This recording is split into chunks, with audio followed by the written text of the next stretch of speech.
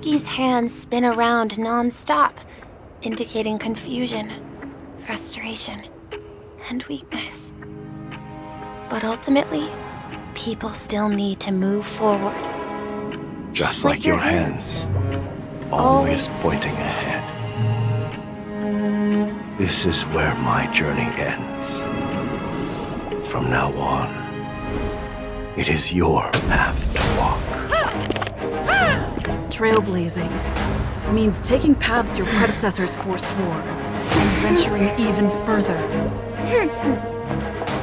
The Penacony in Mikhail's dreams does not belong to order.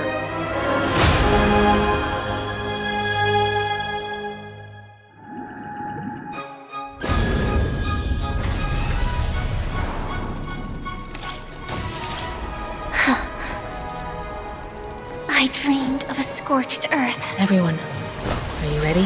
A new shoot sprouted from the earth.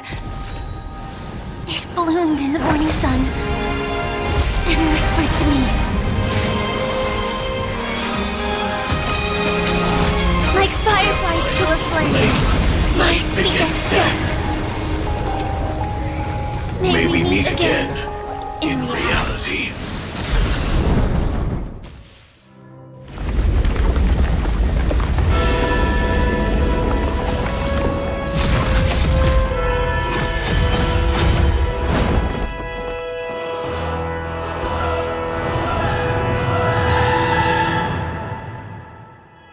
Is darkness equal to daylight? Are sinners equal to the righteous? If you are born weak, which god should you turn to for solace? I already know your decision. I now permit you to gaze into the sun.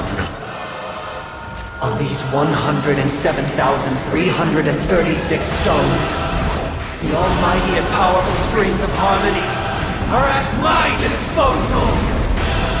The supreme tuner, harmonious choir, Dominicus!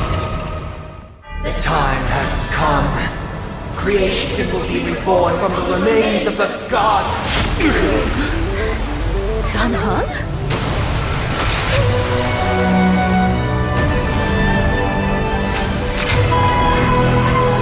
Radiant spirits, heed my word. Show no mercy!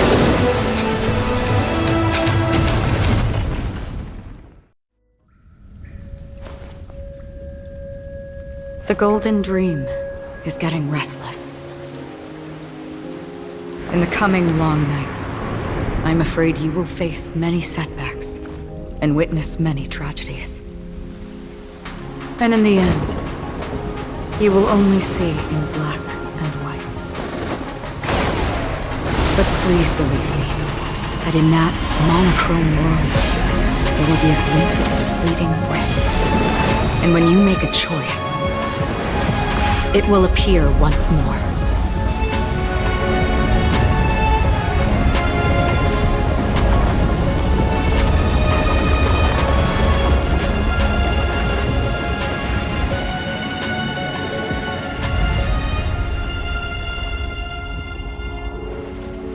What you must do is ponder its significance, then return to the waking world.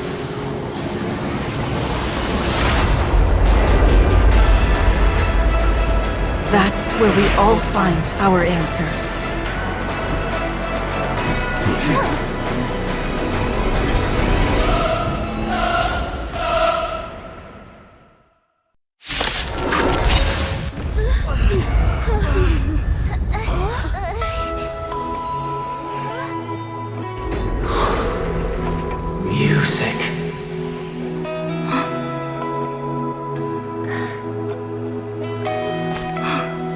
Seems to be another kind of sound coming into the Order's symphony.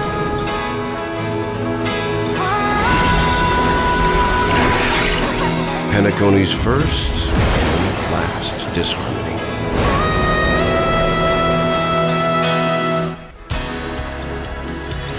All the work of creation has been completed. The inevitable day has arrived. The embryo of philosophy will reshape for us all of reality.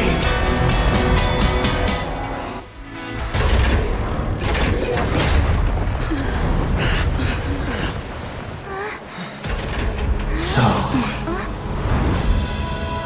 why does life slumber? Because someday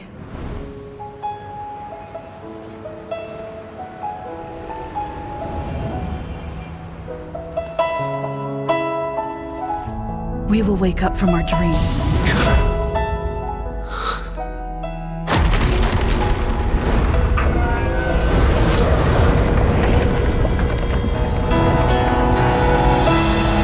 The night is still too short.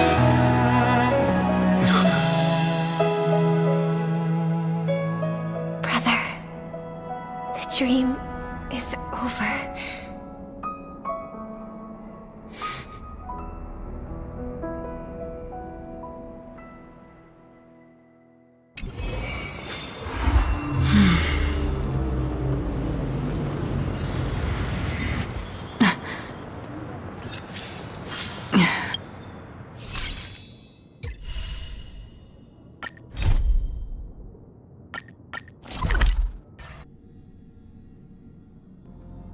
Newsflash! Penacony's Germany Festival has entered its countdown phase. Accompanied by Clocky's TikToks, after 12 system hours, this grand celebration will commence with much fanfare. I already told you! We can talk things out! I'm sorry, Fluffy. I really have something urgent to attend to, so I had no choice but to resort to asking this favor of you all. Since you already know what you're doing, I'll also have to remind you of its risks. Hey, partner, what's with the hostility? I thought pulling this thing out was just a way of saying hello. For the last time, state your identity and purpose. My name's BOOTHILL, and I'm a Galaxy Ranger. A Galaxy Ranger? You look like you seen a ghost. Did you think we all went extinct? Well, that's the price you pay for being off-grid for too long.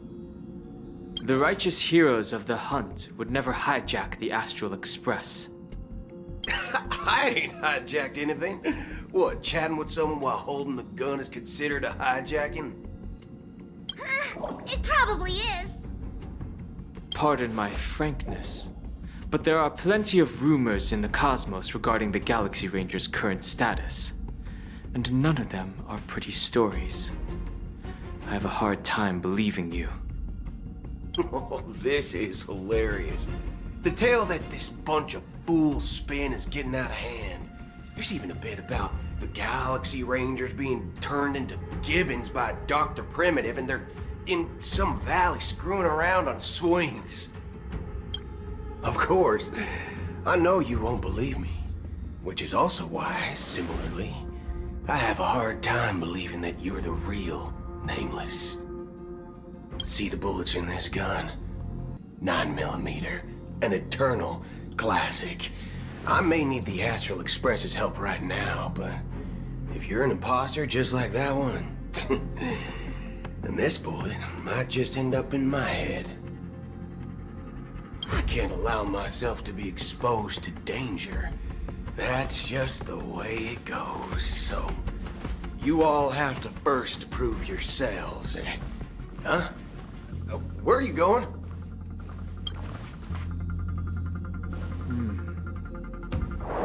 Recognize this?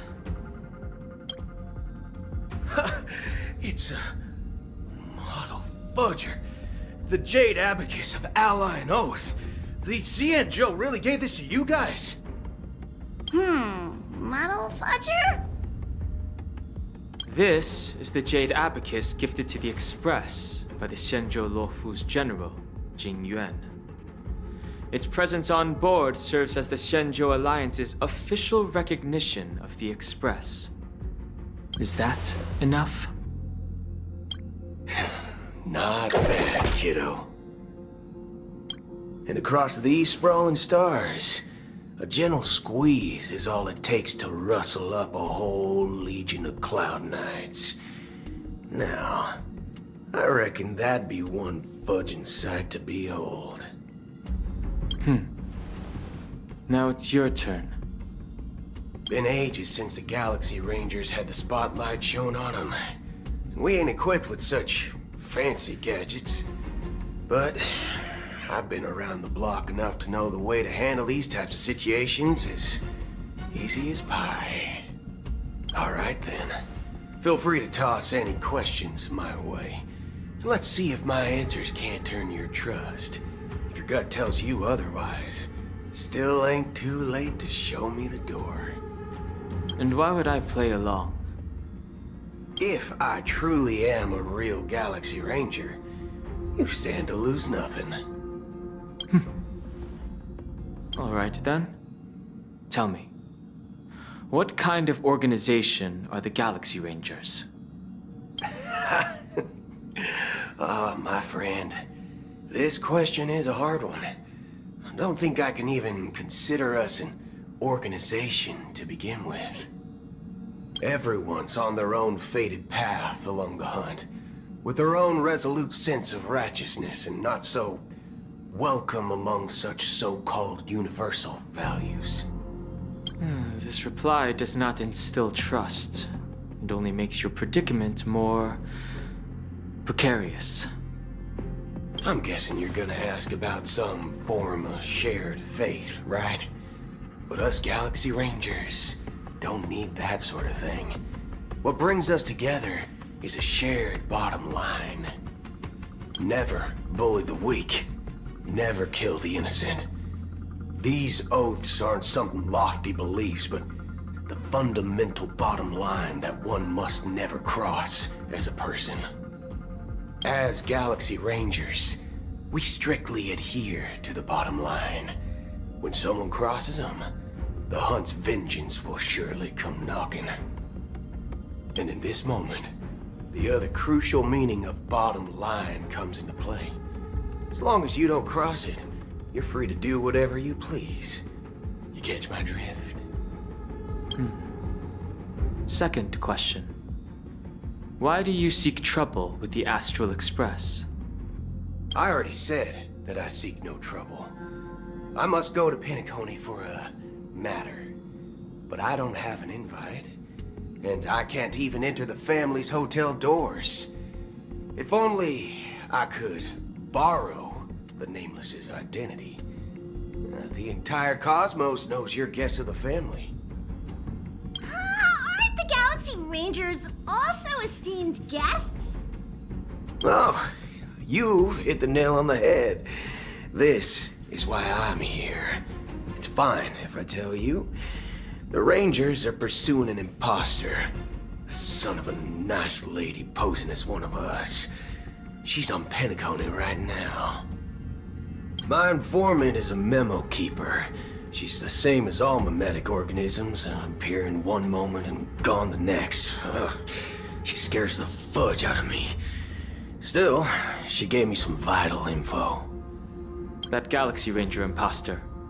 Who is it? Is that the third question? Is it a hard question?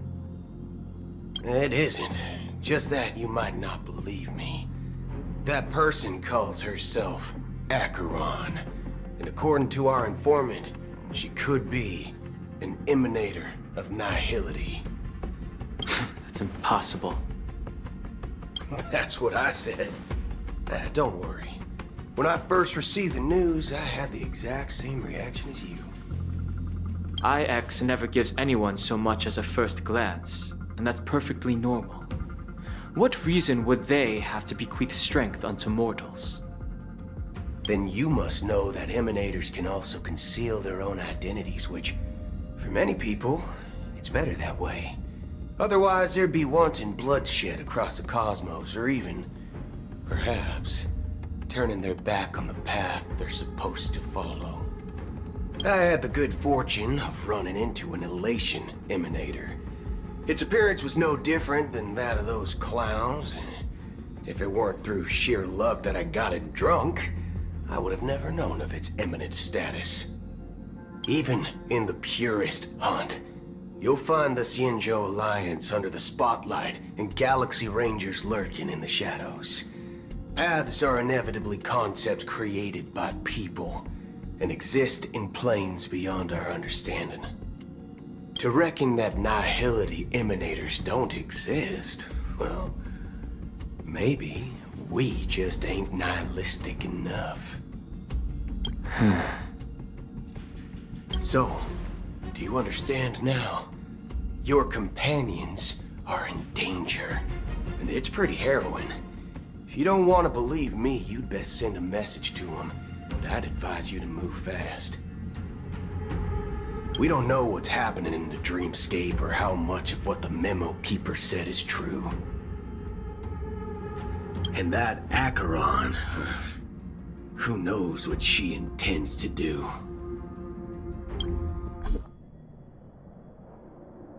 I don't intend to do anything. That's not up to you. Did you know? People who come to the land of dreams for the first time, they'll subconsciously stop to reaffirm that they're still walking on solid ground.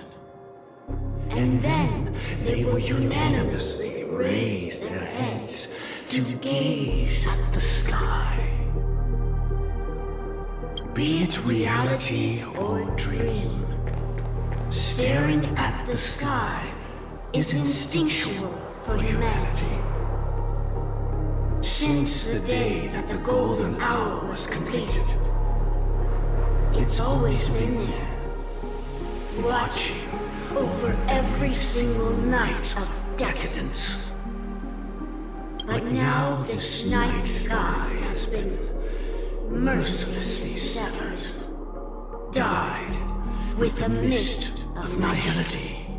And this whole event happened within the course of a single slash of a blade. A single slash of a blade isn't really accurate.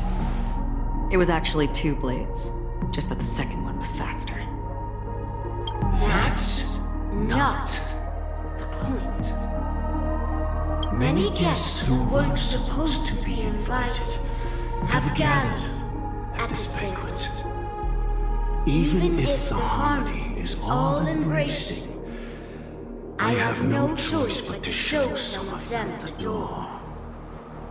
For the sake of Penacony and the peace. The planet of festivities has no place for you, a puppet of nihility. Those who live in the shadows do not bear the right to tread the illuminated stage. Speaking of living in the shadows, there's probably not much difference between us. It's only polite to reveal your true self, at least when speaking to others. Penacony's Dream Master.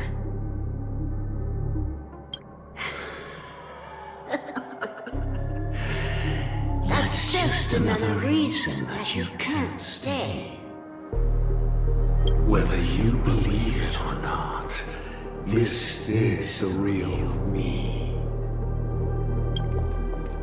We are one.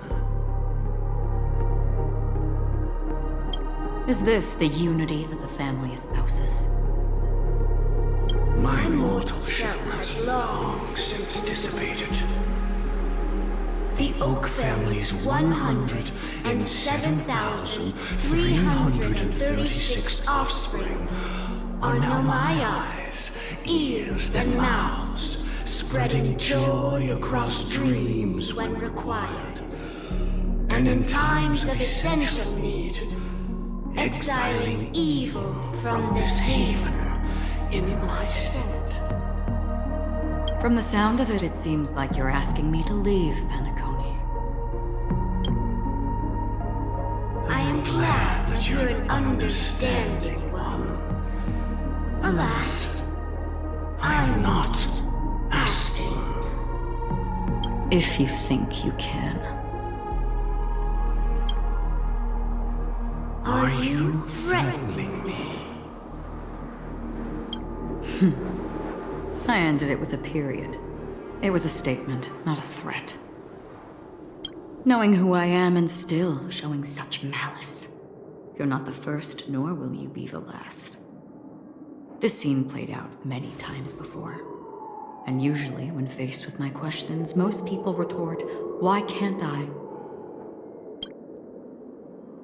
The result has invariably been that they can't. You are confident. But be reminded, the family is forgiving, but not weak. The cords of the harmony extend across worlds. If you do not comply, when the blade is unsheathed for even a hair's breadth, you will never be able to escape the eternal Centurion's wrath in all of your lifetime. 137 individuals. That is how many heathens I have exiled since I became Dream Master. Among them were those who once severed my wings, and those who immolated my body. And here I stand again, about to add another mark to the tally. And you will die. I mean, all of you will.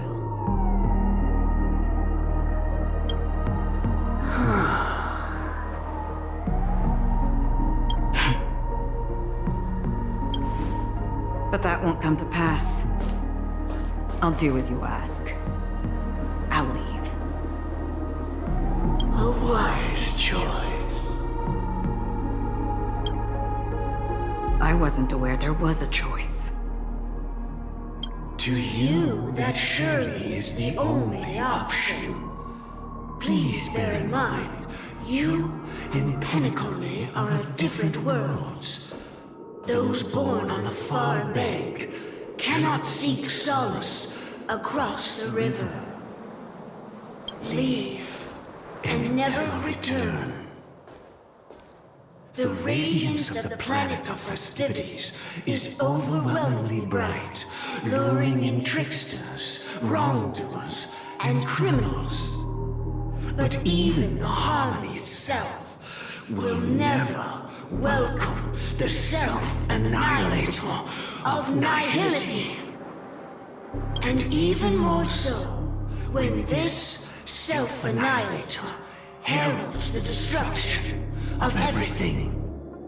Your strength is obviously a gift of the sleeping and shapeless, immeasurable and fathomless, like a tributary spawned from the abyss that brings death and sin to all.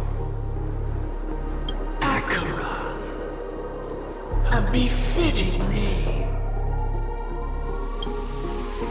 Take it from someone on the other side of your so-called river. You know better than I do that Penacony has already deviated from the harmony. Whatever your intentions may be, I foresee only one outcome. Its future holds nothing but nihility. Just like all the worlds that have drowned in their shadow.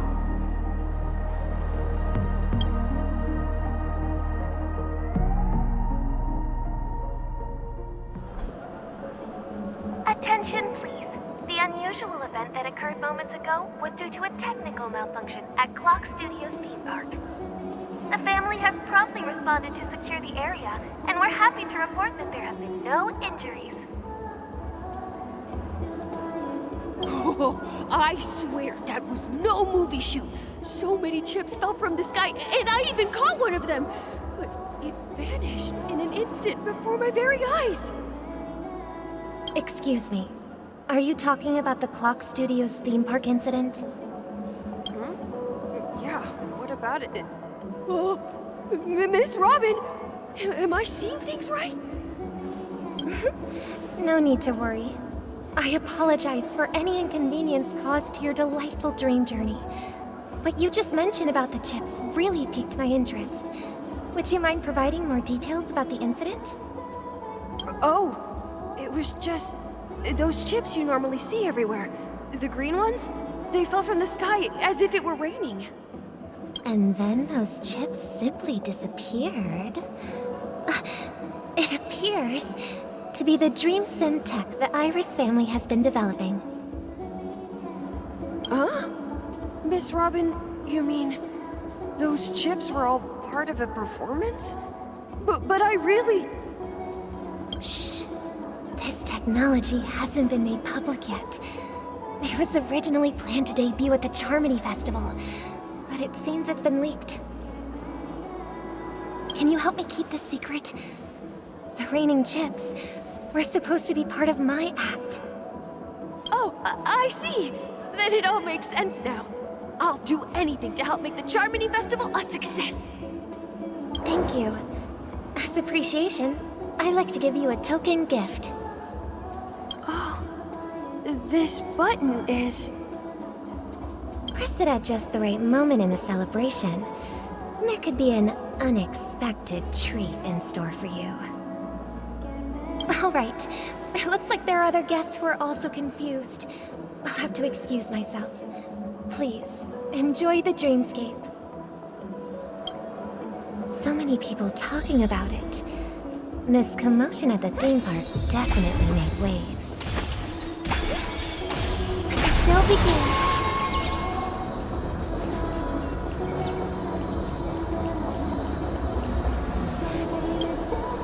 The family promised they would protect the guests within the dreamscape, but I witnessed a group of organic life forms making their way to the theme park.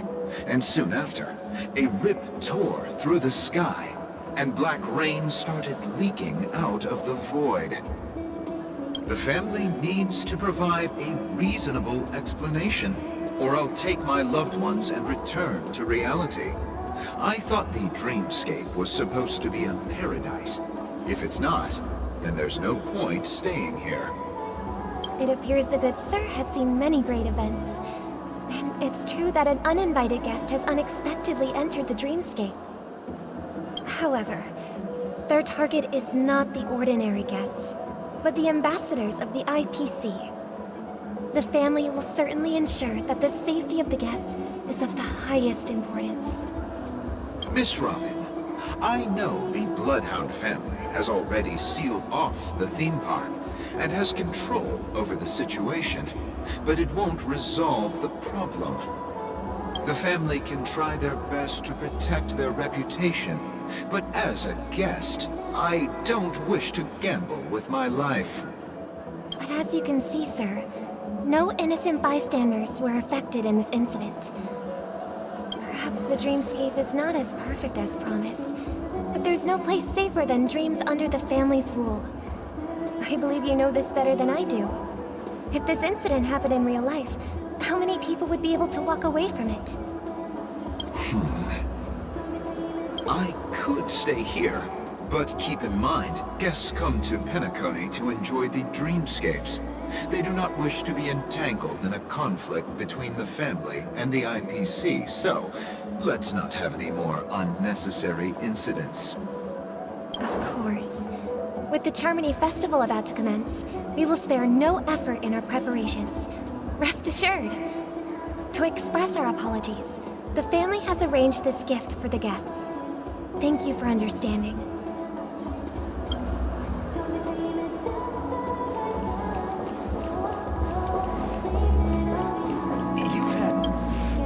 Hello. May I ask what happened here? Nothing to be worried about. There's been a small rehearsal mishap at Clock Studios theme park. Please stay calm. Hey, are you a fool? You don't even recognize Miss Robin? Who do you think you're talking to? I'm sorry. I've just been transferred to the Bloodhound family, and I'm still not too used to working on the streets. I didn't realize it was you. I'm so sorry. Hey, don't sweat it. You guys have a tough job. I know how it is. How's the situation looking? Oh, we've sealed off the theme park. Most guests are used to bizarre phenomena in the dreamscape, and so far, no threats have been detected. We can expect order to be restored soon. Rest assured, Miss Robin will intensify our patrols to ensure that no incidents occur. I trust you guys. But regarding what happened in the theme park, what do you hounds think about it? It's okay. Feel free to speak your mind. Well... Actually, I was there shortly after it happened. Is it true that the IPC's ambassadors came with ill intent? And that Galaxy Ranger who easily cut through the sky?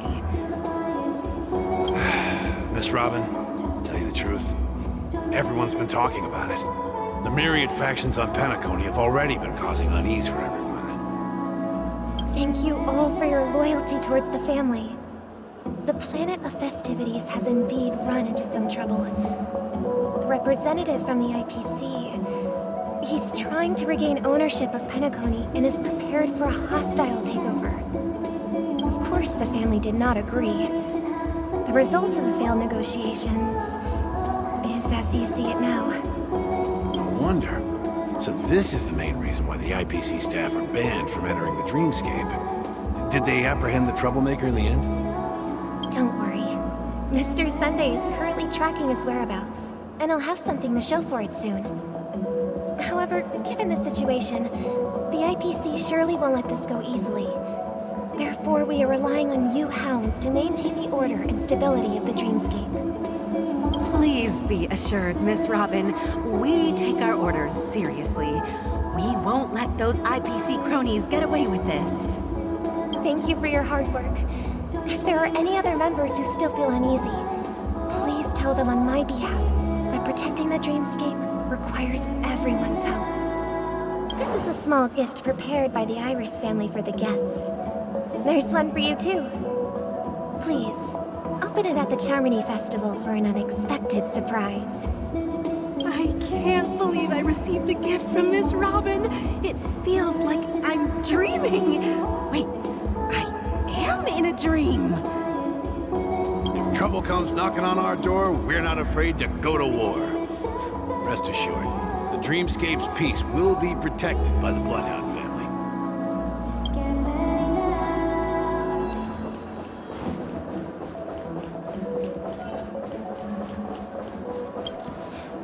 Miss Robin? That's the renowned cosmic superstar, Miss Robin! I didn't expect to meet a fan here. I'm honored. Welcome to Penacony, a world filled with wonderful dreams.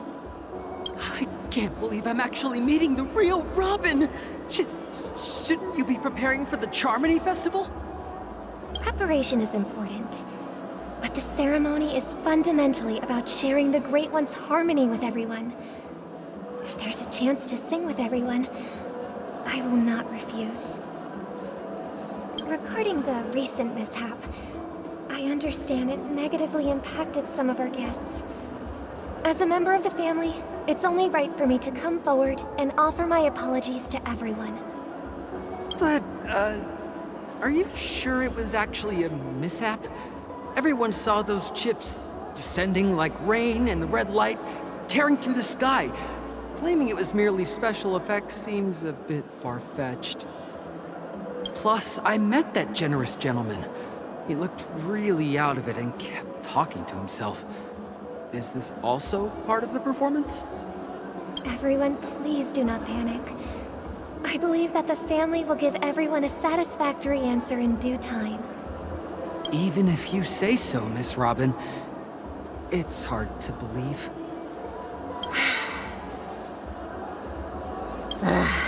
Some people just never listen, do they? It's never ending. It just goes on and on. I'm getting really tired of this. Miss Robin? Still, I suppose I should keep on helping everyone. I am the epitome of joy, kindness, and goodness, after all. Huh? What was I just doing? And, who might you be, miss? Here, take this, little guest. This gift has been specially prepared for you by the family. Make sure to take good care of it until the opening of the Charmony Festival. Then, when the show reaches its climax, press the button together with the others around you. You never know. Something very exciting might happen.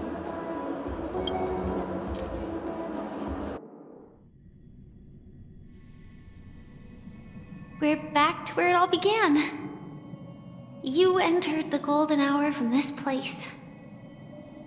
And it is also from here where you will enter the true Penacony.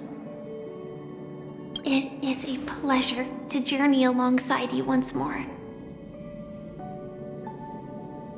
But it's time I laid bare the entire truth before you. As you might have heard, I also go by another name. Stellaron Hunter Sam.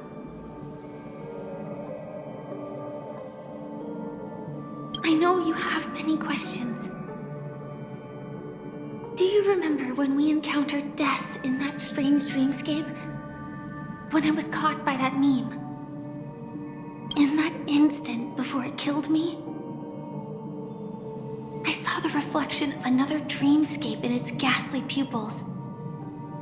So, following the clues in the script, I came up with some theories about the meme. That's why I instructed Silverwolf to issue invitations, drawing everyone to the Dreams Hotel. I intended to call upon death before you arrived, to solve the riddle using more direct means, and then invite you to join. However, contrary to my wishes, I couldn't defy the script. And I didn't get a chance to explain it to you. It is how you see now. I was impaled by the bladed wings of death. The heavy pressure of concentrated memoria miasma exploded in my mind as if it was actually reality. But after the momentary numbness subsided, I found that my body was absolutely unscathed. I was still alive. And it was just as I thought. I had arrived at a place starkly different from this beautiful dream. Beneath the dreamscape of Penacony lies another, more chaotic, more primal memory zone. Its name? Land of the Exiles. And so, then I returned to the hotel in the dreamscape, hoping to tell you of its existence. Yet I could not reveal my own identity. So, I could only divert your party's attention and lure you away from the battlefield. And after all my attempts proved futile, it wasn't until not long ago when a crimson blade of light shattered the high wall of the dream, causing you all to fall far into the abyssal depths of the dreamscape, that I was able to awaken you and your companions one by one. And that's it. That is all that's happened so far. I know it's tough to believe all this without reservations. I just want to say, you are very close to the final answer. Just one more thing needs to be done. And then I can prove it to you. Now, let's leave this place. Please close your eyes. Take a deep breath and visualize the dreamscape's outline in your heart. And remember, you must not open your eyes at all times. 3, 2, 1. Don't be afraid. The one who has come to greet us has arrived.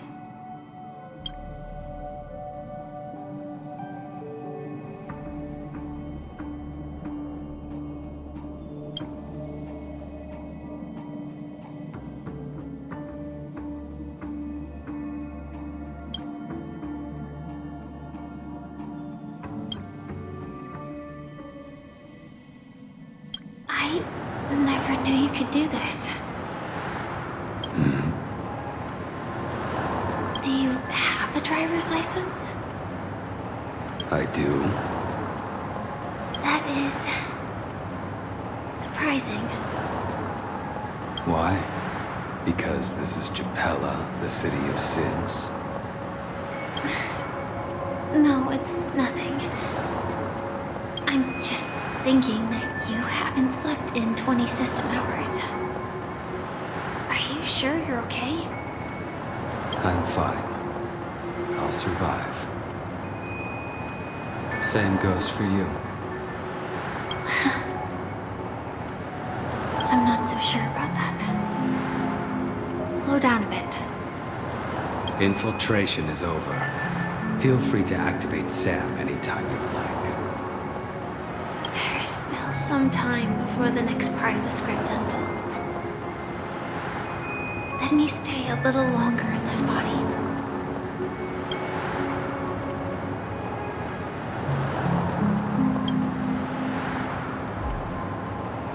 Such a long tunnel. Didn't feel this long when I set off. In half a system hour, it will lead us to Kafka. And then comes the downfall of the Japella Brotherhood. Is that also part of the script? It's in your script too. Sorry. I didn't notice. Their destiny won't change just because of your selective ignorance. I told you before, it's a bad habit. What about you then? Is this the moment you finally find the death you've been looking for? As always, it's a blank slate. It's not on this planet. Why the sudden inquiry? Because I'm currently in a car with a sleep-deprived driver. I just want to get there in one piece. This car has full self-driving capabilities. I'll just put my hand on the steering wheel. Will that do? Hey, don't take everything so seriously. Elio would always say there's only one type of destiny. The inescapable type. He can see the future, and we, likewise, are aware of our predetermined end. But before that moment arrives, we can still choose what we do. We all have this right, don't we? After today, Japella's name will disappear from cosmic history, and the Everflame Mansion will take its place. In the not-too-distant future, you'll receive an invitation. That's your next stop. Land of the Dreams. Penacony. I hope you find whatever you seek there. Be it answers or salvation. Glad to see you're safe and sound. Close your eyes. This is the answer. Isn't it incredible? The monster that we have always known as Death is actually the guardian of the land of the exiles. It abides by a certain rule. Abducting people from their dreams and bringing them here. The question that has been perplexing us, does death really exist in Dreamscape, appears to be a cognitive trap. It was laid by those orchestrating events from the shadows to cover up the truth behind the disappearances and the existence of this fortress known as Dreamflux Reef. Every emergence of that meme is related to the watchmaker. Since Dreamflux Reef is where it brings its captives, it's likely that many of our long-standing questions will be answered in this place. The atmosphere here is starkly different from the beautiful dream. There are no regulators here like the family. And they all look like they're mildly dazed. But from the whispers of the residents, I've heard a familiar name. Gallagher. It's that man again. Always in the right place at the right time. Though that does save us the trouble of looking for him. Himiko and March have already made a move. Get ready. We're about to set off. The real Dreamscape. The land of the exiles. Before we go, should we speak to everyone first? I'm really sorry for waiting until now to tell you everything. 2 reasons. Firstly, the script. In the future that Elio saw, Sam and the Astral Express's confrontation was inevitable. I tried to break the shackles of the prophecy, but this is as far as I could go. That aside, there were also my personal motives. I wished to travel with you as Firefly, and not Sam. Thank you. Elio only gave me one instruction. Allow the Astral Express to pursue the Grand Legacy. It means that the Watchmaker's legacy holds great significance to trailblazing. And to you. Elio's scripts used to revolve and expand around certain specific stellarons. But with your appearance, this condition has apparently ceased to be appropriate. Perhaps he also saw the impossible in the future. Do you still remember that medical cabin I told you about? Well, that's Sam. It belongs to the Iron Cavalry of Glamoth's Firmament Frontline. A Firefly Type 4 Tactical Heavy Assault Mech. It is the cradle of my vitality. And the meaning of my birth. And for the longest time it was how I should have looked to the rest of the world. The timescale of Dreamflux Reef differs from reality, so we mustn't lower our guard. You're sensitive to Memoria. A slight misstep, and you could get lost in this memory zone.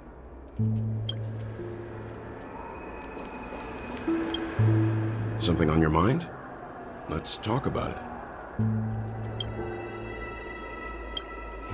No wonder Miss Acaron is so averse to drawing her blade. It's hard to imagine such terrifying power could reside in an ordinary sheath. If it weren't for the fact that Aventurine's power originated from the preservation, the entire dreamscape would have been affected. Don't feel burdened by this. Even without that Stellaron inside you, Aventurine would still have found other methods to accomplish his goal. Let's just believe in Miss Acaron. And given her prowess, I don't think we've got anything to worry about. During your investigation, he shared a vital piece of information. Mikhail, the former watchmaker who collaborated with the family to construct the Penacony we're familiar with today, had a falling out with the family for specific reasons. But this is precisely where the problem lies.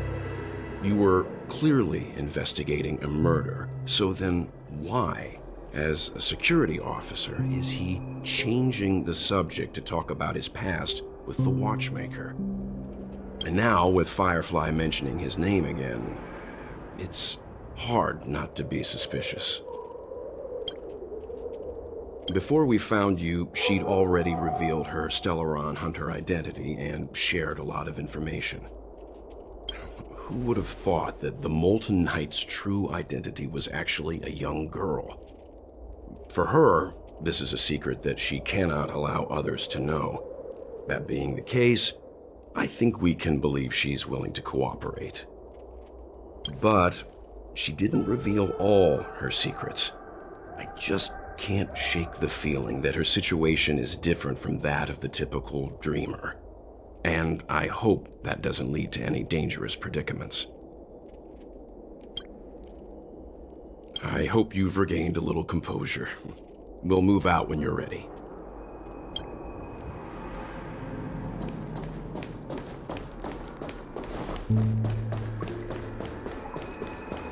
Keep going straight down this alley and it'll lead to an elevator. It'll take us to the center of the land of the exiles.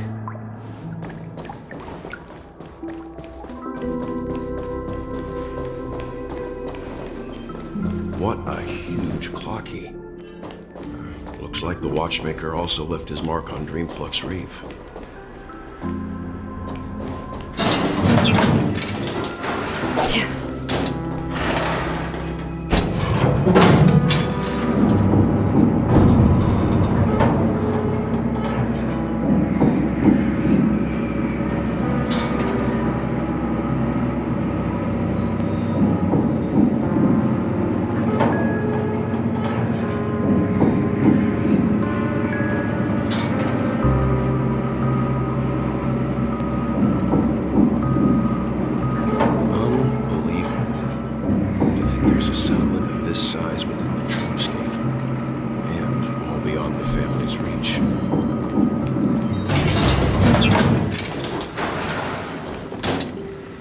The atmosphere in this fortress is pretty different from that in the beautiful dream. When I first saw it, I was in awe too. The sky here, it's like a reflection of the 12 dreamscapes. What's even more bizarre is that this place is also separated into trade and residential areas. The layout may be simple, but the facilities are very comprehensive. It seems that there are quite a number of people living here. Though both dreamscapes have distinct styles, the architectural designs are quite similar. Works of the same hand, perhaps. Hard not to speculate on the connection. But there's no point in overthinking things. Let's meet up with Himiko and the others first. Take a right turn at the end of this road and you'll reach the trade district. There are more people there. And perhaps someone knows where she is. Not coming with us? The Astral Express likely needs room for some internal deliberation. In the meantime, I'll try and locate Gallagher. Sure. Let's reconnect later. Letting her go was the right decision. Further observations are needed before we decide whether to trust her. But first, there's someone I need to talk to. Let's go. I'm sure you've already noticed him. Look, over there. The Reverie Hotel's bellboy. How did he end up here? And right after Miss Acaron severed the beautiful dream. We'd better check, just to be sure. Tan is perfect for me. Huh? You're the guest from before. We meet again! And a new friend. Forgot to introduce myself. I'm the hotel's bellboy, Misha. Hello, Misha. I'm Welt. We met in a dream. Oh. And who might this be? Tick-tock! Old friend and new friend! Let's high-five! Your, memory zone meme? Nope. Clocky is a good friend of mine. We all live here. How did you two get here? This dreamscape isn't supposed to be open to the public. I wonder if it has something to do with Sleepy. So, this is your home? Yep. After my work in the beautiful dream ends, I'll go back home. Commuting used to be more convenient, but ever since travel became cumbersome, Sleepy started ferrying people back and forth between the two dreamscapes. This Sleepy. Can you describe what it looks like? Sleepy is a memory zone meme. Looks fierce and has many eyes. But it's actually really well behaved. Gallagher's been taking care of it. Based on the description, that meme is indisputably death. A nightmare for the family, but for the people who live here, well, that couldn't be further from the truth. Death? Not in a dream, surely. Sleepy's just a little aggressive, and sometimes messes up by fetching the wrong guess. But it would never hurt anyone. I see. Has it brought back any guests recently, say, in the last day or two? We're currently investigating a missing person case that occurred within the beautiful dream. I see. Then you'll have to speak with Gallagher. But he's currently busy hosting a visitor from the Oak family and specifically asked not to be disturbed. Mr. Yang, the person you're looking for, is it Miss Robin? Just as I thought. Considering what happened with Miss Firefly, this doesn't come as a surprise. If you're looking for Miss Robin, I can lead the way. She told me that she'd be willing to meet with outside guests. If it's not too much trouble. Also, we're looking for our missing companions. A woman with red hair accompanied by a girl with pink hair. Have you seen them? Oh, I haven't. But please, rest assured. Dream Flux Reef is a small place, and it's not as bustling as the beautiful dream, but its safety is unmatched. How about this? Since it's your first time here in Dream Flux Reef, I'll be your guide and help you find your companions. And then we can all go visit Miss Robin together. She's gone to Mrs. Grace's to visit the children. She won't be leaving anytime soon, so there should be enough time. All right then, we'll follow your plan.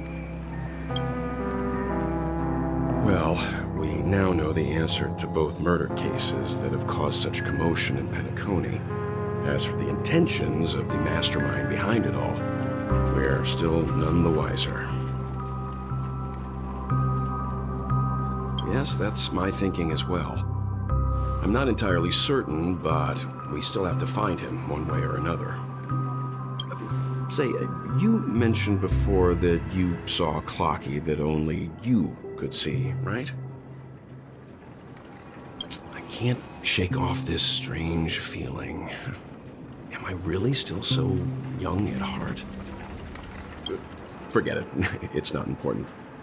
We'd better just follow Misha.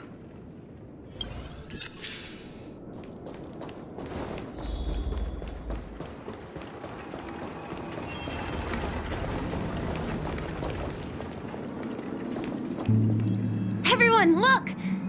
From here, you can see the most spectacular view of Dream Flux Reef. Black hole? No. An accretion disk formed from consolidated memoria? Was Dreamflux Reef built on such unstable memoria? Oh, so Mr. Yang is also versed in memoria dynamics. I was just trying to figure out how to explain this huge hole to everyone. I bet you guys have a lot in common with Miss Kami.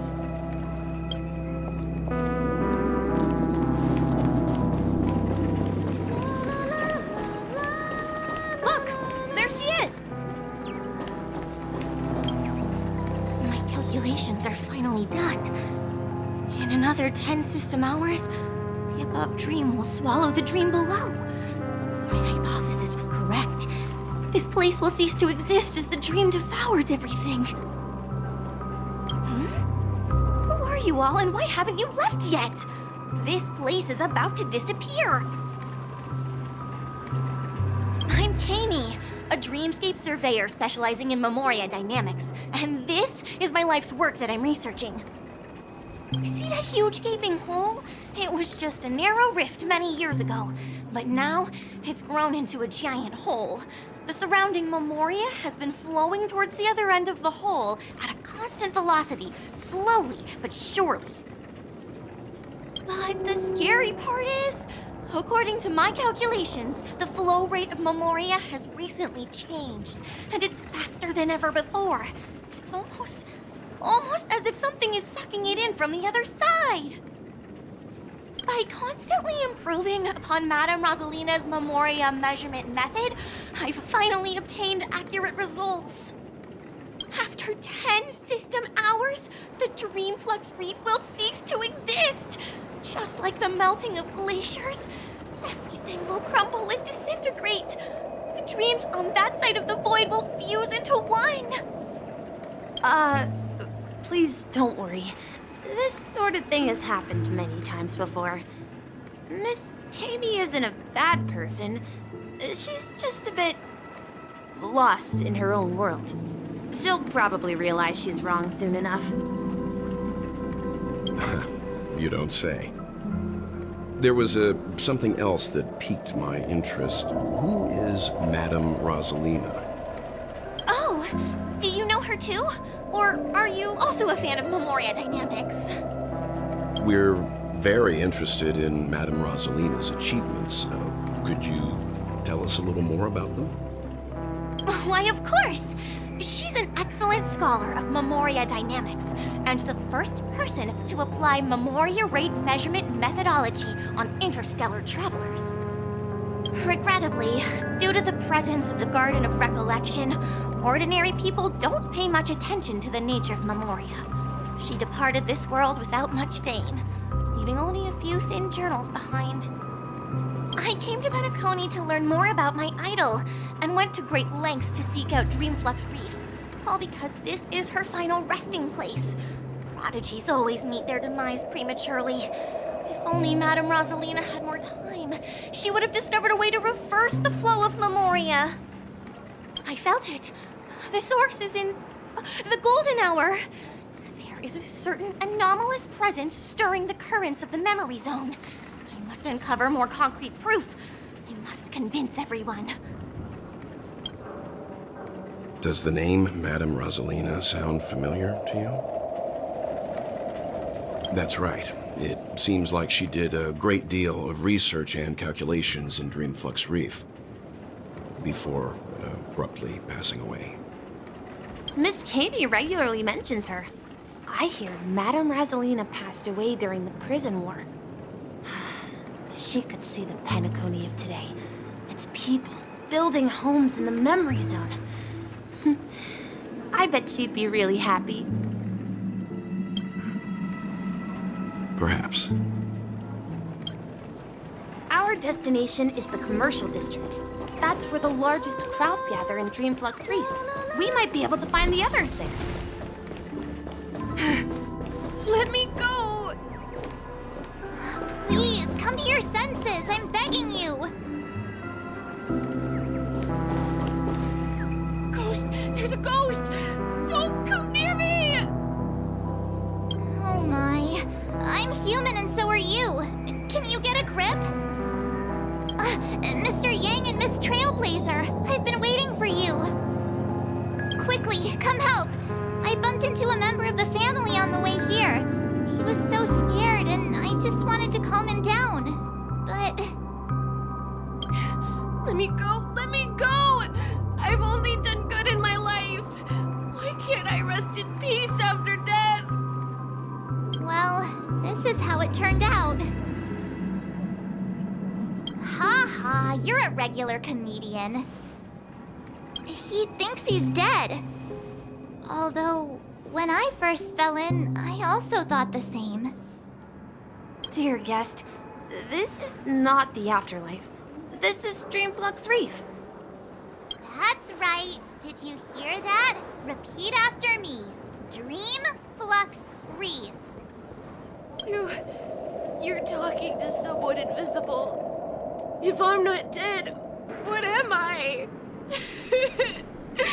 I shouldn't have pushed my luck and tried sleeping in my dream. Curiosity kills the papashi. Stop asking! You'll alert the monsters! All the dead are right here. All of them! You're not talking about the memory zone meme, are you? Don't say that name! It's all your fault. They're coming!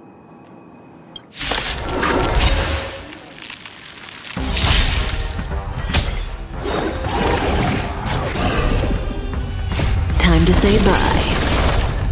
Boom.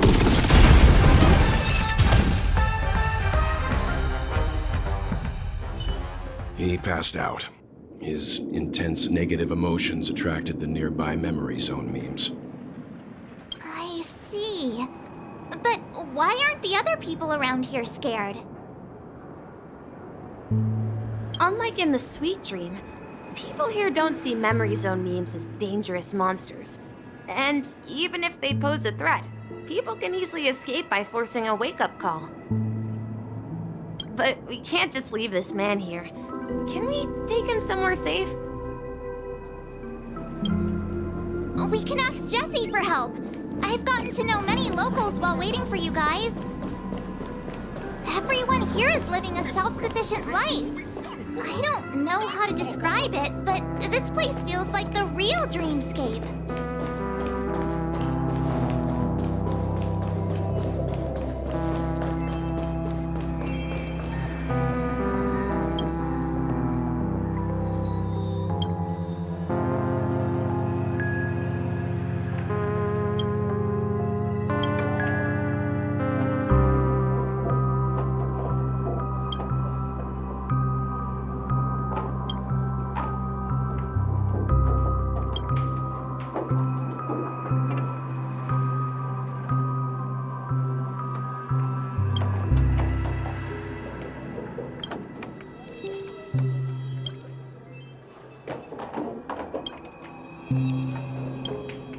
Evening, Jessie.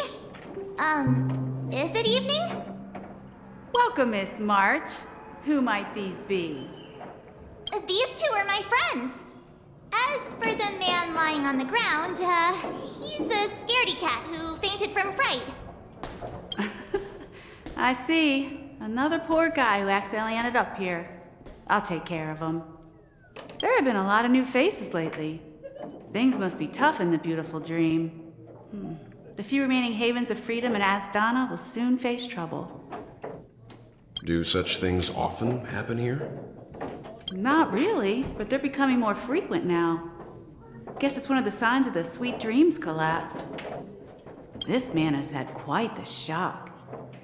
Could you help me find a Halovian lady, March? Her songs can heal mental wounds. A Halovian lady? That must be Robin. She's also here in Dreamflux Reef. Huh? Robin?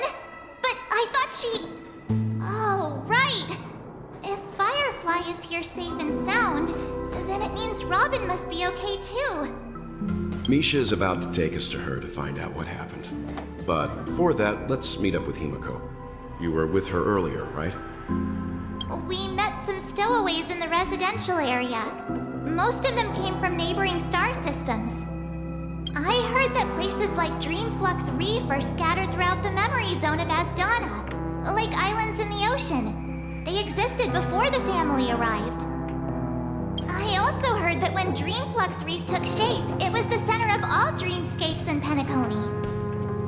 If that's true, It's no wonder there are so many similarities between this place and the Sweet Dream.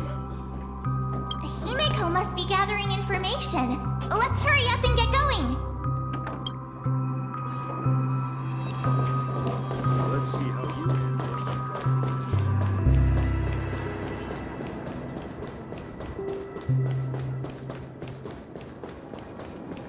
This is where we split up. She can't be too far away.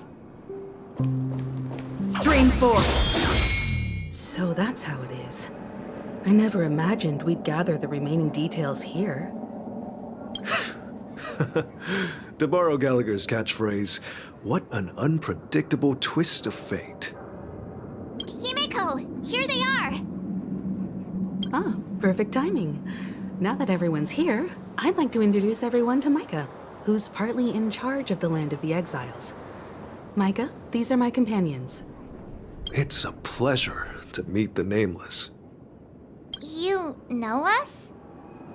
I've been keeping an eye on you since the day you arrived in Penacony. We would have met under more appropriate circumstances if Dreamflux Reef hadn't been isolated from the 12 dreamscapes. Please, allow me to formally introduce myself. I'm Micah, the gravekeeper of Dreamflux Reef. Gravekeeper? Life in Dreamflux Reef is pretty liberating. Everyone here mostly keeps to themselves, without meddling in others' affairs. My daily task involves cleaning a few tombstones. You're too modest, Micah. When lost dream chasers stumble upon this place, you're the one who takes care of them, guiding them back to the sweet dream, or showing them how to survive the wild dream chaos. So, a guardian of sorts. Were you talking to me, Mr. Yang?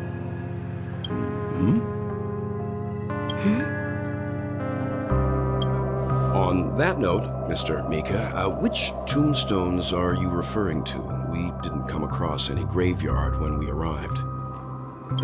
They're actually just symbolic stones. But since you're curious, Mr. Yang, I'll take you there. I have a feeling you might find something of interest there. But before that, you have an important guest joining you.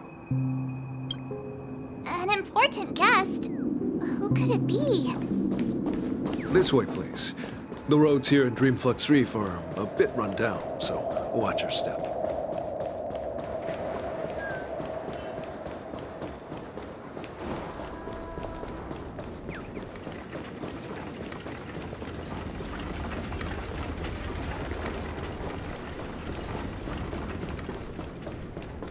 There she is.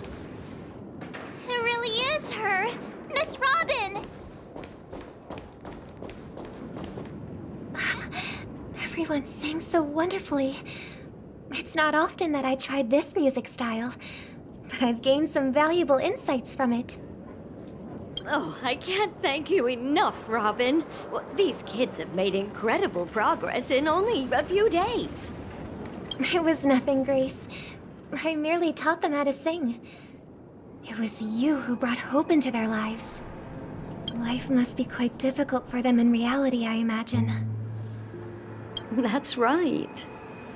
Whenever it's time to say goodbye to these kids, they're reluctant to leave. But I've explored every corner of Dreamflux Reef, talked to everyone I met, and they all told me the same thing. This shattered dream is not worth clinging to. It seems you truly are a child of the Harmony. Emma and Andy are orphans I took under my wing. Carol there, with her blind eyes, used to work at a nutrition center in the outer ring of Penacony. And as for Gary, he's been living with autism since he was a child. They're not old enough to enter the sweet dream managed by the family. If we compare people to birds, these kids are like fledglings with impaired wings. But in this dream, well, they can fly freely. Even if they stumble along the way, well, they're still relying on their own strength. And me, an old lady with no legs. Well, without this dream, I couldn't even walk toward them. I'm glad that you found a new life here in Penacony. It's just... Don't worry, Robin. Dreams have their significance, but they aren't everything. Both the children and I understand this. No matter how long we fly through this dream, we will one day return to reality. But you know what? Emma and Gary aren't plagued by their insecurities anymore. No, and Carol is learning how to cope with her blindness. And Andy is livelier than ever. Well, even I've become more optimistic. You see, in dreams, we learn how to live.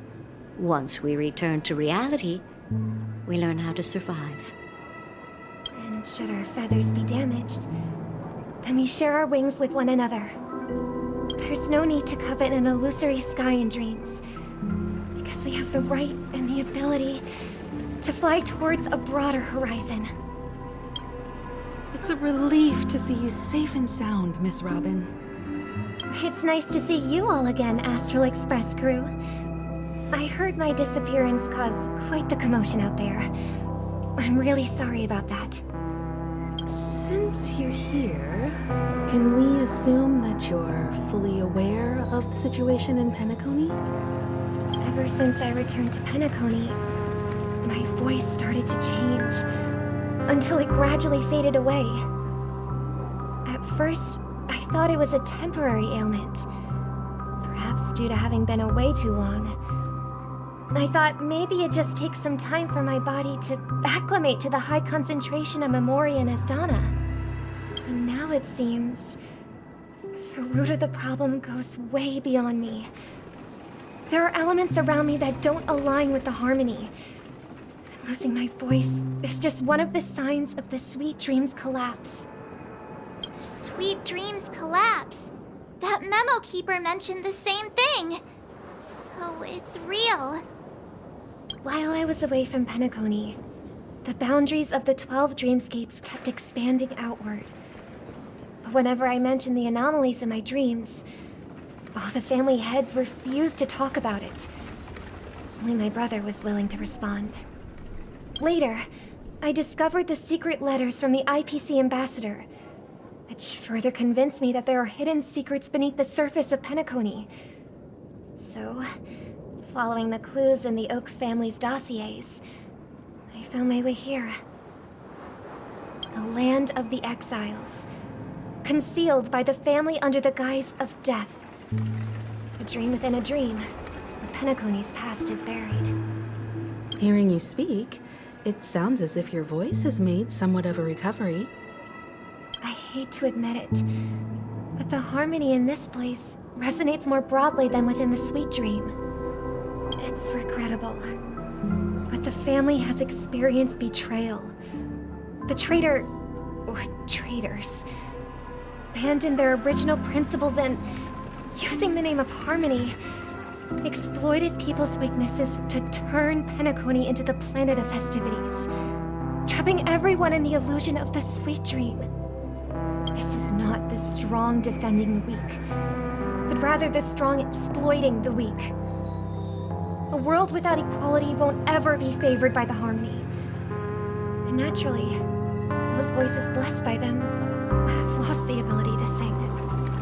Could there be another force influencing the family's shift in philosophy, Miss Robin? Considering what happened with Acaron, it's difficult to conceive of another entity within the realm of the harmony capable of influencing everyone.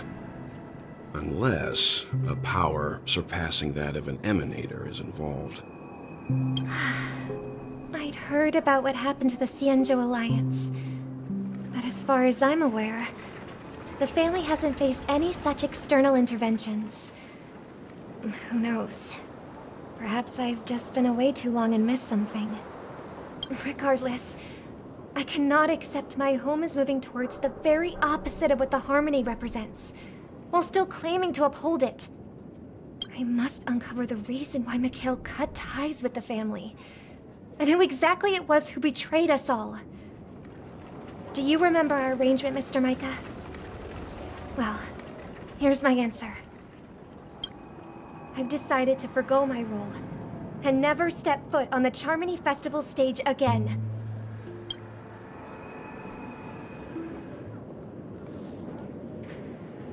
Look here, brother. A little bird. Looks like a fledgling Charmony dove. But Charmony doves don't live here. So how did this little bird get here? Maybe its parents abandoned it?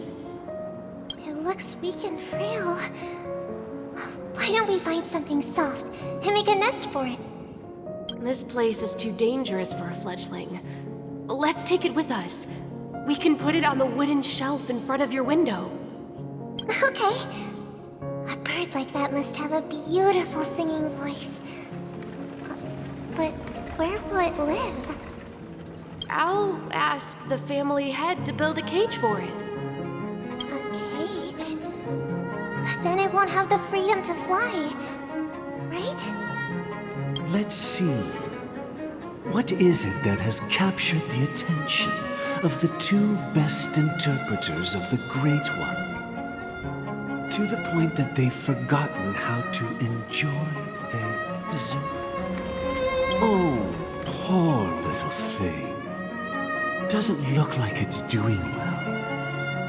Do you want to rescue it? I do. But I don't want to lock it up in a cage. Why?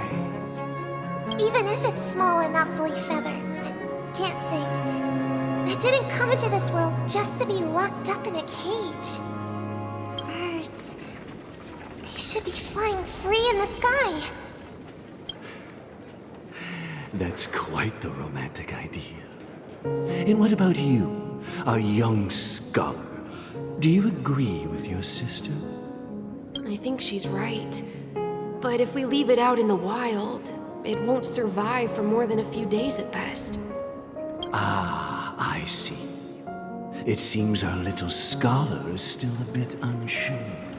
Well, let me tell you youngsters a story. As you probably know, Charmony doves can fly through the air. When they fly really high, the friction caused by the flapping of their feathers against the atmosphere creates amazing lights so that they look like shooting stars. We've seen this spectacle so many times that we think it's just something they can naturally do. But that's not the truth. Their radiant display is the result of countless struggles against nature over generations. Their ancestors were too weak to survive on the ground, so to escape predators, they started seeking new opportunities in the air. After countless attempts by many generations, one of them finally figured out how to fly. It soared into the sky and never looked back at the ground again.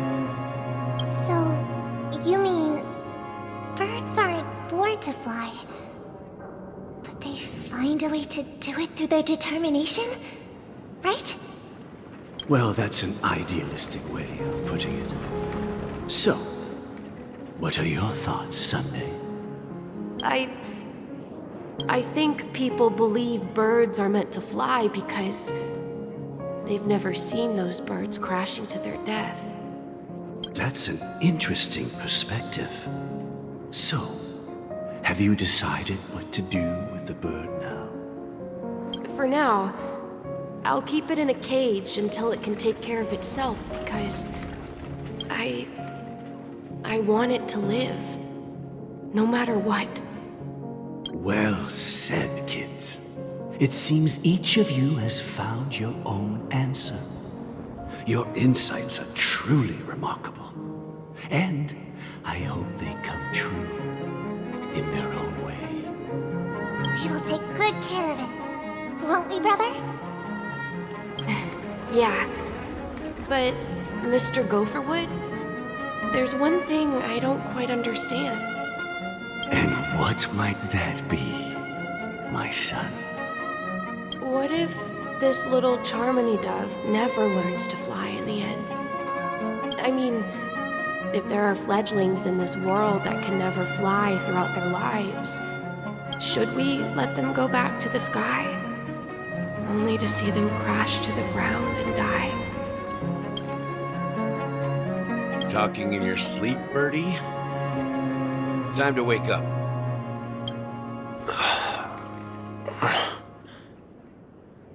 Huh? Need a hand? I'm still alive? Yeah. Happy about that. Where is Robin? Tell me. Now. I knew that was going to be the first thing you'd ask. Don't worry, your sister is here, safe and sound. She's probably walking around the streets now. If I were you, I'd be more worried about myself. After all, right in front of you is the guy who just stabbed you in the chest with a dagger. If you wanted to kill me, you wouldn't give me the chance to speak. Just tell me your demands, lackey of the watchmaker. So, you figured out who I am, huh? No wonder you had the guts to go against the Dream Master and the Four Families. Looks like I made the right choice. Choice? You are aware of my plan, see through my act. Time is running out, so let's drop the charades. I'm suggesting we cooperate. Cooperate? What makes you think I'd cooperate with you? The fact that the famous Robin has chosen my side. Plus, some clues about a traitor and a bright future for Penacony. Any of that catch your interest? I find it hard to believe a man who's full of deception. Fine. You don't have to trust me. What you should trust is the sense of justice inside of you. Show me Robin first. All right, as you wish. Here she is. Huh? What's your trick this time? Just kidding. I mean, this lady will lead us to Robin, right? And the crew, too. There are too many people who you owe an explanation. That'd be great. Please follow me, Honorable Oak Family Head. Now, all the actors are on the stage.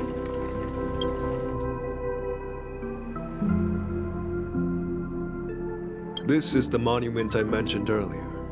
The names inscribed on it should be familiar to all of you.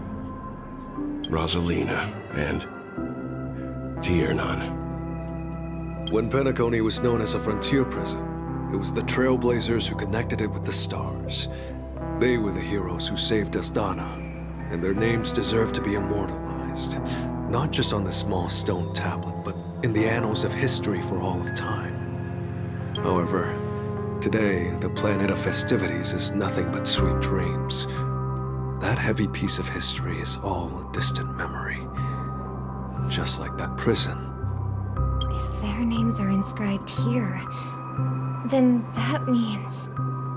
According to Micah, they died long ago. Roselina was killed during the War of Independence. She ventured alone into the heart of the star system to investigate the flow of Memoria, but she never returned. Tiernan was a skilled gunslinger, strong and reliable. He led the people through countless battles, but he didn't live long enough to witness the arrival of true peace. In the decade following the war, Penacony faced challenges internal and external. To protect Asdana, Tiernan took up the way of the Trailblaze and led the Lampmoth family to explore beyond the system, only to be surrounded and wiped out by the swarm. Though I had expected as much, the tales of these heroes truly are sorrowful. True to the title of Trailblazer, they spent their lives venturing into the unknown. But what about this tablet? There are no names carved on it. When Dreamflux Reef was created, its owner was still alive. However, he insisted on erecting a monument for himself, saying that it will happen someday. Here we meet again. Everyone from the Astral Express. Robin.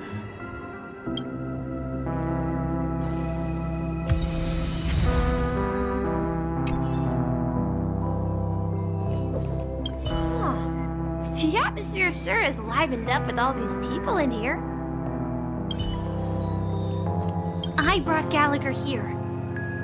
It's time to face the truth.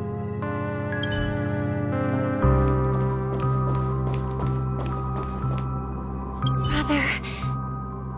There's no need for words. You're safe, and that's all that matters. Well, I did my job. I gathered everyone here. Gallagher will explain the rest to you. Take care.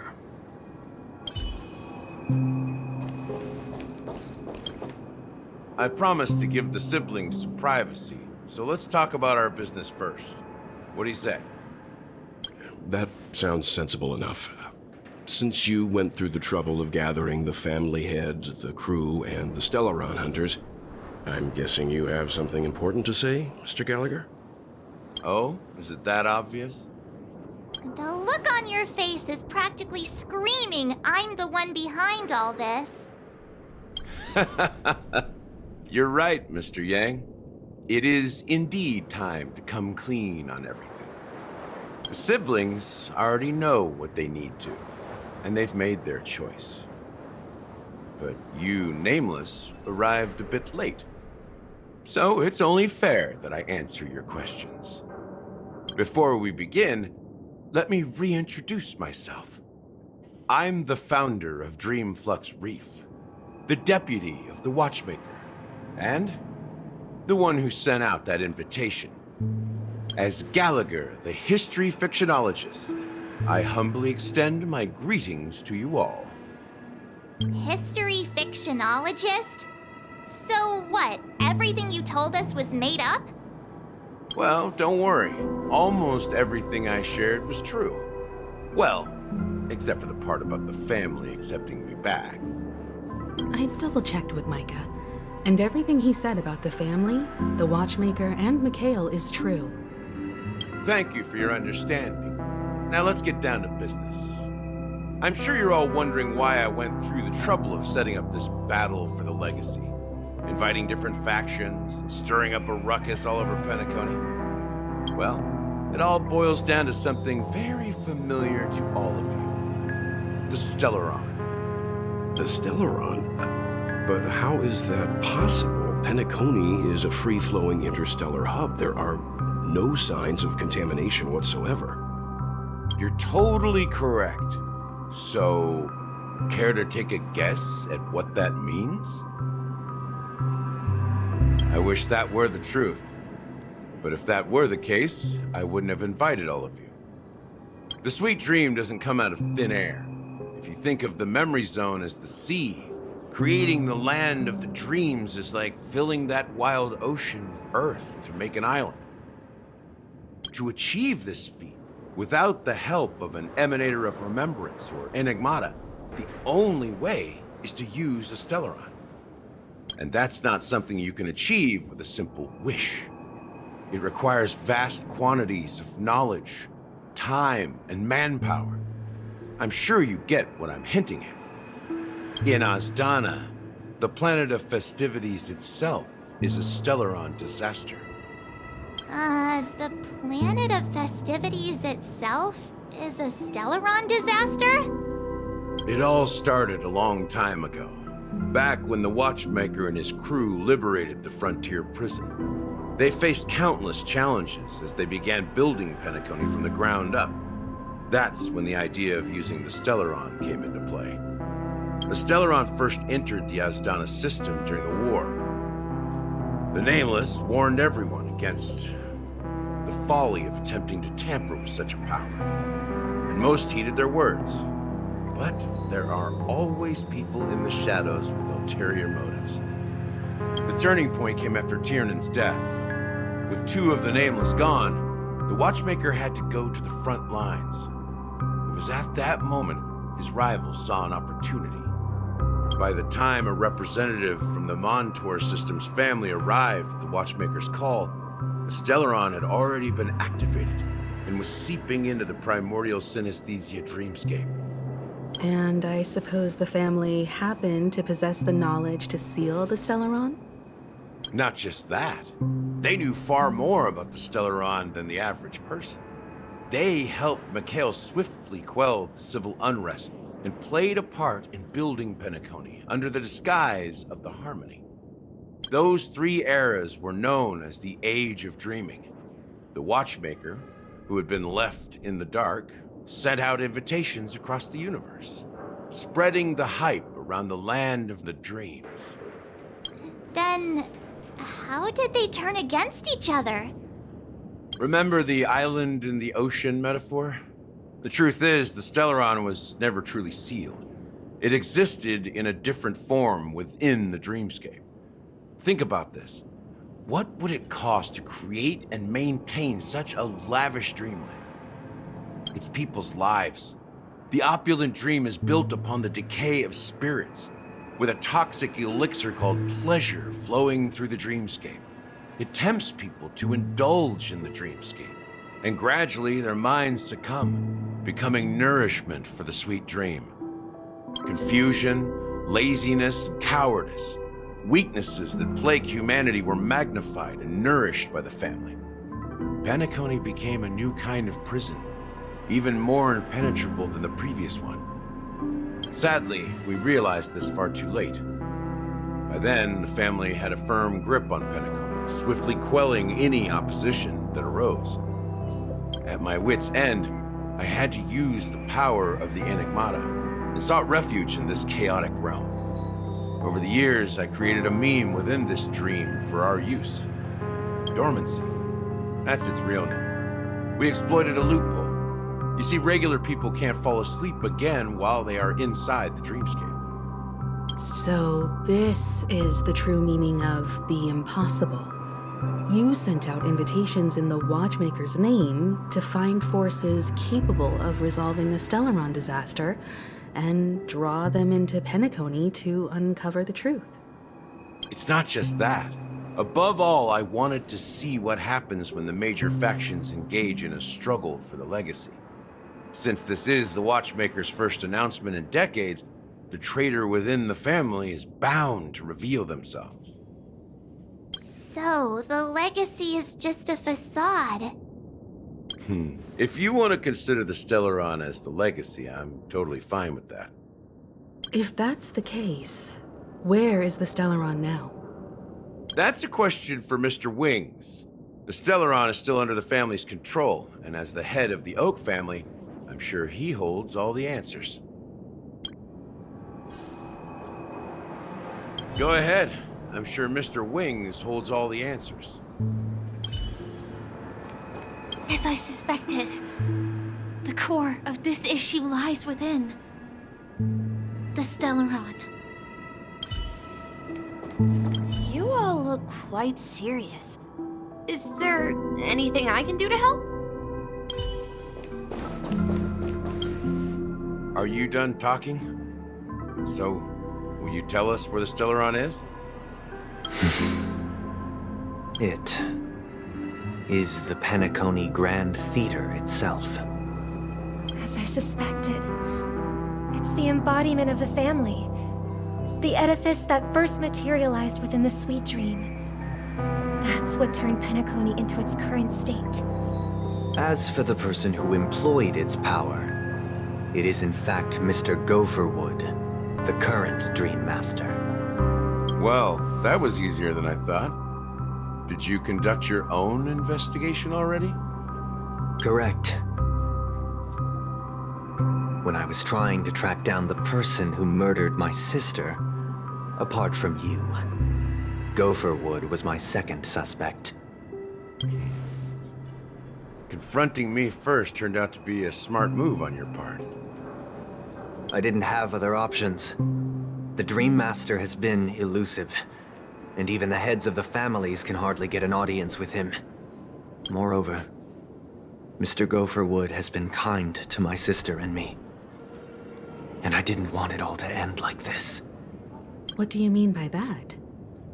To be honest, My brother and I are also victims of the cancer of all worlds. We grew up as orphans, and were adopted by the family when they came to help. Mr. Gopher Wood recognized our potential and brought us to Penacony. But I can't just stand by and watch Mr. Gopher Wood become an enemy of the Harmony. I won't use my voice to support an evil cause. I won't step on that stage and sing, no matter who the traitor is, or what orders they give me. I won't let the Charmony Festival become an event that destroys Harmony itself, or the paradise in our dreams. Indeed. For the paradise in our dreams. As the head of the Oak family, I'm responsible for ensuring Penacony's promising future. Robin and I will head into the sweet dream and confront the Dream Master. And if it turns out that the family has truly strayed from the Harmony, I'll fight alongside you. We'll put the Charmony Festival on hold and make sure Mr. Gopherwood pays for his blood debt. The enemies you are about to face aren't like this old dog here, who can barely even bark. Since our interests are aligned, why don't we team up? Maybe, just maybe, we'll have a shot at success. We have always been following in the footsteps of our nameless predecessors, and there's no reason to stop now. Yeah, we Nameless won't back down from a challenge. Isn't that right, Miss Trailblazer? That line actually makes me a bit nervous. Rest assured, sitting on the sidelines isn't in our nature. Mr. Sunday, Miss Robin, I'm willing to accompany you on behalf of the Astral Express. Having a third party present should help with negotiations, and could make all the difference if things get ugly. Thank you, Mr. Yang. Thank you all very much. The Charmony Festival is about to start, and time is against us. We must hasten. Everyone, let's gather over here. We still need to make some preparations. I may have been quick to step up to the plate, but confronting the Dream Master could be a very dangerous affair. Huh? Even you're saying that, Mr. Yang? How powerful is that Dream Master? He's the leader of the families of Penacony, and he has the entire power of the Harmony behind him, not to mention the Stellaron in his possession. We must proceed with great caution. Maybe you can just stay behind this time, Mr. Yang? No, that won't do. Even if we count Robin as an ally, something felt off about Mr. Sunday just now. Although, I can't quite put my finger on it. I have to make sure he won't turn against us when things start to get dicey. You're still carrying the keepsake the IPC envoy gave you, right? May I borrow it for a moment? I knew it. As I suspected, this chip Aventurine gave to you is actually a miniature transmitter. If I'm right, he intends to use it to track your location or contact you when needed. As it so happens, this may actually be of some use in the current situation. Aventurine? Is he still alive? And what does he have to do with our mission to confront the Dream Master? Remember what I said earlier? Working with the IPC is a way to keep the family in check. If negotiations go south and the family show their true colors by going after the Stellaron, I'll use this transmitter to send a message to the IPC. It'll be just the opportunity the IPC ambassador was hoping for. The only question mark in all of this is Aventurine's current status.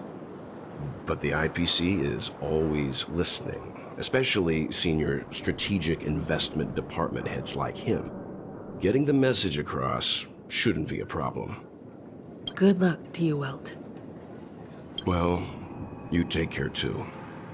If anything goes wrong, don't worry about me. Just make sure to seal the Stellaron. Spoken like a true hero. Even if the Dream Master is innocent, the family's corruption runs deep.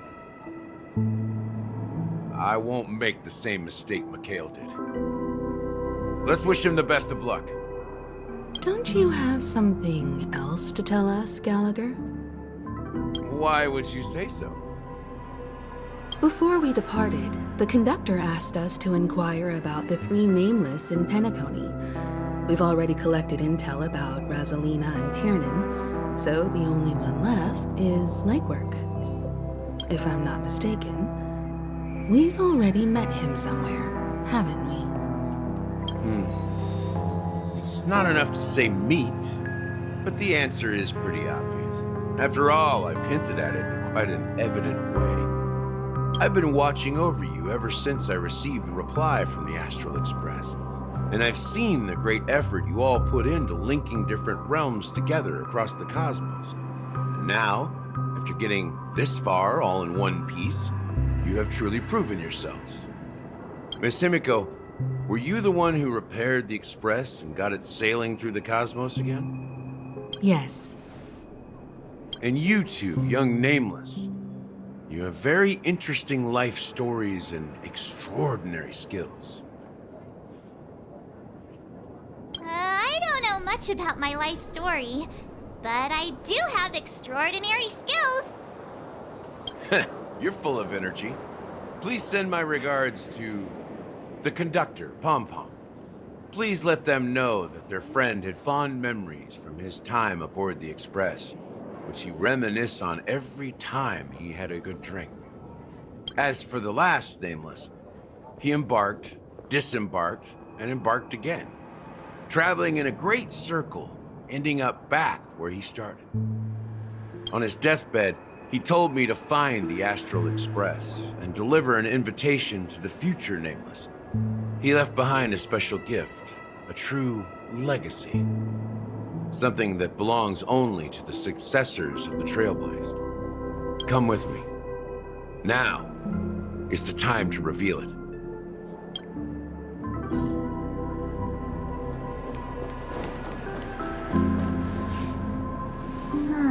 Back here again. Sometimes I feel like you're still alive, old friend. Like you've still got so much to say and do. I've kept my promise, brought the future Trailblazers you've waited so long for. I don't know why you were so obsessed with that train, but I remember your last words. Don't let us down, old man.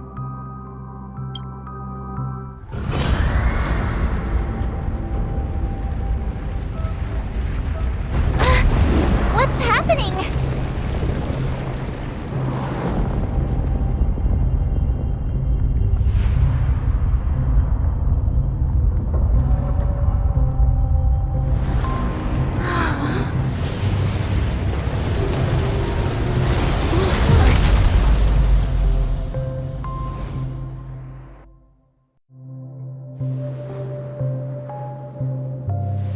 Go ahead. His resting place lies in the garden up ahead. The first and last Nameless of Penacony. Mikhail Char Legward, the watchmaker.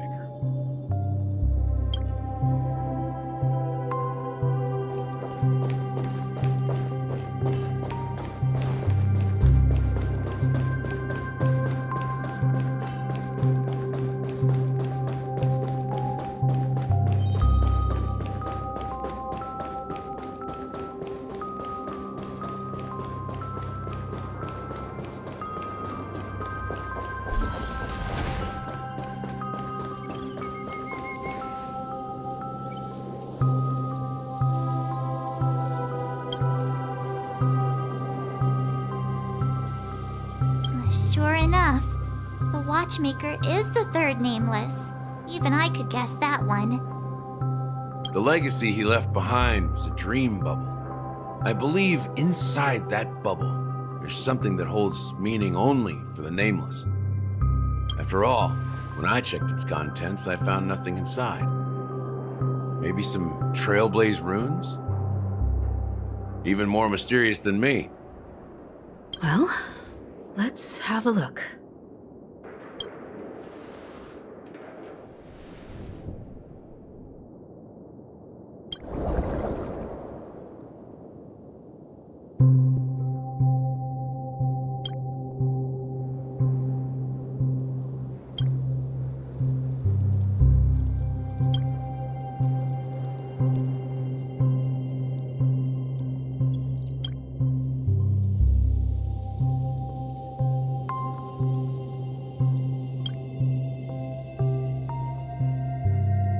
Wait, what's going on?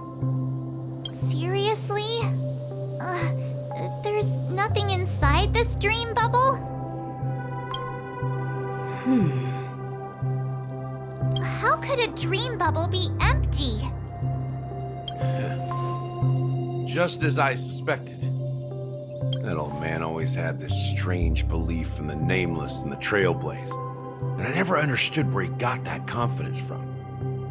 Especially since he never managed to get in touch with the Express while he was alive. I could never figure out what was going on in that old man's head. But this empty dream bubble is so typical of him. He was always full of weird fantasies and incomprehensible romanticism. That mischievous old man. Well, I didn't expect him to leave anything concrete behind anyway. Don't think that's the case, Gallagher. I'm sure Mikhail has left us the most precious thing of all. Don't start getting all philosophical on me, all right? Just as Mikhail believes in the nameless of the future, we unconditionally believe in the nameless of the past. How could they leave with regrets for the future when they were ready to dedicate their lives to the land they loved? There must be something contained in this dream bubble. It's just we haven't figured it out yet. You also have faith in the watchmaker, don't you, Gallagher? Well, I'm a follower of the enigmata. My philosophy forbids me to have faith in anything. That's why I understand what faith means in the path of Trailblaze. And I also want to know what he left behind. I'll leave it to you guys then. Can I borrow your pet?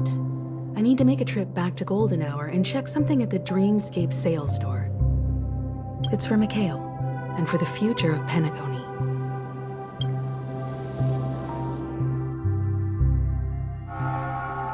Welcome to the Reverie Hotel. How may I help you? Greetings. We're the Nameless from the Astral Express, and we'd like to check in. The Astral Express? But I thought... Yes, my companion's already checked in. My name is Dan Hao, and I believe my personal information is recorded in your system. I see, but your companion said you wouldn't be coming due to a change of plans. Now the plans have changed again. And you are... Me? I'm Pom Pom, a new Nameless who's also with the Astral Express.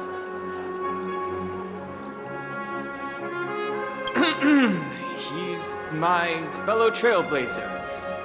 We responded to the family's invitation before he boarded the Express, so he wasn't registered in the system.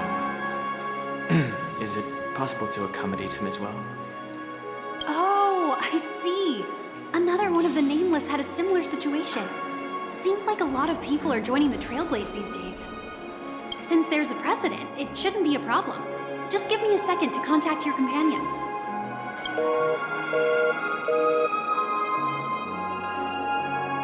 I'm sorry, dear guests, but it seems I'm unable to reach the other members of the Astral Express.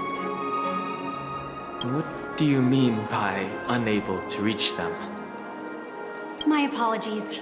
This is the first time I've encountered a situation like this. However, the system indicates that those guests are still in the dreamscape. How about this? Give me their room number. We'll go check on him ourselves. I'm afraid that's not possible. I need to verify both of your identities before I can share any guest information. How about you just wake up someone? Let's say, Welt? I'm sorry, but there are strict rules regarding forced awakening. It cannot be done without the proper clearance. So nothing works, huh? What's your solution then? Are you saying we sleep here? At the reception? Please be patient. We need to contact your companions in order to confirm your identities. And now it seems you need to confirm our identities before you can contact our companions. It seems so. Oh, fudge. Look, nothing personal, but if you can't handle this, go find someone else who can, okay? Please calm down, dear guests. I do recall that Mr. Sunday, the Oak family head, personally handled this issue earlier. Oh, please wait a moment while I contact him. I don't think she's trying to give us a hard time. She really just doesn't know what to do. I have a bad feeling about this. You tried to contact them on the Express earlier, but they didn't respond. Something doesn't seem right. I need to leave for a moment. You can stay here with the receptionist. Sure thing. Just don't keep me waiting forever. Don Home seems pretty worried about his companions. I should give him some space. Stressing out about it won't help anything.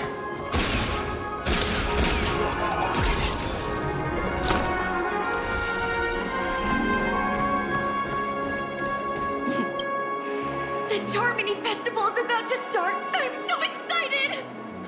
Hey! You guys here for the Charmony Festival too? Well, I didn't come all the way here specially for the festival. Honestly, I don't really even know what it's about. But I heard it's a lot of fun! Well, back in my homeworld, Anaria, we have festivals like that all the time. My dad threw me a birthday party one time that was just as extravagant as the Charmony Festival. Oh, come on! The Charmony Festival is a once-in-an-Amber-era event.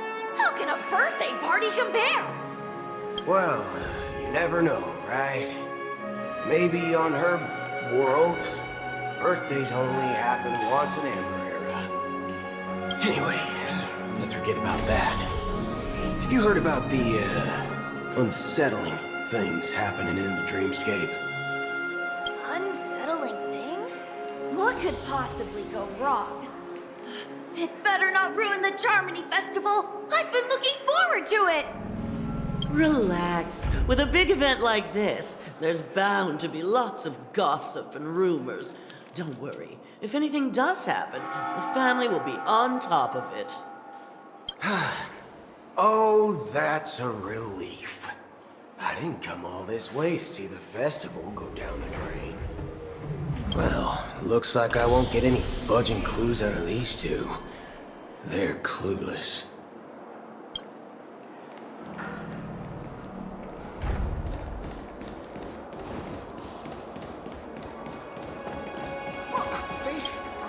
Greetings! I'm Cody of the Bloodhound family, head of security for the hotel. How may I assist you? Hello. So, there's something I wanted to ask about. I've been hearing some unsettling rumors about certain incidents that might affect the Charmony Festival. Do you think there's anything to be worried about? I've traveled all the way from the Hayahi Federation, and I don't want my trip to be ruined. What do you mean? Wait, you haven't heard? I'm not sure where you heard those rumors, but they're completely baseless. I can assure you, as a representative of the Bloodhound family, that everything is going smoothly for the Charmony Festival. At present, all of the families are focused on making sure the festival starts on time. Even the Dream Master himself has arrived. So don't worry, your trip won't be in vain. Ah, that's a relief to hear. She doesn't appear to be acting. So, it seems that even the hotel staff are out of the loop. Back already?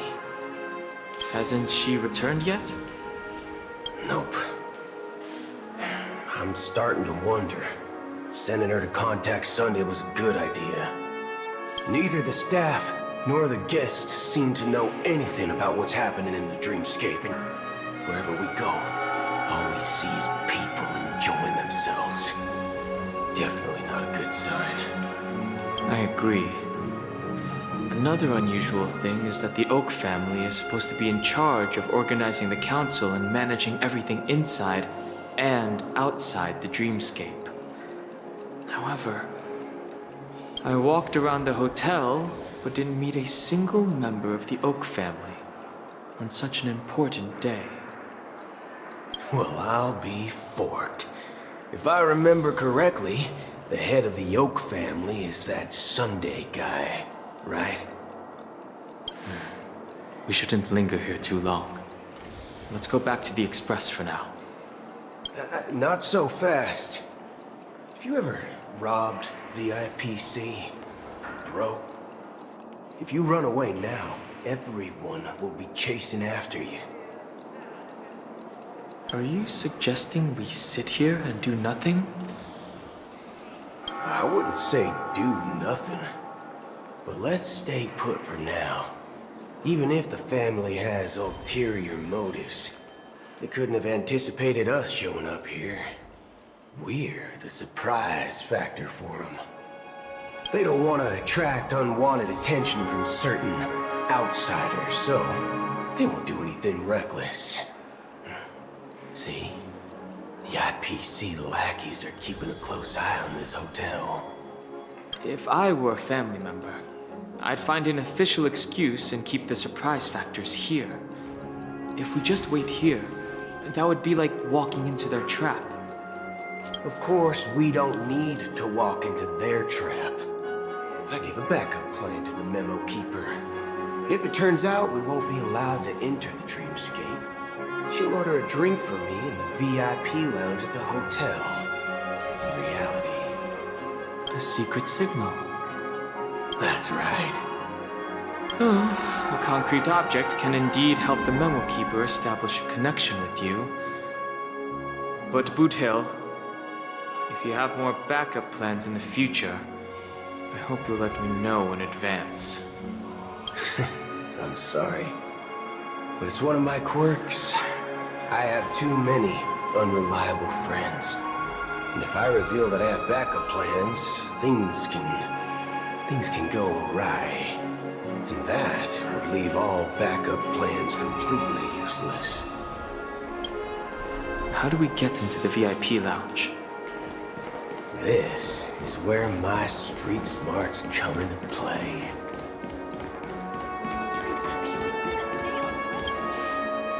You're the lobby manager, right?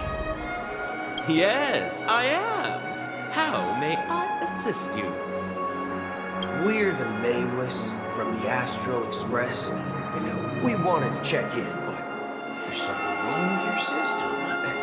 The lady at the front desk said she would contact the manager, but now she's nowhere to be found. Now, we've been waiting here forever, without any food or water. What the fork, man? Is this how the family treats its guests? Is this your idea of street smarts? Starting an altercation? It's called standing up for your rights.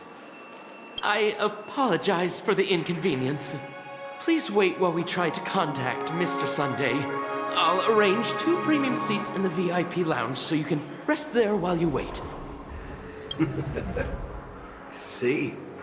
Just like that. Just don't call yourself Nameless next time.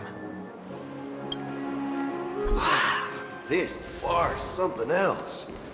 Certainly worthy of the planet of festivities. One beach soul. Good evening, gentlemen. Hey, I have an order for a bottle of Hasdana's White Oak. Can you help us find it? Hasdana's White Oak? I think there might be a misunderstanding. We don't serve that here. Oh, no way. Are you sure you're not mistaken?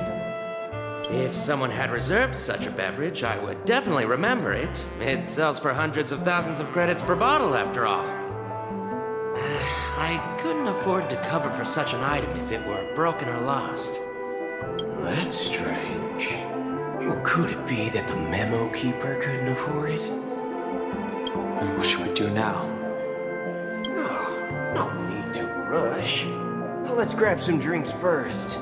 Maybe I arrived too early and he hasn't come yet. Now, let's see what kind of juice malts you all have here. Well, give me a glass of Hinam Valley, 40 years. I'll have it neat. No ice. Wow, that's the most expensive one on the list. You have a taste for the finer things. It's on the house, anyway. What can I get for you? Anything you recommend is fine. Then I would recommend today's special, Glass Village. It's classic Soul Glad mixed with Laboom juice. It's refreshing and suits your cool demeanor.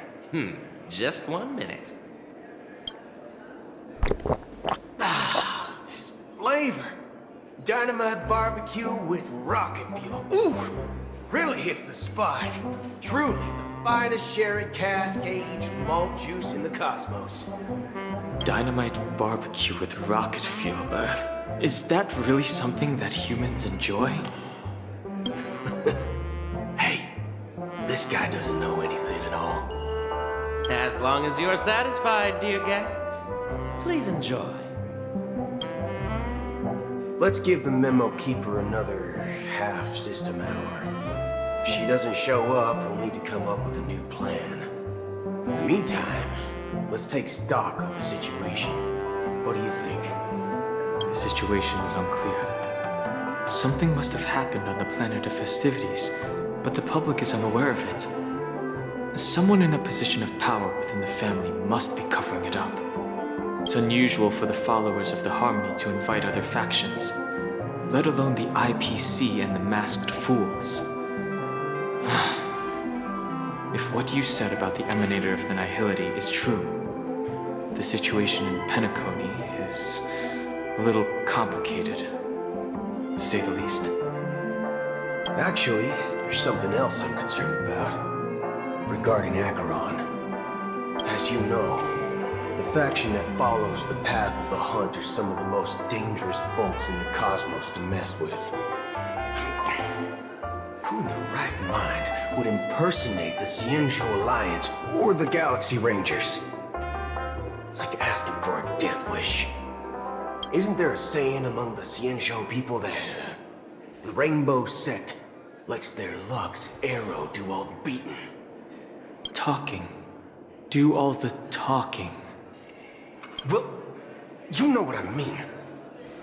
Even though the Galaxy Rangers have been out of sight for years, we've been keeping an eye on this region. Even the dumbest criminals know better than to mess with the Annihilation Gang, much less the Rangers. But that Acaron lady, she doesn't seem like a lunatic at all. On the contrary, she's highly logical and organized. She knows exactly when to hold back and when to strike without mercy. And do you believe that someone like her would have an ulterior motive for impersonating a Galaxy Ranger? I'm not entirely sure, but I do have my suspicions. Maybe she knows a Galaxy Ranger, or perhaps she's trying to lure us out for some reason, which I can't figure out. Anyway, what worries me more are the anomalies within the family. They've summoned followers from various paths for the festival. No matter how generous such a gesture is, this move seems highly unusual. Unless the invitations weren't sent by them. If that's the case, it's even more intriguing that the family insists on organizing the Charmony Festival, despite the chaos. Maybe it's Shipei the Harmony pulling the strings. You find it beyond human understanding because it wasn't arranged by humans at all. People do stupid things out of irrational impulses. They abandon their principles when self-interest is involved. They believe in things they know they shouldn't, and fudge, they even break their own rules. But Eons don't. They stick to their determined path and never turn back, even if they reach a dead end. You think Shipei's will is behind all this? It may not necessarily be Shipei. There's definitely some higher entity involved. I know it may sound pessimistic, but if human free will were reliable, why would we even need Galaxy Rangers? It's much simpler when you boil it down to the eons and paths. Like how Lon always follows the path of the hunt, or how the Express stays true to the Trailblaze despite Akavilli's disappearance.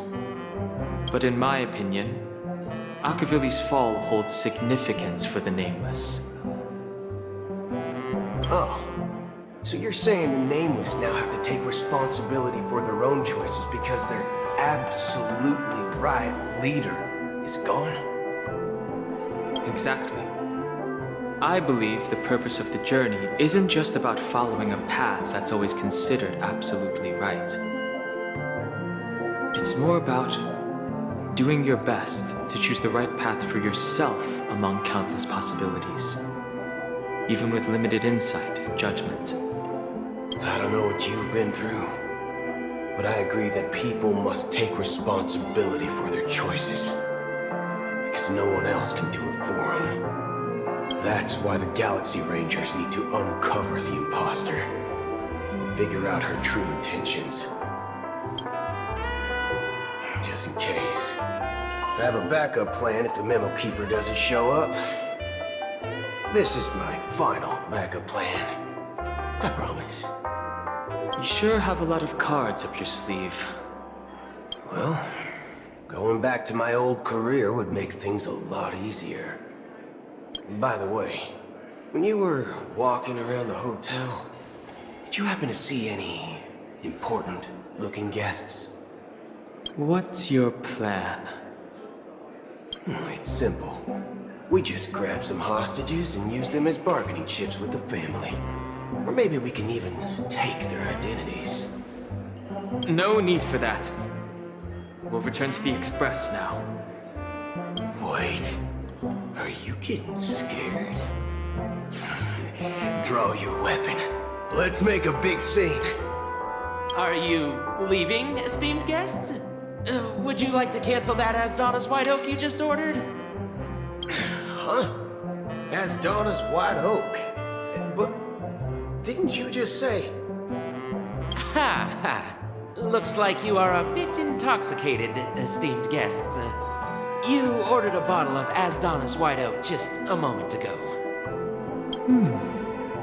Looks like your Memo Keeper friend has finally arrived. Oh, right. Sorry, my memory's not the best. You know, too many modifications and all. Anyway, let me check.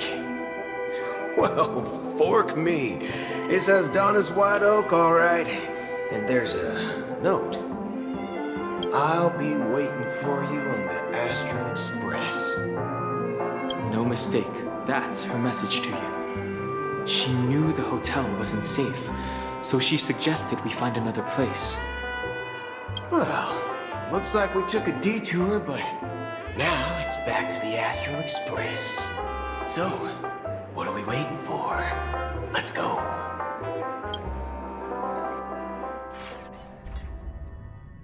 You're back? 2 guest just boarded saying they were looking for BOOTHILL, so I told them to wait in the parlor car. Oh, just in time. 2 guests? Yeah, or 2. Look, we welcome all passengers on the Astral Express, but sneaking in like that, you have no regard for etiquette. My apologies, conductor. It was an oversight on my part. I assumed you were already acquainted with the garden. Given the chaotic situation in Penacony, the Nameless are the only ones we can truly trust right now. You are the memo keeper.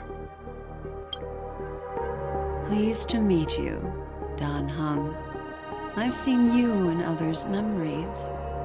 And as for BOOTHILL, this is our first face-to-face meeting. I hope you enjoyed that bottle of Astana's white oak. You sure have a refined taste. Finally, memo keeper. Well, let's cut to the chase. Spill everything you know. That's precisely what I intend to do. But before that, please allow me to introduce myself. My name is Black Swan, and I serve the Garden of Recollection as a memo keeper. As for Acaron's story, I'm sure she knows it better than I do. Greetings. I'm Acaron. What? You Garden of Recollection shirtbag! You betrayed me! I apologize, but she did that at my request.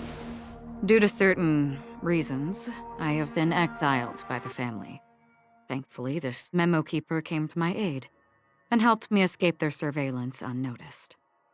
To be honest, it was more like stalking than helping. And the process was far from unnoticed. But we did escape. I asked her to guide me to a place beyond the family's reach and to contact a few trustworthy individuals, namely all of you. Trustworthy? Son of a nice lady. You think I'm dumb or something? How about this? I'll put a few bullet holes in your head and see what secrets spill out. Then, we can talk about trust. It doesn't have to be like that. I'm willing to answer all your questions, but not right now. If my cover hadn't been blown, we might have had more time, but at the moment, we don't have any other options. No other options? What do you mean? This is the only way I can ensure everyone's safety. I kindly request an immediate warp jump out of the Astana star system.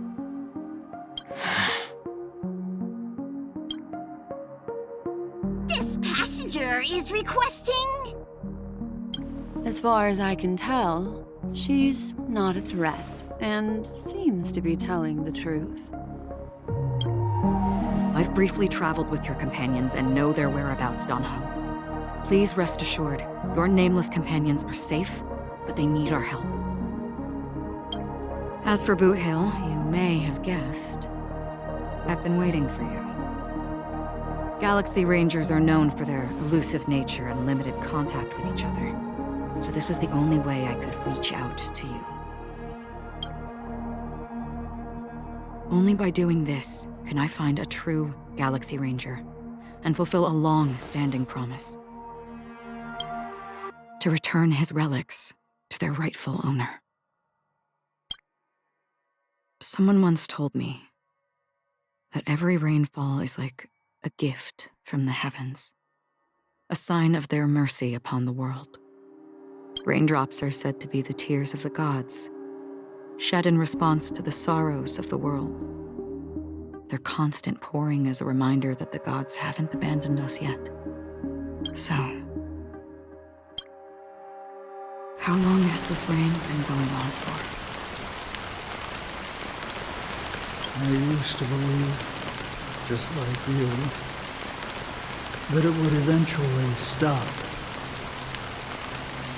Years and decades passed.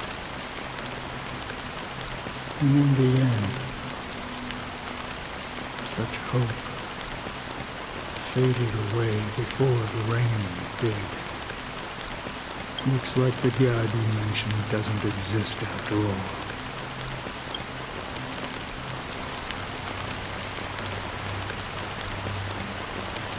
Well, let me share a story. Mortals who walk the paths are like sailors on a vast ocean, leaving behind a trail that creates countless ripples of possibilities. These ripples last longer than the fleeting lifetimes of humans. And for some, their presence leaves such a strong mark that it's reflected in the waves. Like those shadows on the ocean. Sin-thirsters, the obsessions of the Pathstriders. They emerge from the depths of Irex, seeing themselves as masters of their own destiny, unknowingly repeated the actions of their past lives. They emerge from the nihility and head toward it, leading purposeless lives. However, these hollow phantoms were once my dear companions, a group of Galaxy Rangers. Are you watching over them? Watching over them? No. I'm guiding them toward transcendence. It was a brutal war. A crusade that shook the universe. The universe witnessed the fall of Zero, the Lord Ravager, but it came at a price. A price so hefty that only those who were there still remember. The unwavering determination of the Hunt followers persists even in death. So someone must guide these lost souls to their life beyond. They were heroes in their time. And they shouldn't be reduced to mere puppets of nihility. As for me, I've suffered too many losses on that battlefield to advance any further. And that makes me the most fitting person to carry out this task. But you know, these sin-thirsters, they're not who they used to be. Does this seem pointless to you? Well, some tasks have to be done, even if they are pointless. I can help you. For what? For the meaning of the nihility. That's what I've been seeking. I see. After all, this realm is off limits to ordinary souls, right? Thank you, stranger. I wish that you find what you seek. Before we part ways, I have one more question.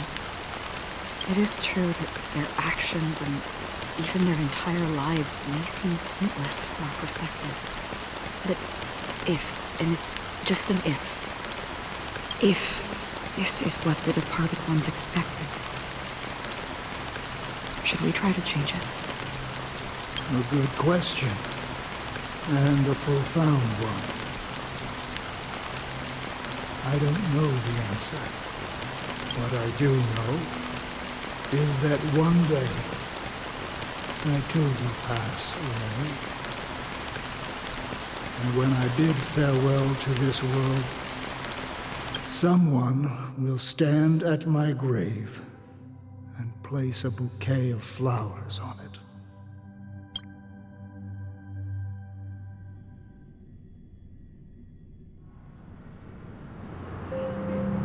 when I appeared as a child, my speech, mindset, and soul reflected immaturity and innocence. As I grew into adulthood, I left behind my childlike side. I humbly request your blessings, esteemed advocate of Shipe.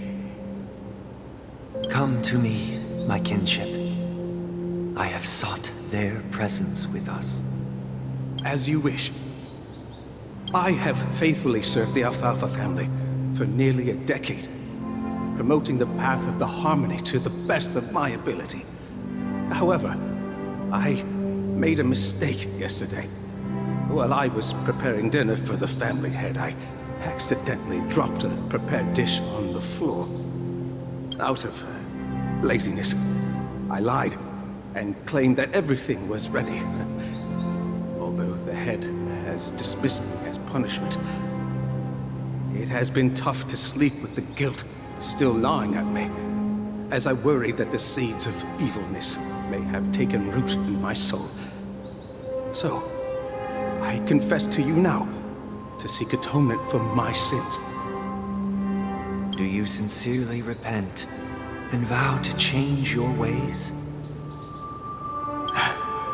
Yes. Have you examined your soul and confessed all your sins?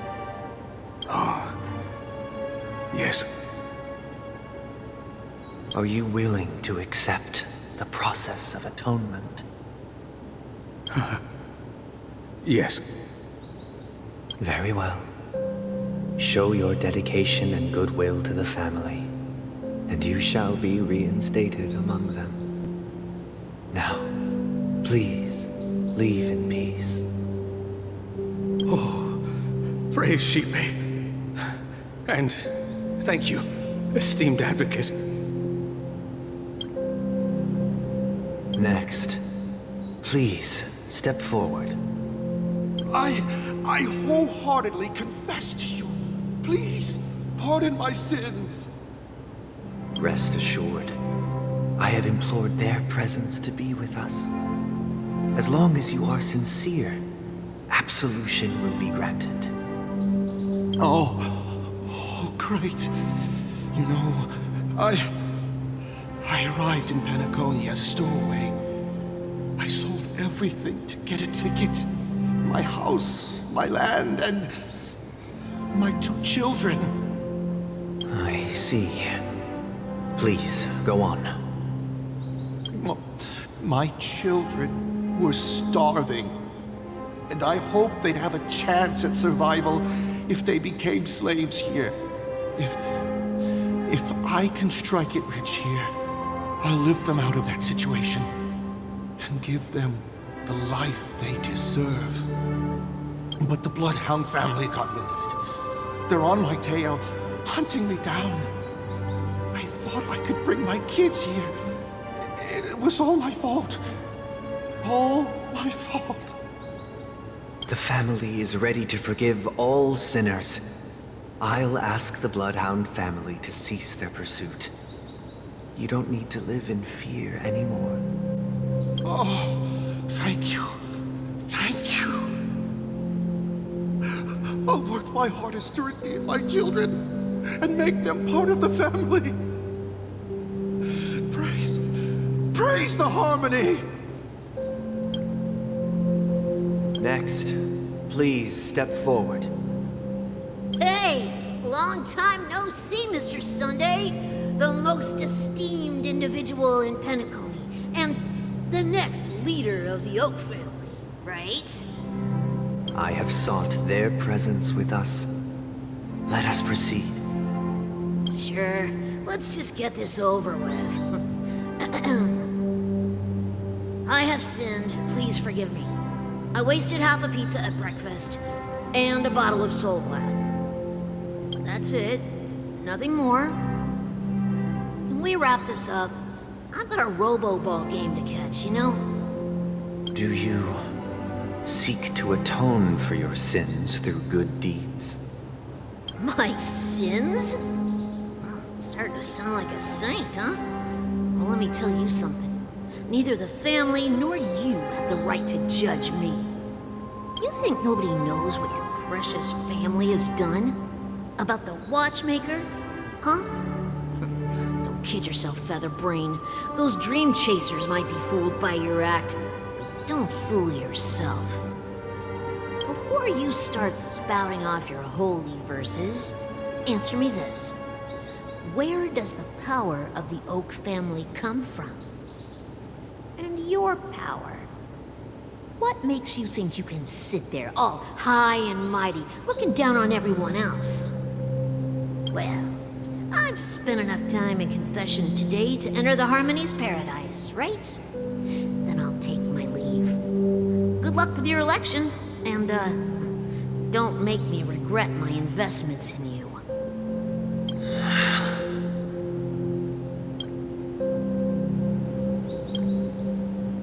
Oh, revered triple-faced soul, hear my doubts. Who can judge the strong when their power hides their crimes? Who can vouch for the weak when they will pay any price to survive? Who can comfort the purest souls when even they get led astray? If the strong defending the weak is truly the foundation of paradise, then who is responsible for the suffering and anguish in this wretched world? Brother? Brother? Brother, are you all right? I'm fine. I've been working long hours, and I just made a trip to Dreamflux Reef and back. So, I'm a bit out of sorts. But it'll all be over before we know it. You've been working non-stop on the Charmony Festival, Mr. Sunday, and no one could have predicted this incident. Even if the Stellaron does pose a grave threat, I still feel sorry for all the trouble we've caused you.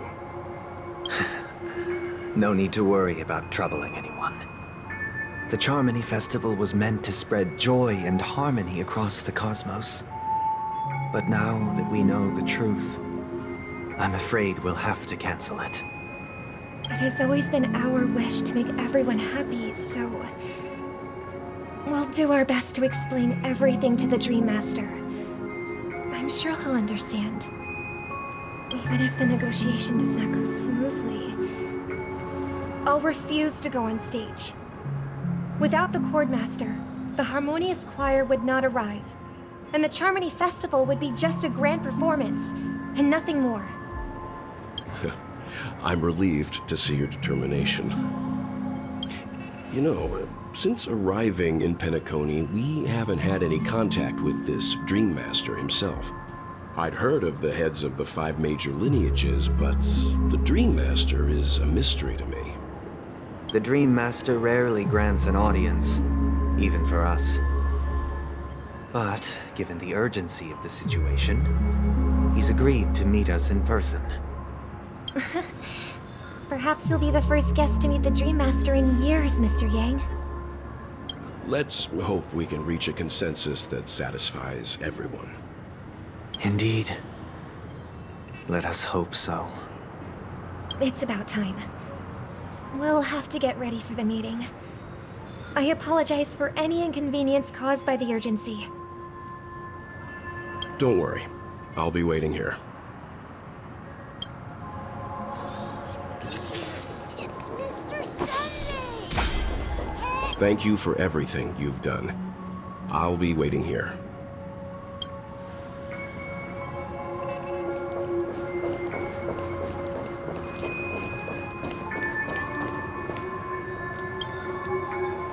Mr. Sunday. Hey there! Okay, see the moon in the sky? It's about the size of the cap on my Soul Glad bottle. If I just reached out my hand, I could grab the moon, couldn't I?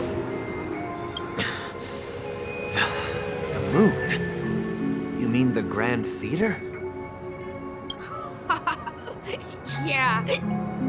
Look at me. I've been away from home for too long. I must be missing that moon.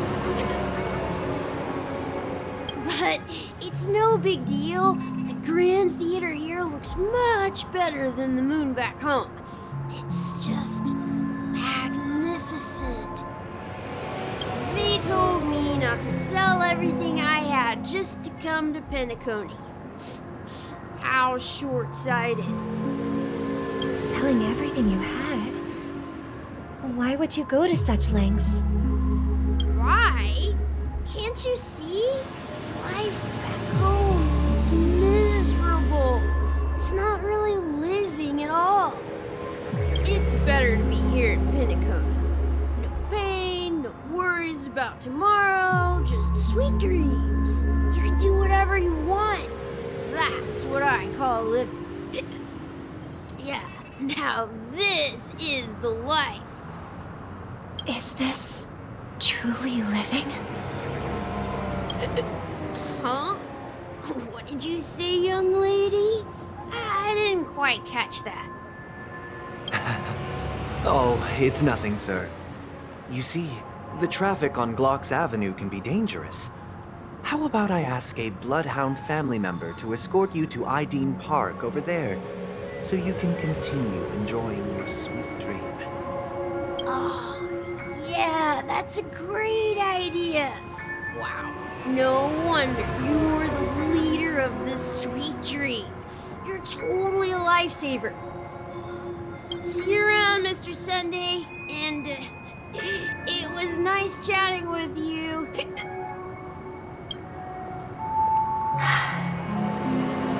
What's up, sister? This is the land of the dreams. But why do they live like this? The man we ran into, he doesn't seem happy at all. Even though sweet dreams are nice, they're just illusions. But for him, they're the only way to survive, even if it means giving up on reality. That's not really living at all. I suppose you have a point. But, in my opinion, that's how most people live their lives. Why do you say that? You think that man is not actually living, but that's not quite accurate. Even without Penacony, people create their own illusions called self-value. People believe they have a predetermined value to fulfill. Gaining value means gaining power, and those deemed worthless are seen as the weak. However, value doesn't come out of thin air, and there's a limit to it. To accumulate value, people have to take from others. So, the weak get exploited and oppressed. Are you suggesting that this is not how things should be? Exactly. But, ironically, people don't think there's anything wrong with it, because they uphold the illusory notion of self-value, and even the weak believe in it. The survival of the fittest. That's where all the tragedies in the world come from. People come to the sweet dream in Penacony to escape from that reality and find solace. No tragedies exist here, only happiness. Although in its nascent form. Isn't that the same paradise we yearn for in our dreams? Perhaps that man is just an exception. Let's not jump to conclusions. We should experience the dreamscape ourselves. Just as I did at Dreamflux Reef. Yes. Seeing is believing. I'll accompany you. The Dream Master hasn't shown up yet, so we have some time for a stroll.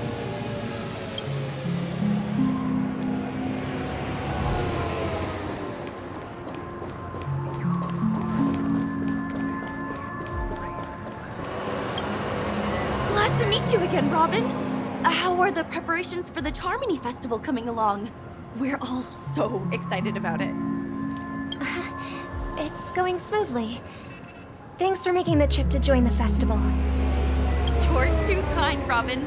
It's a pleasure to have guests from all over the universe celebrating day and night. I can't stand being lonely or bored, so this jubilant dreamscape is perfect for me. But if this went on forever, would it get boring too? Nah, not at all. Who would get tired of having so much fun? Every day, you get to wear fancy clothes, explore all sorts of dream bubbles, indulge in delicious food without gaining weight, and you never get old or sick. As long as you can afford a room, this place is the ultimate paradise. But you know that only a few things can be brought back from the dreamscape to reality, right? That's exactly why I don't plan on bringing anything back.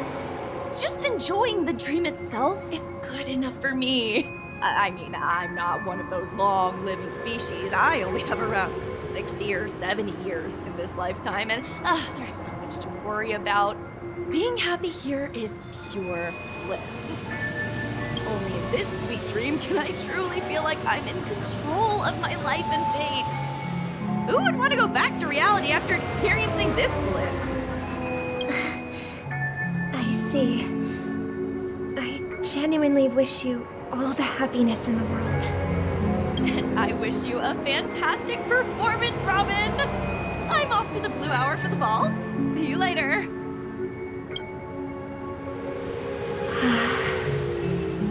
Seems like that guest's perspective didn't resonate with you either. She had a valid point, and I could sense her genuine happiness. It's just that... What you're trying to say is, she thinks she's in control of her life, but in reality, she's just escaping from reality and seeking solace in this sweet dream. Once she steps out of this sanctuary, everything will be lost. Well, she did make mention of being able to afford a room, didn't she?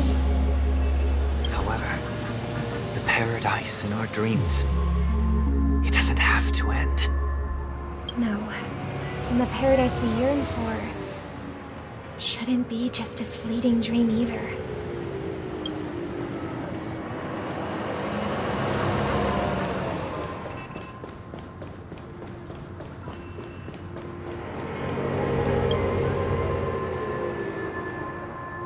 The scenery in this dreamscape is truly breathtaking, isn't it? Oh, Robin. Can't believe I'm meeting you in person here. What an honor. You're right. Even though time stands still in this dreamscape, it always feels fresh. I find something new every time. A philosophical mind. I hope I'm not intruding. Oh, not at all, no. With little time left, I yearn for meaningful conversations. Especially with someone as esteemed as you. Do you mind if we chat? It's my pleasure. No need to be formal. Just speak your mind. You said, with little time left. Please, forgive me for being blunt. But is that why you came to Penacony? Yeah. I was part of a war, and while escaping from the Sykosian mothership, I got exposed to some radioactive materials. And then, all my comrades died, and my hometown was wiped out by neutron bombardments. I couldn't bear to live with everything I knew gone. That's when I heard about a possible solution here, so I came. Heart-wrenching. I hope the family has been able to help you. They have, and I'm truly grateful for that. They provided me with a comfortable room, the most advanced life support devices in the cosmos, and a stellar team of caregivers. My physical body is now in the dream pool, sustained by life support. The me you see here is whole, rational, and no different from any other person. But I can't say the same for the me in the hotel room. My true appearance? No. I hope you never have to witness it, Robin. So, you'll be living forever in this dreamscape, right? Just being able to live at all is good enough for me.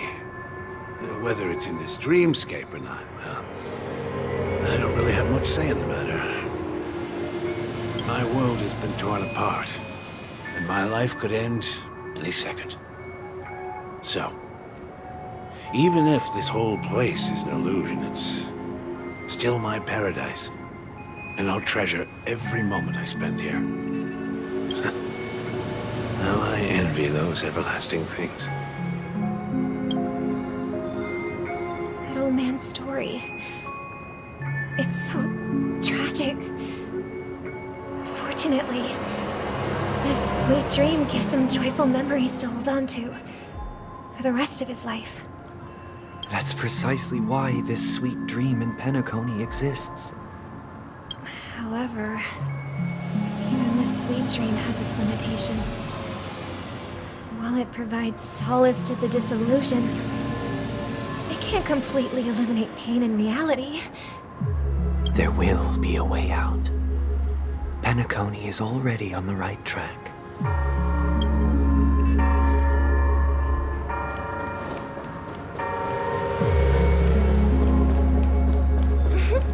Look what we have here. A lovely young lady. Wait, is that me? Show begins. Brother, what a surprise to see you again. Show yourself. Your trick won't work on us. I've heard that a skilled masked fool received an invitation too. That must be you, right? Did you enjoy yourself? Barely. The people here are way too gullible. A little bait is all it takes for them to bite. And they run away at the slightest hint of danger. In other words, they're naive and cowardly. Now that you've had your fill, it'd be wise to leave before it's too late. The music of the harmony doesn't tolerate discord. What? Now that you have the real Robin, I'm useless? Oh, how disheartening. I've done so much for the family. You should be thanking me, because if it weren't for me cleaning up this mess, Penacony would still be in shambles. Don't you think? That was a personal request from the head of the Iris family, and it has nothing to do with us. Step aside and stop causing trouble for the Charmony Festival. The Charmony Festival? You think you can scare me? You think I have no idea what you're planning? I don't care what you're thinking, chicken wing boy. But I'm pretty sure our lovely Robin won't be appearing on stage. After all, you're well aware of what a sorry state this dreamscape is in under the banner of harmony. Penacony, the land of the dreams. Is this truly the paradise you desire? Stop it. What's the rush, chicken wing boy? Did I get to you? Our paradise is none of your concern, masked fool. Leave now, or the family won't tolerate you anymore. All right. I'll go. But Robin, I suggest you seriously consider this. Do you really believe those living in dreams can escape pain and find true happiness? Well, I've done my part. And now I'm simply waiting for the fireworks to begin. Here, the last two gifts for both of you. And don't lose them. If by some unfortunate chance the Charmony Festival starts against all odds, remember to use them during the show. And it'll be thrilling. Bang! I heard a raven calling from the distance. It seems the Dream Master will arrive soon.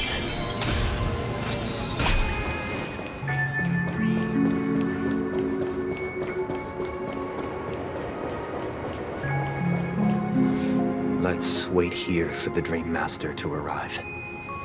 Okay. By the way, brother, I heard you no longer have a sweet tooth. Back when we were kids, you used to steal my desserts. Seems like a lot has changed during my absence. What exactly happened? Well, someone has to stay awake even in this sweet dream. But that someone doesn't have to be you, or anyone in particular. You're carrying too much on your shoulders, brother. The paradise in our dreams. It shouldn't be like this. Penacony is nothing more than a dream. It can't erase the worries and pain of reality, or bring true happiness. It only offers an escape from reality. Nothing more. Remember the old man we met earlier? Without this dream, he might have completely lost himself. That might be true, but even without Penacony, he could have chosen another path. As far as I know, the Intelligentsia Guild has been promoting their rehabilitation techniques for a long time now. That path may have been more ordinary and challenging, but now he is receiving hospice care in a comatose state, and his fate is sealed. Is Penacony granting these people a future? Or is it taking it away from them? Well, don't forget this. Not everyone really has a future. The future for humanity is like the sky for birds. People mistakenly believe that flight is inherent to birds because they've never witnessed those birds crashing to their death. Do you remember how we took in that little Charmony dove when we were young? Yeah. We took care of it. Provided food and water, groomed its feathers. And later, when I decided to leave Penacony, I opened the cage and set it free. Well, I didn't mention what happened to it in my letters because I didn't want to upset you. Shortly after you left, it crashed to its death right in front of your window. I had surmised as much. I knew you wouldn't have avoided mentioning the bird for no reason. Despite that unfortunate outcome, I still believe it was the right decision. Birds aren't meant to spend their lives in cages. They belong in the sky, even if they can't fly. But here's the thing. If there are birds in this world that can never fly, can we really assert that they belong in the sky? Are you implying that the same goes for humans too? Let's take the Astral Express as an example. The Nameless made tremendous efforts to bridge worlds, gaining fame across the universe. However, only a few extraordinary individuals can endure such a perilous journey. That's because the pursuit of the Trailblaze exceeds the capabilities of ordinary humans. Otherwise, why would this path be filled with broken rails, an abandoned express, and even a fallen eon? That's just sophistry. If that were true, then only the powerful would have the right to determine the future. Unfortunately, that's exactly what happens. Another name for the future is self-value.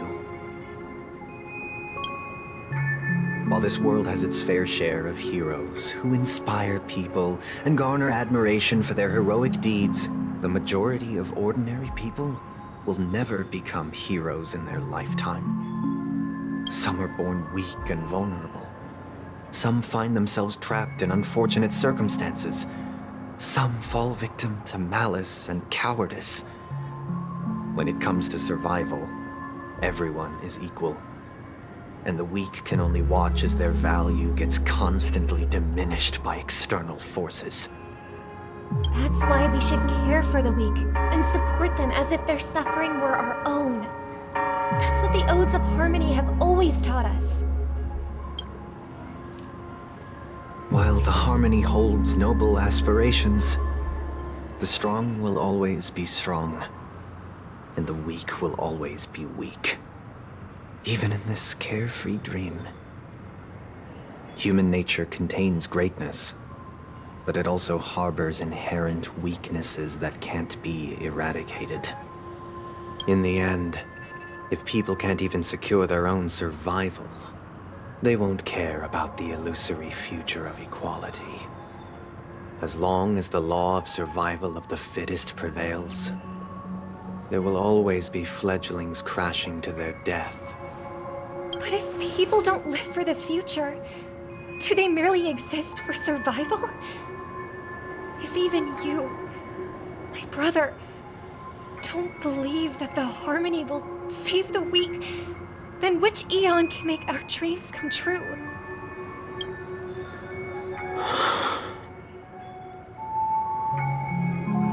People often forget that when the first bird took flight, the entire world envisioned a future where no more fledglings would ever crash to their death.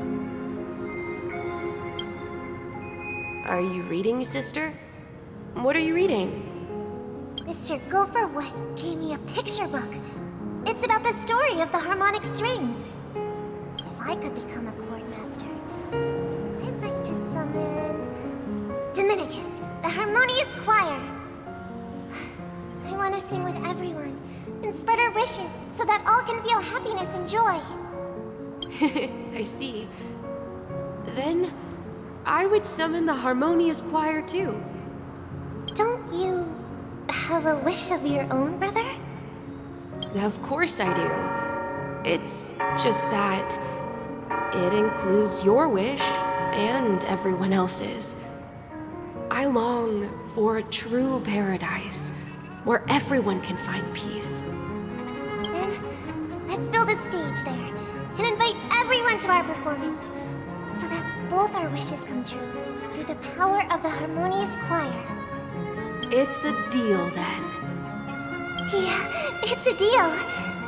But how can I become a chord master? Maybe you will have to become a star first.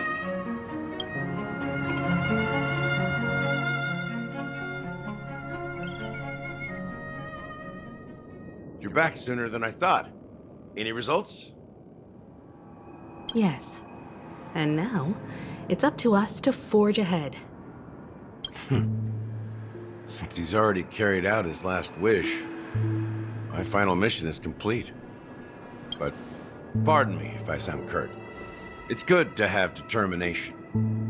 The path Mikhail left for you is not an easy one to tread. Why else would he have chosen to sleep in solitude, staking everything on some nameless in the future? But you have the numbers, and in numbers comes strength.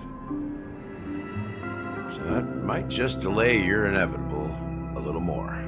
Got any more encouraging words? As I see it, relying on Welt's negotiations alone is far from enough. Regardless of whether the other party will be compliant, negotiating simply allows us to meet them as equals. It won't grant us an upper hand. Penacony is our rival's home turf, and we already have very few chips left to play with. Rather than idly sit around while the family's got us blocked off, an offensive approach might be a wiser course of action. We're more familiar with the Stellaron's properties than most, and since it's the key to stabilizing the sweet dream, it's vital to the family's interests. By attacking their core interests, they're bound to retaliate hastily. And as the saying goes, haste makes waste. That's right. As long as we pose a threat to the Stellaron, either with words or otherwise, we have a chance at gaining the upper hand.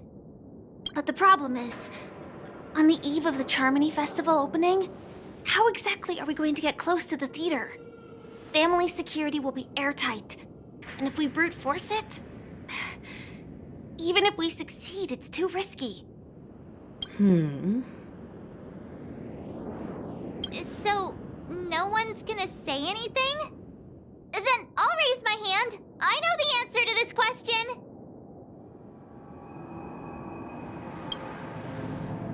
What's that supposed to mean?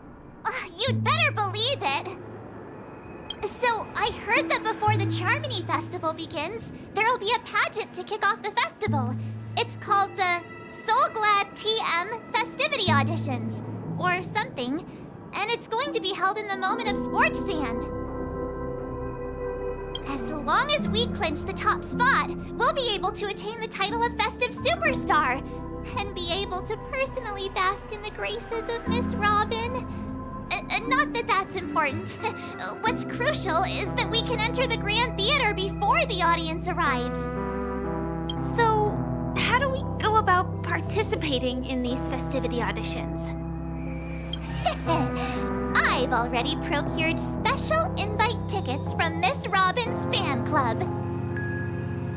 To tell you the truth, I had been preparing to join the auditions all along, but now it looks like even if I scrape through, I probably still won't have the chance to shake Miss Robin's hand. So they're still running this thing, huh? It was originally just a publicity stunt, set up by Mikhail to drum up attention. But it looks like it might be worth a shot. We'll follow March's plan. Mr. Gallagher, will you be joining us? I'm afraid I won't have the time. As a virtual character, I've already completed my final mission. Whether Penacony can awaken from this dream is all down to you. Should we ever cross paths again? I'd love for you to visit the Express. All right. I'll have to add to that databank of yours you've got on the Express. And Miss Firefly, we thank you for all your support. We're faced with a formidable enemy. As long as the Astral Express and Stellaron Hunter's objectives are aligned, we're willing to cooperate with you. We've already come this far together.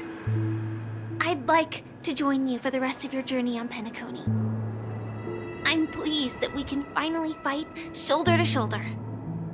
I couldn't ask for a better ending. This is also the spirit of the Trailblaze. Now everyone, let's prepare to move out.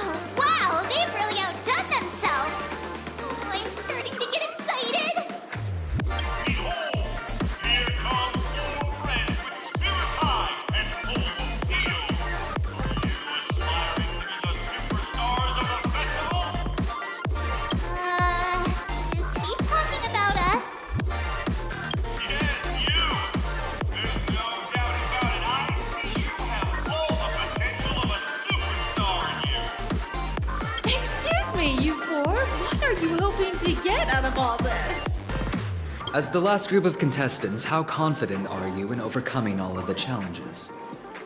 Would you be open to a brief exclusive interview with us? It'll be quick. Your journey is long and fraught with peril, yet under a sky blanketed by banners, you vie for the crown. The sword and rose! Protect the beauty! Magnificent and majestic! A knight's head is hard as steel. Brotherland's focus is stubborn as a heel. We don't all have to be winners, but if we don't have fun, we'd all be sinners. People are pouring in. Kinda feels like all sorts of baddies are showing up. Let's get in there quickly and enter the competition. Ladies and gentlemen, please make way. Make way.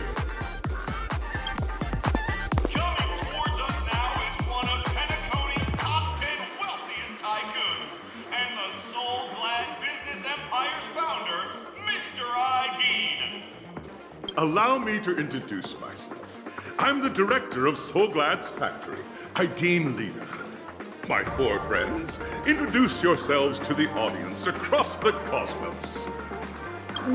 Hello, everybody. I'm Himiko, a nameless from the Astral Express, and these are my companions. Don't you guys need to hide your identities? Hide it anyways. Penacony is plastered with our posters.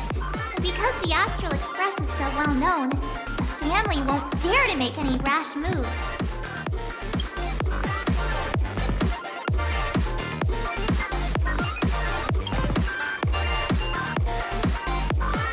Hello, everyone! I'm Mark 7. I'm an ordinary girl who loves adventures. Hello, everyone. I'm Firefly. I am also an ordinary girl who enjoys adventures. So it's a bunch of nameless guests.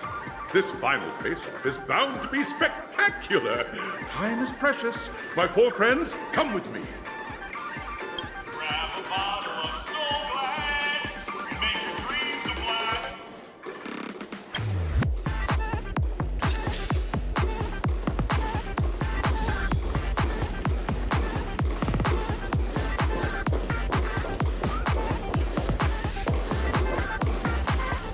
This place is buzzing. That's right.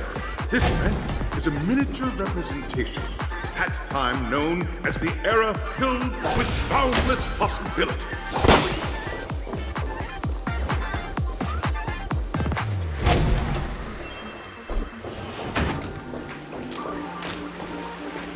Grab a bottle of Soulglad to make your dreams a blast. Nameless, your arrival reminds me of the grand occasion when Penacony was first established. I was still a young, bright-eyed lad back then, lured here by the watchmaker's ads, full of zeal and ready to make my first fortune in life. Once, during a particularly grueling day, I passed out and was resuscitated by a drink from Mr. Sousa. That sweet taste has since been etched in my mind, and that was what drove me to create the Soulglad that we all know and love today. The dream-chasing era was truly a wondrous time. Oh, I miss those days, and the watchmaker. Scorched Sand Hall is my homage to that time of boundless possibilities. I wholeheartedly hope you make it to the finish and emerge as the next superstars of Penacony. Now then, is there anything you'd like to say before the competition officially begins?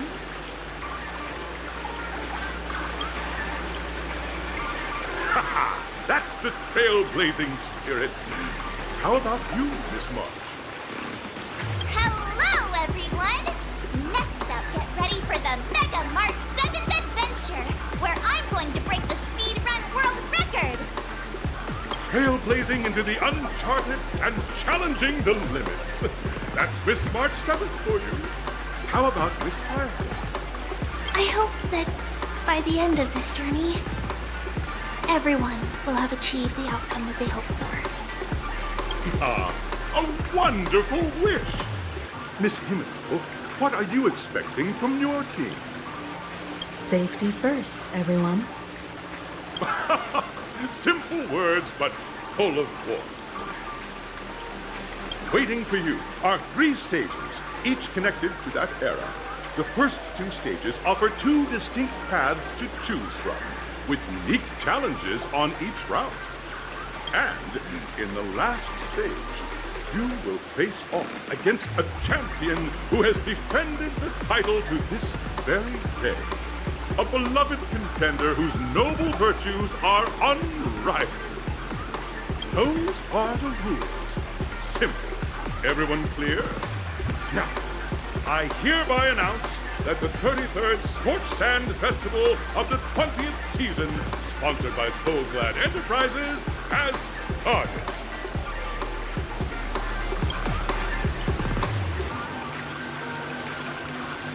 Everyone, as the Charmony Festival is drawing closer, We must reach the end as quickly as possible. Factoring in efficiency and safety, splitting up into 2 groups is the best choice. March and I haven't known Miss Firefly for too long and aren't overly familiar with her. It'd probably be better if the 2 of you paired up. Fine by me. Let's do it. All right. I don't have a problem with that. We'll split into the assigned groups then. Let's not waste time.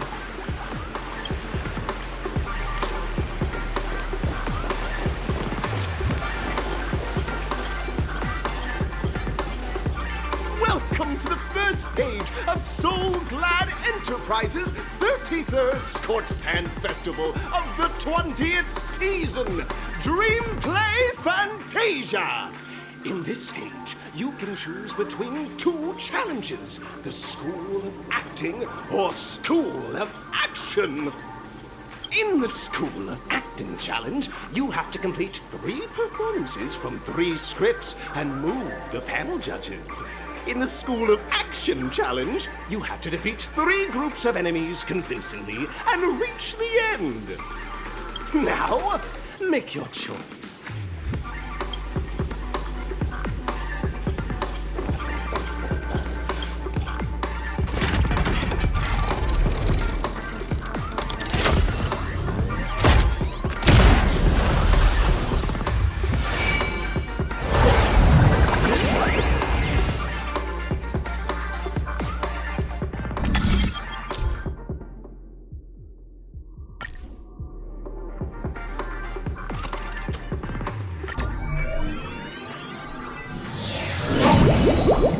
Stage of dreams for those who dare to dream.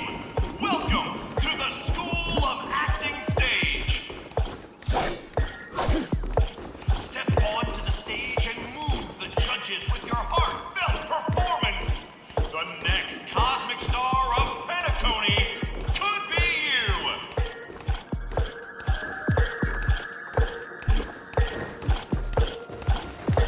Competitors, allow me to introduce the rules of this challenge to you. There are 3 stages up ahead.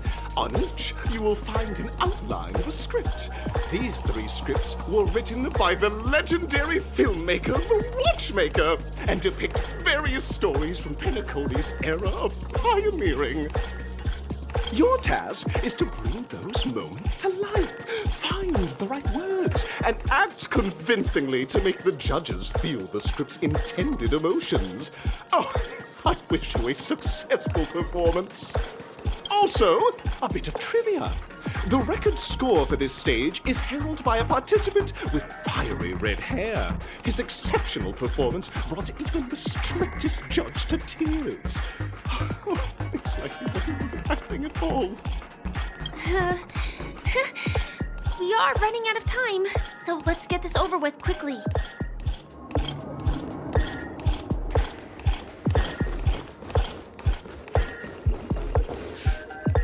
Just take a look at this pair! Such star quality!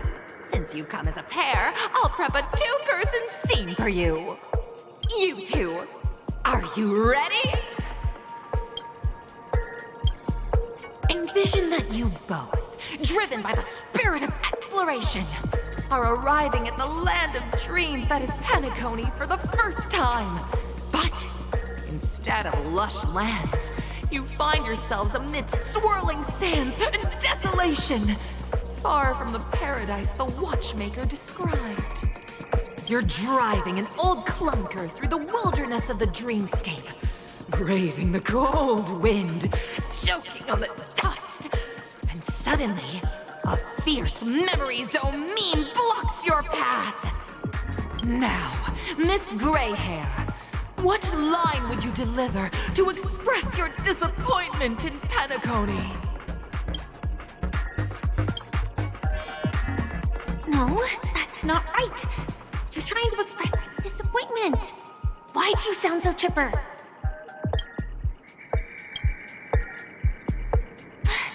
Do you usually express disappointment this way?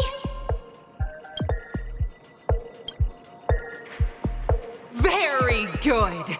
Now, though you're disappointed, your screen partner is conversely very enthusiastic. Now, young lady, you will say... This is great! I love living on the wild side! Very good, very intense! And then we cut to the story's next scene. You find a job mending the rails, but the days are long and your endurance can't keep up, and you finally collapse in the endless expanse of desert. Suddenly, sweet rain falls from the sky, wetting your lips and rousing your spirits. Now, Miss Greyhair, what line will best express your surprise at this moment?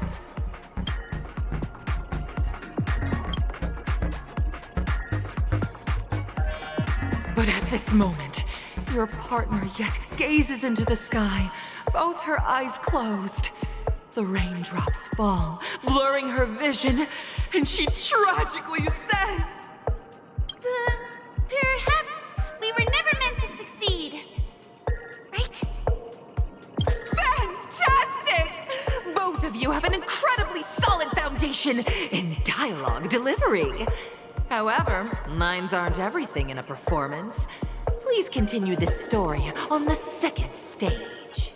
Up next, you'll be challenged with a body language test. I hope these tests won't take too long.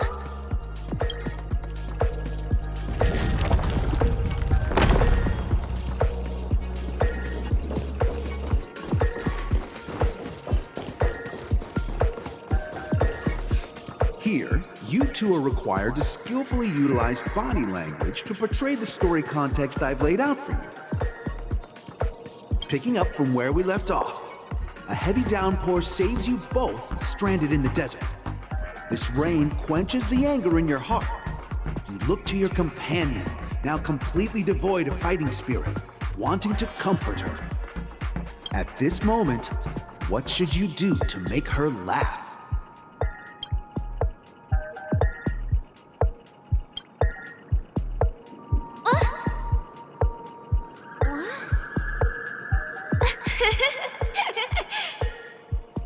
Right answer! Your companion sees you rolling about in the sand and thinks about the arduous obstacles along this journey. She can't help but let loose a laugh, rekindling hope in her heart. And so this girl... I'm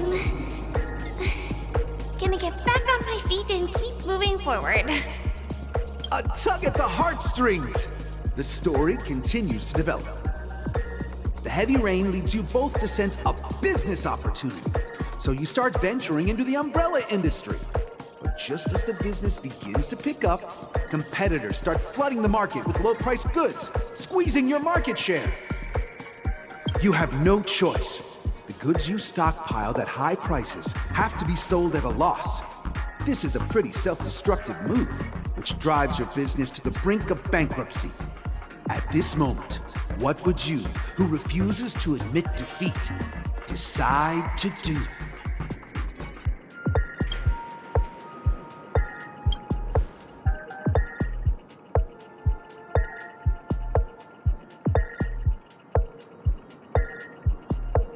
It's totally giving up! Come back here!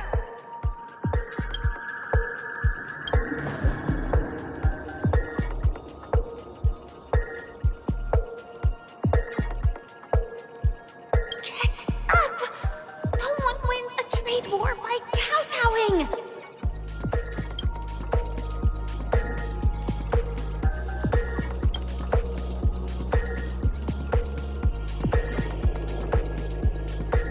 Fantastic! But it's a pity your friend does not agree. Seeing that you're up to your eyeballs in debt, she sees nothing but despair in her future. And then... I leave Penacony in utter disappointment! Is that okay? Of course! Absolutely! I was this close to tears!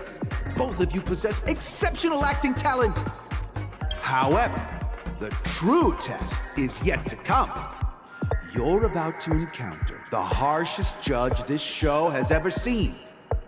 You'll need to rely on perfect performances if you want to win them over.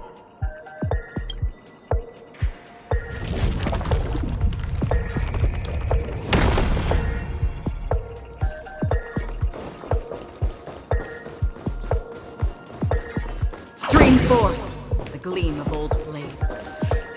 Welcome to the final stage.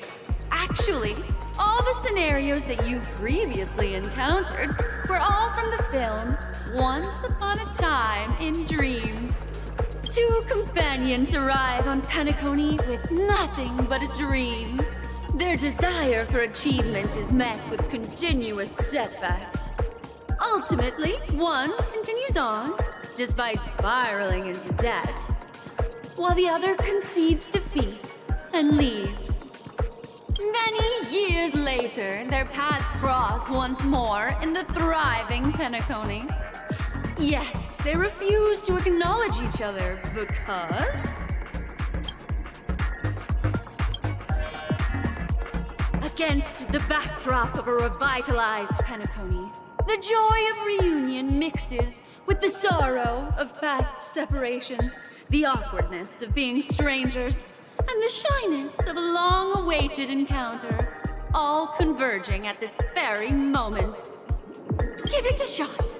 Try and convey this bittersweet scene to me. Bring it to life with precise and emotive acting. Is this ever going to end? I know!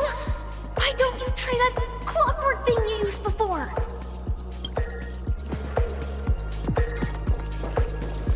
Your performance is far from satisfactory.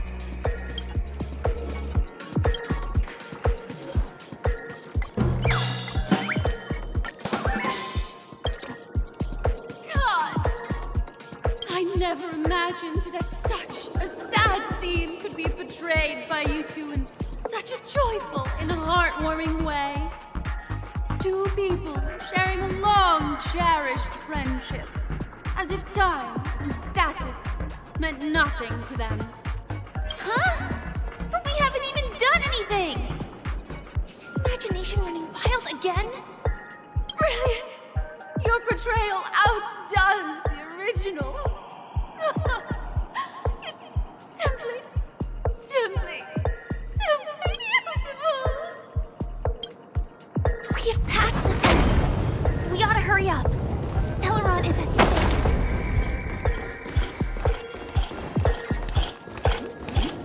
Congrats to both of you for clearing the stage, but more importantly, are you having fun? Fun is more important than success. Look at the time! You finished much faster than that red-haired contestant did. That red-haired contestant. Who is that exactly? You'll find out eventually, but only if you clear the next test first. Welcome to the second stage of the 33rd Scorched Sand Festival in the 20th season, sponsored by Soul Glad Enterprises. Gunfire time! You have the option to choose gunfire and undergo Brother Hanu's trial, or time, where you'll face Clucky's trial. And now, make your choice!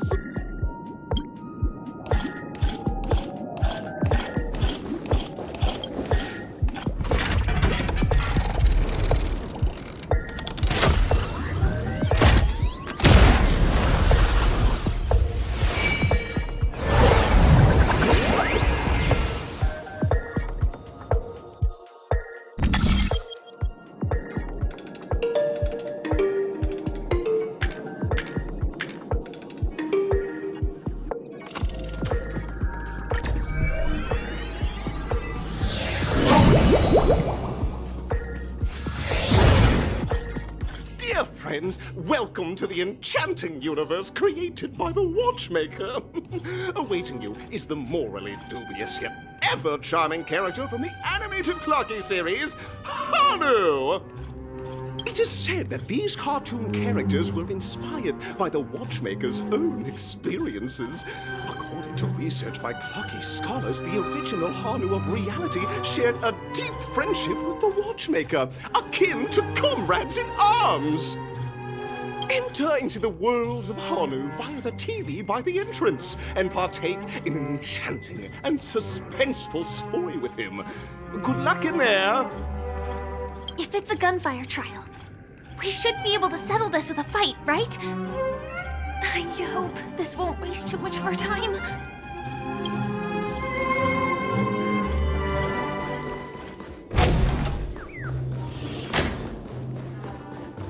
Ready? 1, 2, 3.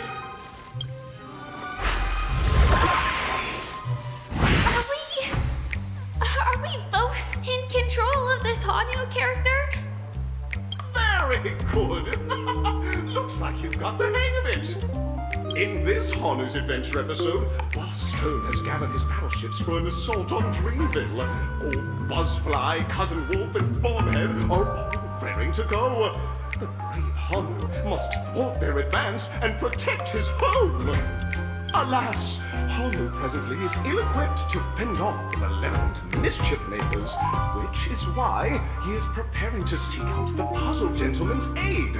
Go forth and speak to him.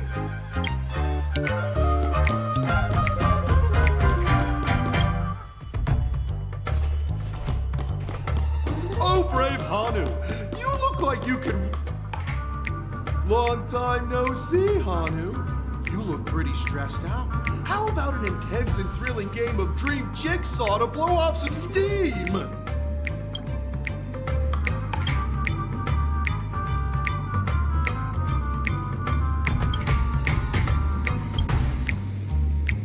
Oh my! Are you telling me that Boss Stone has rallied the villains to seize Dreamville? What a dreadful twist of fate! Listen closely, Hanu. I'm aware you're in need of a suitable weapon. And I also know there's one just upstairs. But you know what? You'll have to play an exhilarating round of Dream Jigsaw first. No Jigsaw, no moving forward.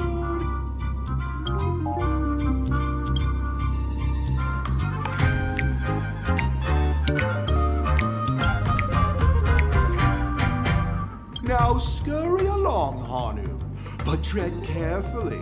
Two ne'er-do-wells are also eyeing those jigsaw pieces. Either outsmart them with the quick knockout, or ensure they don't catch you in the act. I can't wait to see you finish the dream jigsaw. Best of luck, Hanu. Let's stay alert and make sure those monsters don't spot us.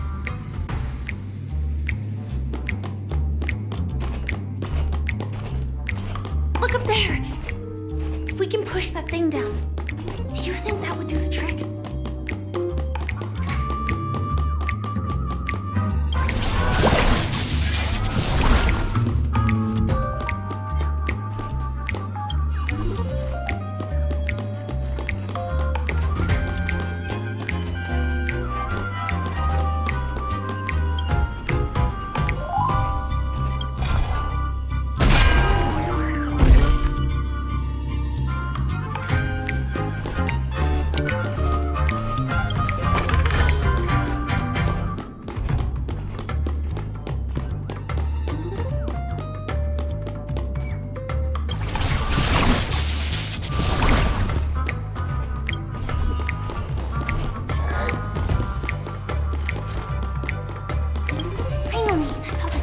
Pieces. Let's hurry back.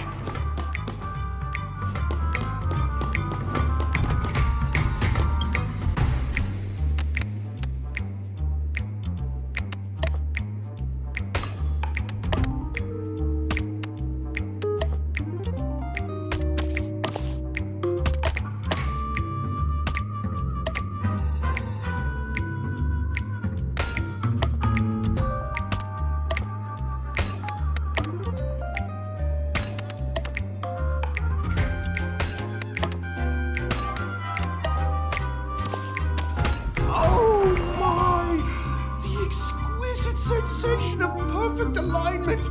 My organizational itch has been quite thoroughly scratched. Hurry now, Hanu. Touch that TV set and transform back into your old self. Then head upstairs. Your weapon awaits you there. Are such haphazard instructions really okay?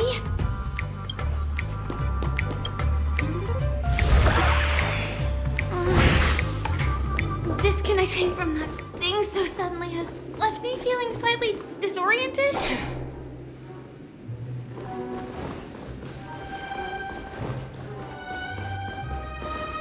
Is that Hanu?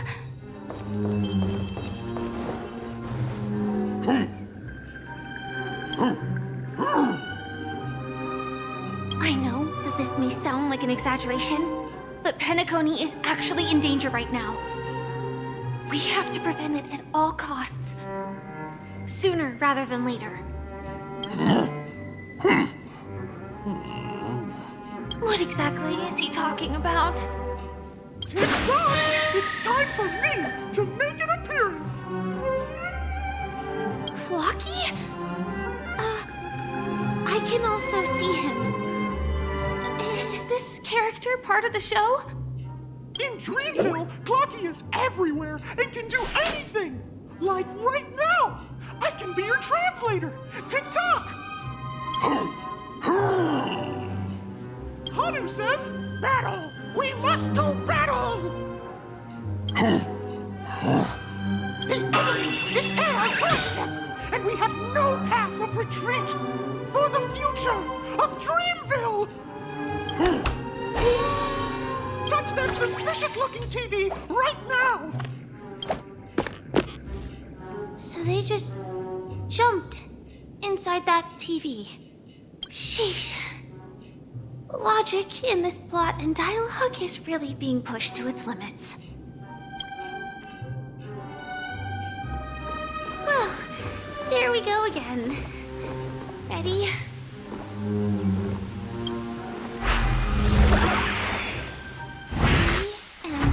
Gradually getting used to this.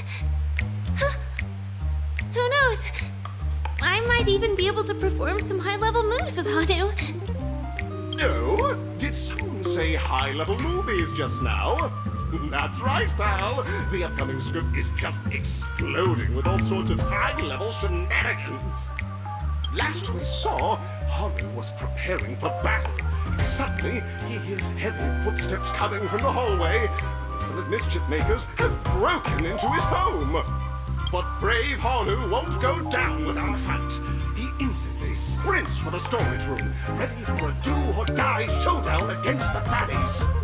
But we still don't have any weapons in hand. Guess what? Hanu's favorite bazooka just so happens to be in that storage room. So let's move on. What a coincidentally convenient plot twist.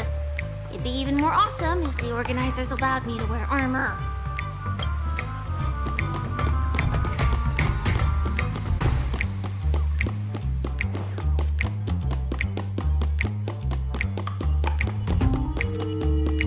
The storage room. It's behind the shelves, right?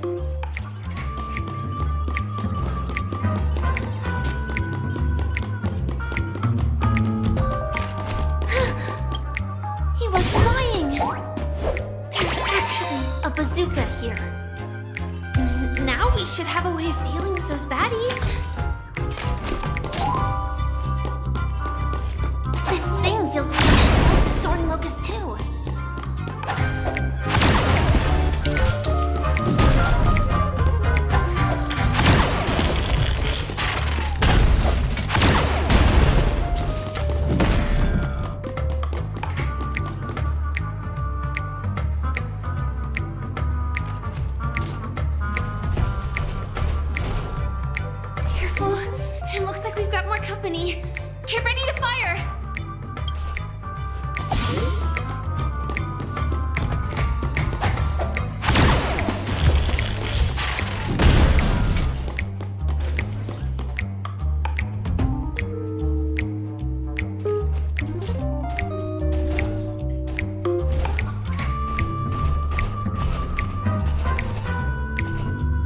again. But no big deal. We're pretty handy with this bazooka now.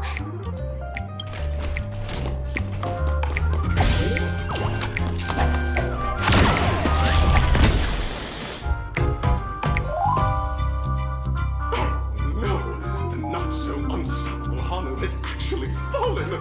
Quickly, return to the battlefield and seek revenge against the bad guys. Here we go again. But no big deal. We're pretty handy with this bazooka now.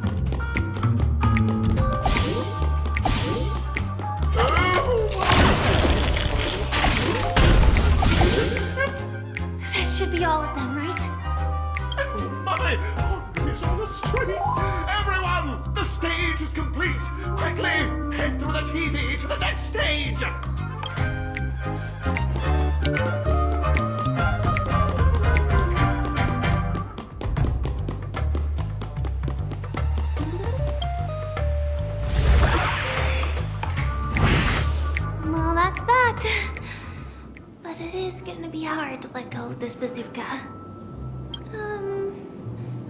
Never mind. Let's hurry over to the next stage.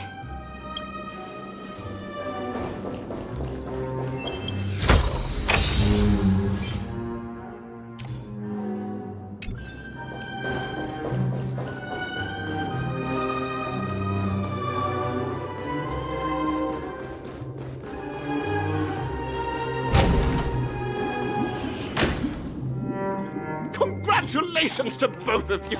Oh, you've overcome all obstacles and proven yourselves! But, unfortunately, there is only one who can be Penacony's festive superstar. In the final stage, you will face the defending champion.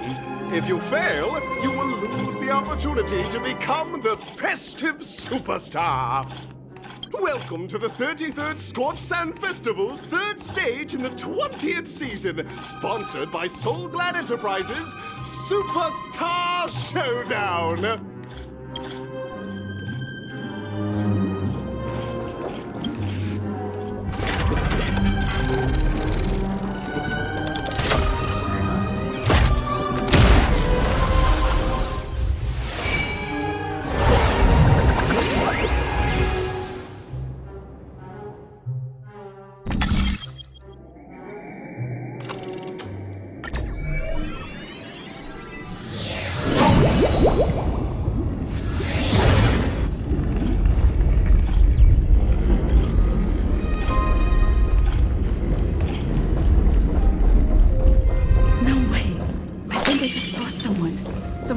Extraordinary.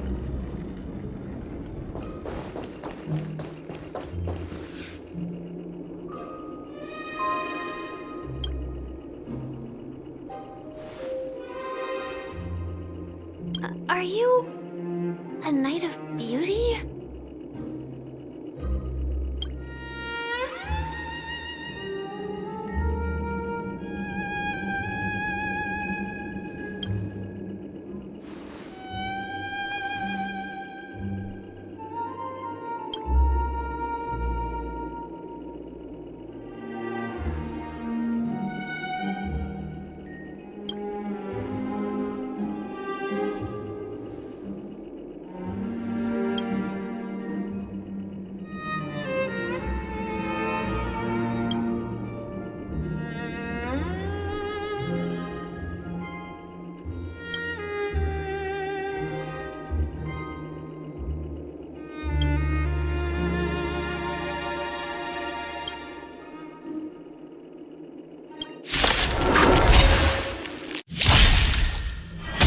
Behold, this symbol of pure... An elusive foretelling. Haha. Relax. Sure, I'll play along. Spend freely. May as well kill them all. I weep for the departed. It gives no fall.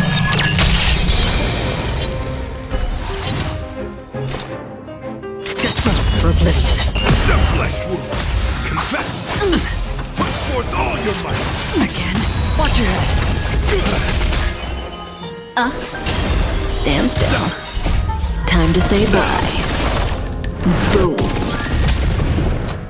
It's on me. The dice have bust.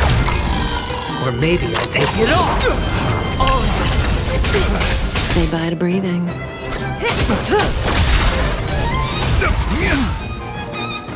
I weep for the departed. It gives no fall.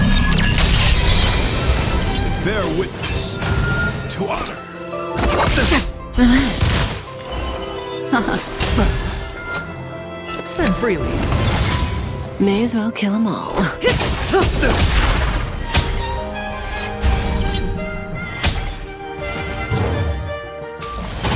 You are fighting a gentleman. Let's time yours. Watch your head.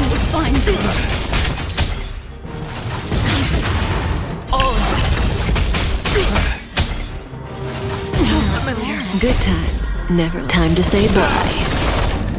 Boom. Rise to the challenge.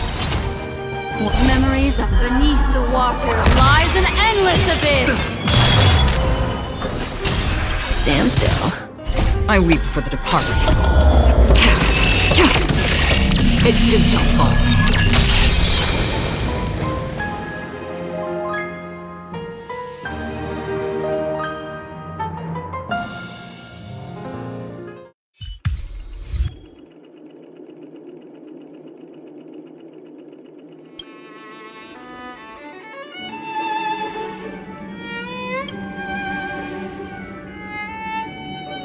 We don't have much time. May fate allow us to meet again, Night of Beauty. In that case, let's make our way to the end. Penacony's really thronging with talent. I hope we make it in time.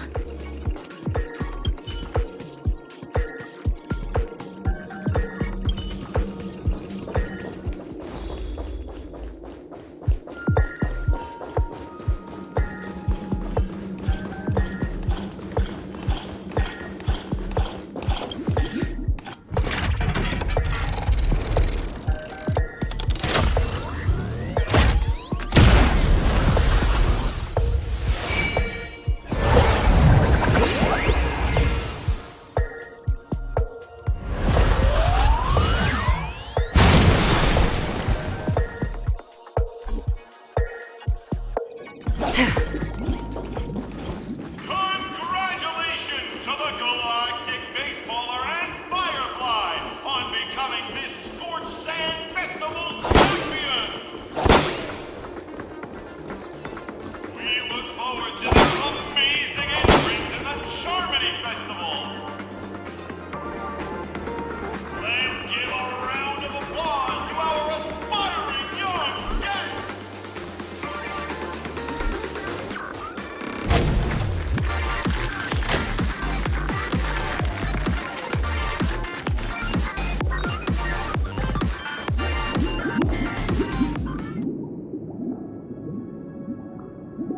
Congratulations to the both of you on becoming the festive superstars of this year's Charmony Festival. Before entering the Grand Theater, I, on behalf of the organizers, extend my sincere congratulations to you, wishing you joy under their radiance.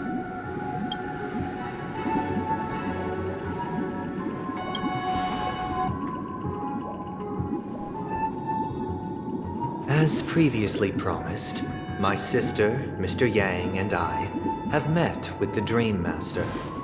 We delved into the truth about Penacony and its Stellaron, and have come to a consensus.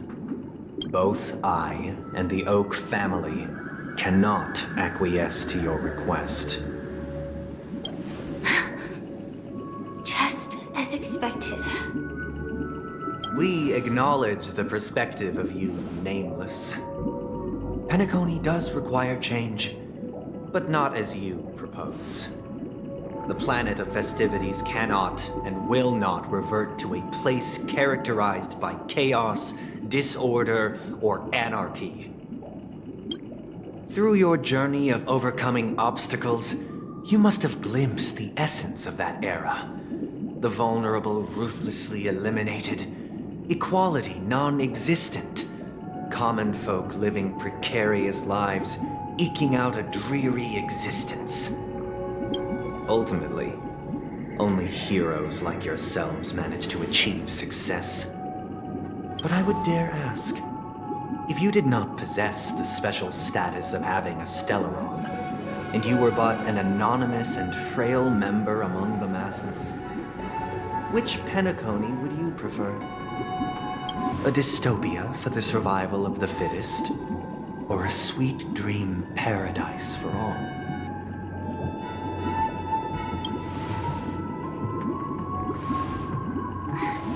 That's not the point! Don't let him mislead you! Mr. Sunday, even if the members of the Oak family can't fully agree on what to do about the Stellaron, now's not exactly the time to be holding an extensive discourse about Penacony's past and future, is it? The Stellaron issue concerns the life and death of everyone on Penacony. If anyone has a better suggestion, the crew is more than willing to listen. Also, it'd be best to tell us the ins and outs of that meeting. This way, we'll at least know what Welt and Ms. Robin are dealing with, and the reason why they failed to make our appointment. Ah, Navigator. That is precisely my intention. With all present, let's begin by discussing the details of that meeting. Let's talk about our tribulations and choices, our ideals and beliefs, and our final course of action. The only path to take.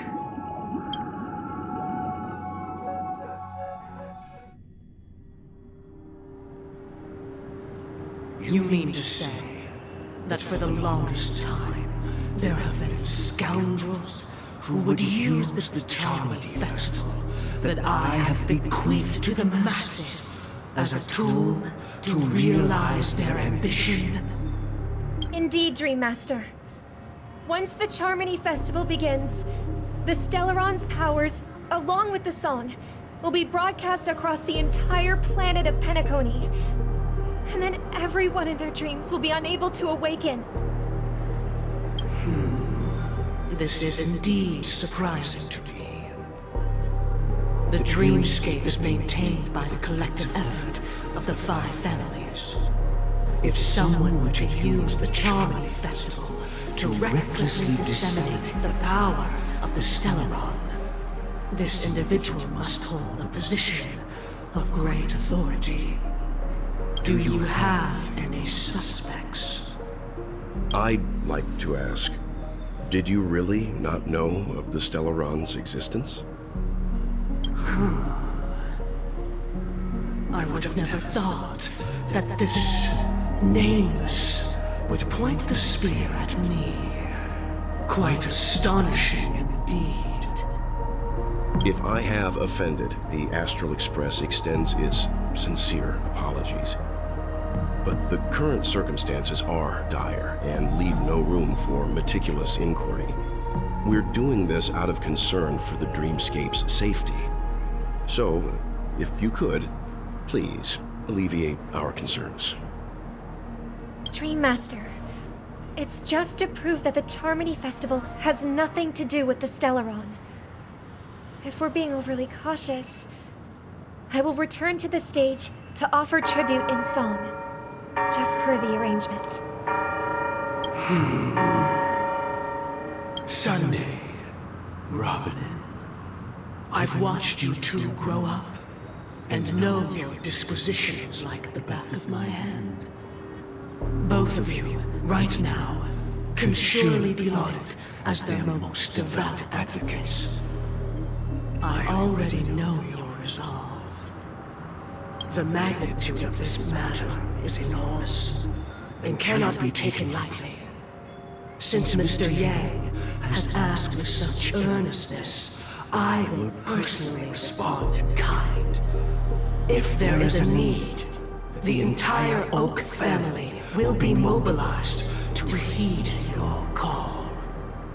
Someday, might I ask you to beseech them to cast their light unto me, and question me in their stead, so that no lies may be concealed?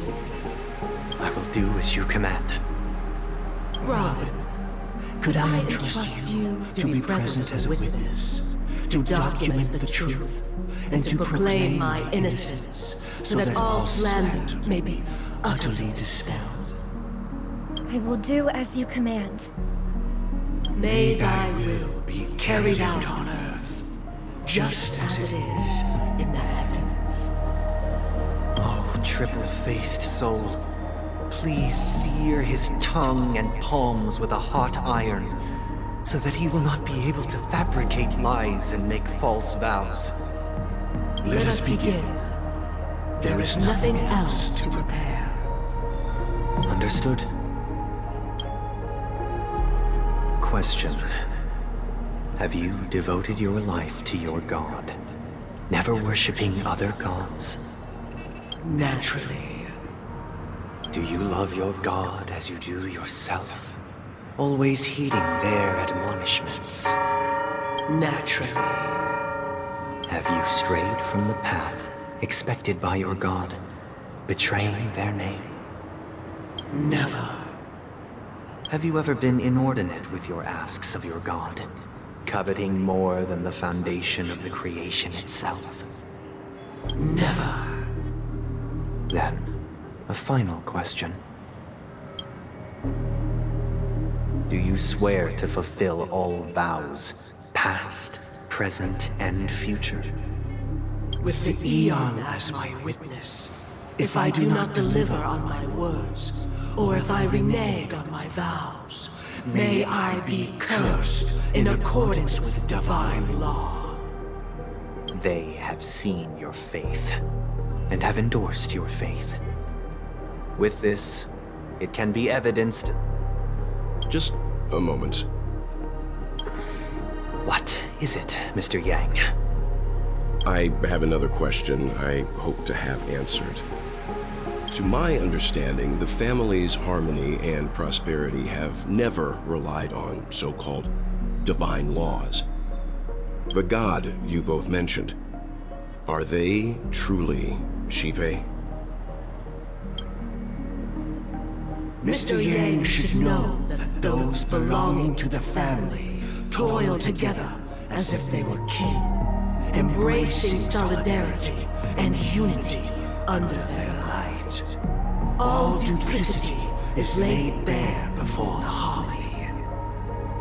Such a delicate and complex symphony. Which other god could perfectly harmonize this, if not for the Great One, Shipe? Perfectly harmonize it. Therein lies the problem. It isn't an outsider lurking in the shadows who changed the harmony, but a dissonance that has surreptitiously emerged from within this very symphony itself. In the distant past, there existed an Eon. With one flick of the wrist, they crafted the laws of the cosmos. Their followers formed the Beyond the Sky Choir, spreading solemn and reverent hymns throughout the universe. Later, they fell. The route traversed by this Eon clashed with the harmony, ultimately being absorbed and fused into it. The chorus that once reverberated across worlds fell silent, and when it echoed anew, it was transformed into the hymn of harmony. Though an Eon may perish, paths with no masters still linger. In the all-forgiving harmony, echoes of bygone dissonance may subtly arise. Mr. Yang, being overly astute can be a detriment. Especially when you find yourself alone and without allies. So this is how it is. For the sake of our grand cause someday, please afford these two an opportunity to rest. What?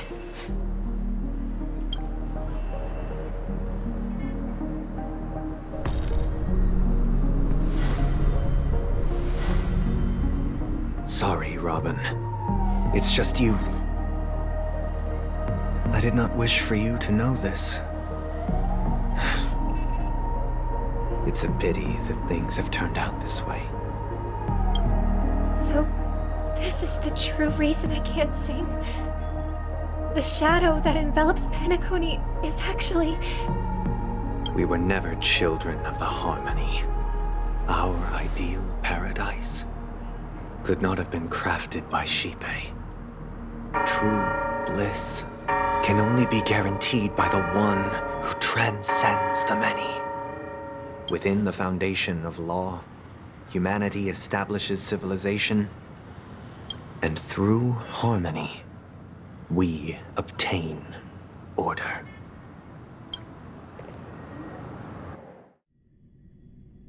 Unbelievable. To think that there would be remnants of the Order on Penacony. What have you done with Mr. Yang and Miss Robin? Don't worry. I just gave them some time alone to ponder their fates. You should know that these actions make you an enemy of the Astral Express. Should we need to stand against the Nameless, it would only be myself and the Oak family involved. But we haven't reached that point yet, have we? Your efforts for the justice of Penacony are evident to everyone, and have been widely observed. Smart kid. You're just as sharp as the other one. If it is the Order that drove you to imprison Welt and Robin, and you're using them to coerce our compliance, then there'll be no point in entertaining any type of discussion.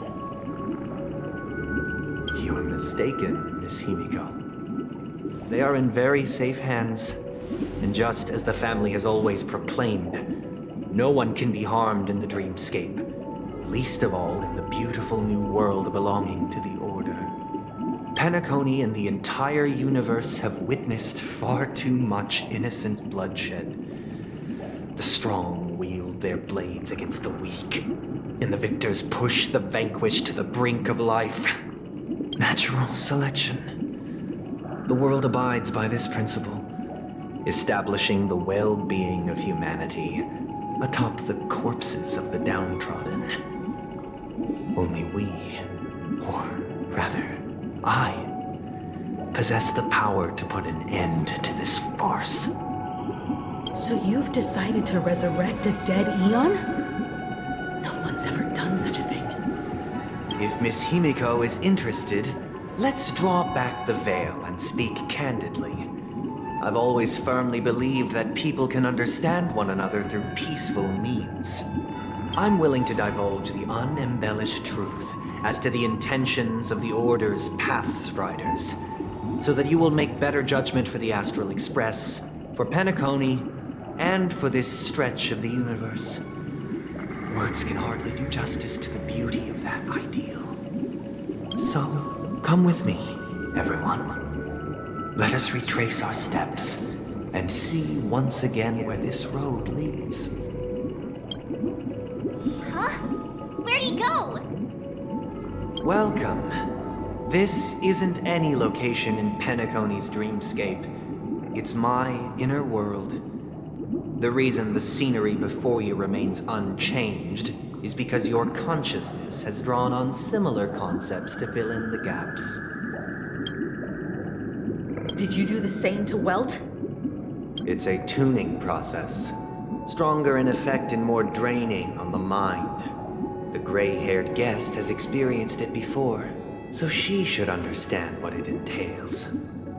Tuning allows you to intuitively grasp my feelings, which also means that I cannot hide anything from you. Now, everyone, please look at the huge screen. The road we once took begins here. this point on, you will witness the numerous decisions I've faced. I've selected a portion of these to share with you. I believe after going through similar predicaments, you'll be able to better understand my thoughts.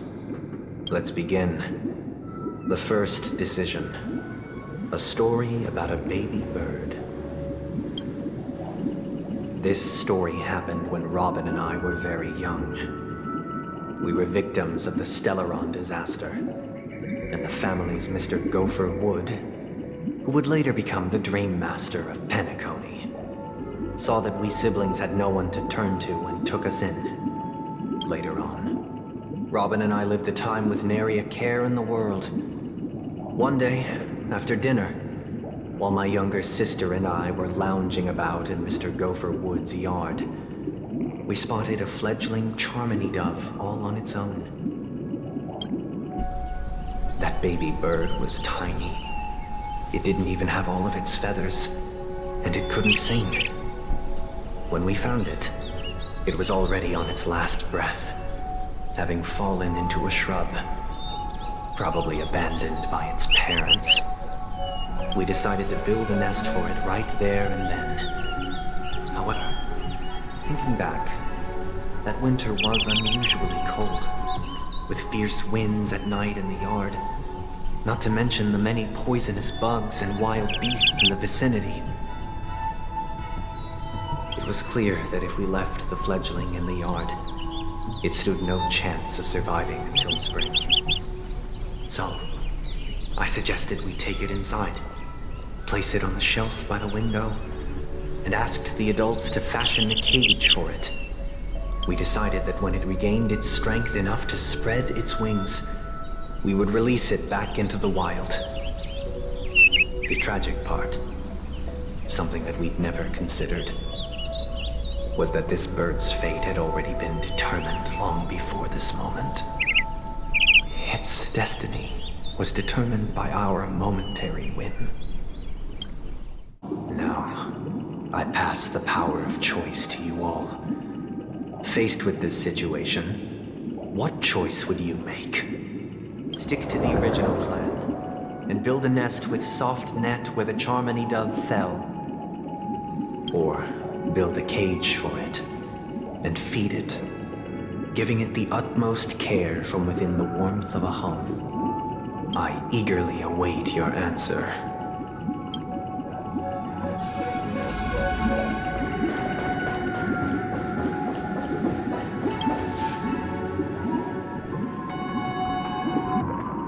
Interesting. Since you've made up your mind, allow me to reveal what fate this choice will bring to the fledgling. From what I've observed, there are at least 3 predators in that yard that prey on small birds.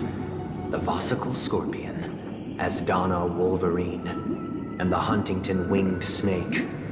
Even if they shy away from humans, these animals are still near apex predators in a fenced location like a yard. In such a location, only one fate awaits that little Charmony dove. A painful death. As for the choice you made, I am deeply sorry. Now, let us advance to the second decision. This time, it's the story of a dream chaser. This story happened when I was appointed as Bronze Melodia, a position exclusive to the Oak family, charged with listening to the problems and vexations of dreamscape residents, and providing them with the relevant guidance. It was during that period that I had the opportunity to hear voices from all corners of the dreamscape. Joy, sorrow, arrogance, regret. The complex tapestry of human nature that formed the world. And I was fortunate to catch a glimpse of it. He was a dream chaser, and an illegal stowaway. Just like the rest of them, he came to Penacony in search of a better life. Except that, to most people, the price he paid, I suppose you could say it was everything. He told me I sold everything I could at home. The house, the land, even his 2 children. He said he could not afford to raise them, and that at least they could eat if they lived as slaves. He had a plan in place. He would buy back his children once he had made his fortune, and enjoy Penacony's beautiful dream with them. Alas, his plan to smuggle himself was somewhat clumsy, and he was sniffed out by those pig-headed hounds. After hearing the Dream Chaser's story, I immediately appealed to the Bloodhound family to cease their pursuit. That way, at least he could live peacefully. But I was still too naive to the ways of the world. I did not anticipate that what I thought was a kind gesture would later lead to dire consequences. I'll tell you the outcome soon. For now, I'd like you all to make a choice.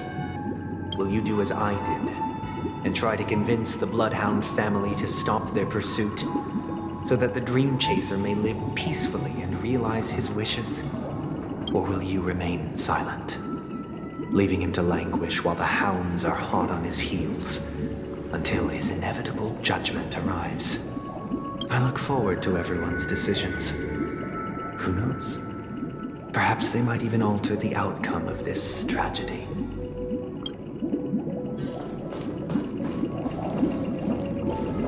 A Dream Chaser story. If I acted out of kindness, I would probably ask the Bloodhounds to stop their pursuit and lend him a hand. But what cruel repercussion would this choice result in? I think Sunday must have been deeply impressed by the limitations of the strong defending the weak through this incident.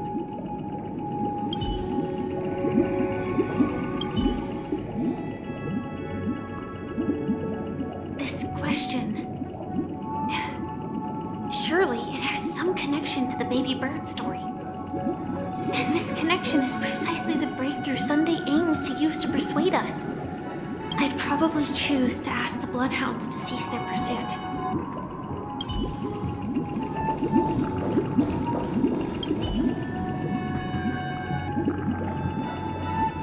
It seems illegal stowaways are really quite common on Penacony. But that guy in the story, I don't think he deserves any sympathy at all. He sold his kids to chase a dream.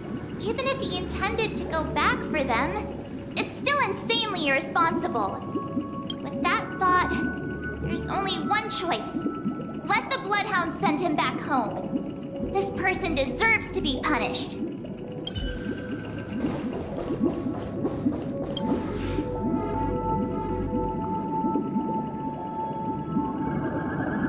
It seems you, like me, are pondering whether a different choice could have led to a better outcome. Sadly, his fate would only be more tragic. Say he never gets caught. He would only die from delirium. The methods with which illegal stowaways enter dreams are unorthodox, not flawless like the hotels. Living in the dreamscape would be a mere pipe dream. Should he be apprehended? Could the hounds afford to turn a blind eye? The answer is a definitive no. They couldn't bear the resulting consequences, and thus wouldn't dare extend a helping hand. As to your choice, I once again offer my heartfelt apologies.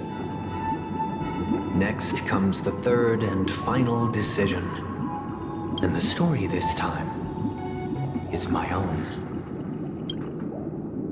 This story happened the day I was appointed the Oak family head. At that time, Mr. Gopherwood was the current Dream Master, and as per his wish, we had a private conversation. What surprised me was that the Dream Master had only come to deliver a letter to me. He let me read its contents, and it was a letter from my sister. The letter contained the usual pleasantries, anecdotes from her travels. Nothing out of the ordinary. Just as I started wondering how this letter related to our discussion, the Dream Master began to speak. Do you know who wrote this letter? My sister, of course. But why would you personally visit me to hand me a letter from my sister containing mere trivialities? To help you grasp the full scope of this issue. Do you know where Robin is at this moment? From what the letter indicates, she must be in Caspelina 8, correct? She's touring there right now. Correct. Has she mentioned anything about a stray bullet? A stray bullet? What? A war has broken out on that planet. It is because of this very reason that Robin chose this destination. To spread the word of the Harmony. And to save the lives of that planet. She personally made for the front lines. She hoped to ease the people's suffering with song, and was willing to brave mortal danger to deliver the IPC's medical supplies. Unfortunately, stray bullets show no such compassion. Is she alright? If the operation was successful, she should probably be recovering in the field hospital. By the eon above, the bullet struck her neck directly, yet possibly as a reward for her consistent deeds of harmony. It didn't hit any vital arteries. Once you've attended to your outstanding tasks, it'd be advisable to write her back as soon as possible. Those damned savages! I'll pack my bags right away. My gratitude for bringing this to my attention, Mr. Gopherwood. Now you understand why she always wears such elaborate neck ornaments, don't you? How could this happen? Miss Robin. It's all in the past, so please don't worry. I share this in the meager hope that you will understand the Harmony's limitations and predicament. As grandiose as the strong defending the weak sounds, many times, it is nothing more than wishful thinking. Likewise, I've prepared one last question, one last choice. But rest assured, this choice will not have any grave consequences, because this is merely a figment of imagination, a nightmare that has haunted me through countless nights.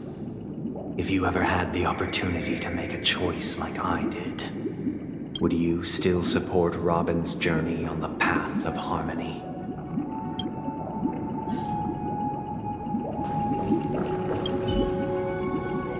I often feel like I've dreamt of similar scenes on certain nights.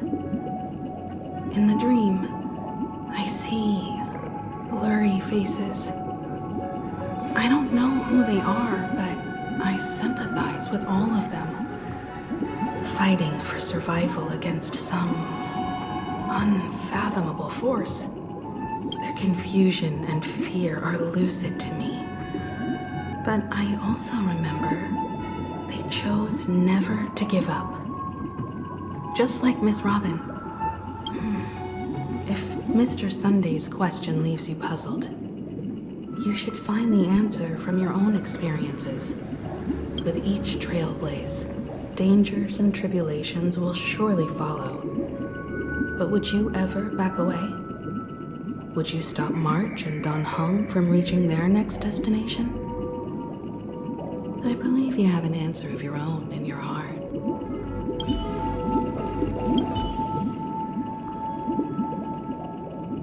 Miss Robin's courage is admirable. And here I was thinking she was just another superstar celebrity. But the fact that she's also Mr. Sunday's younger sister? No, I doubt he'd wish harm on his own flesh and blood, no matter how grand the ambition.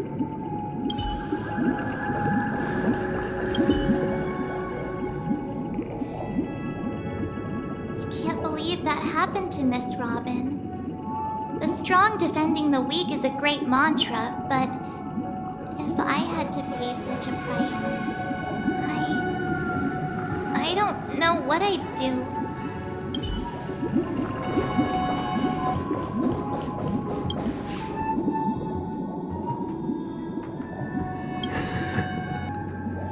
I see.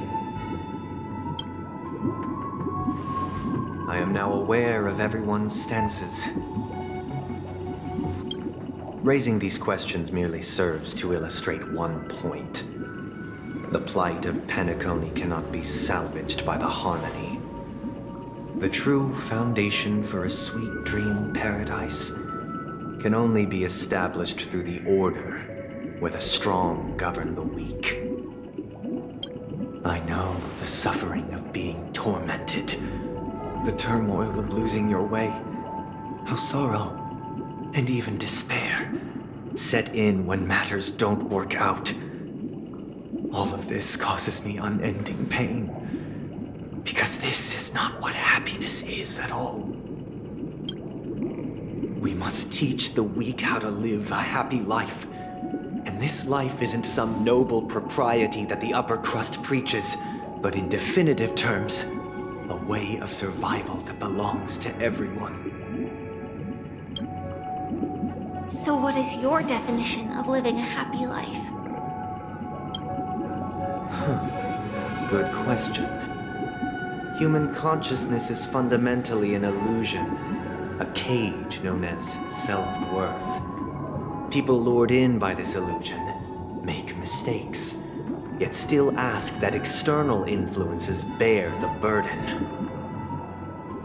When one mistake after the next permeates the masses, they become impossible to trace. Thus, the amassing of these individual cages culminate to form a prison, a place dictated only by the rule of survival of the fittest. Nature is always accompanied by predation and sacrifice. Its antithesis is known as order. That is what I want to do. Unite people's happiness under the banner of order. They won't need to make bitter choices any longer, nor face the weaknesses of humanity. They can cast aside their primal instincts to build a haven for mankind. Simply describing thoughts is far too abstract, so allow me to provide a simple example. As you all may know, there are societal norms like weekends and long weekends that exist on some worlds. During these hard-earned rest days, people are given the chance to extricate themselves from the stresses of everyday life, allowing a certain tranquility to return to their souls. And it is only on these days that people do not have to adhere to the law where the strong prey on the weak. They can live out their lives happily during these brief intermissions. It's just a pity that 2 or 3 days are still too fleeting compared to the span of a lifetime. From where I stand, society's ideal system should be 7 rest days. Following Sunday, there should ensue a second, a third, and indeed an infinite procession of Sundays. This should be the face of the new world. Idyllic, eternal, peaceful days. And thus, every person can return to their base selves in this utopia. Some gaze in reverence at the stars, pouring their whole beings into calculating the distance between us and the isolated world of Pagana. Meanwhile, some seek refuge in quiet corners, holding one another, unencumbered by the chains of unwelcome obligations. There would be no need to bear the hardships of reality. Only in this way can humanity face the inevitable end with the purest of spirit. Living a life of dignity. This is what it is to live in bliss. Miss Firefly, you who are stricken with entropy loss syndrome, You of all would surely understand this.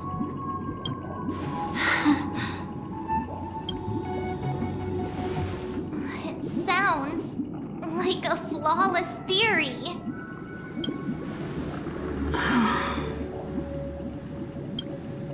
But what is the price to attain all this?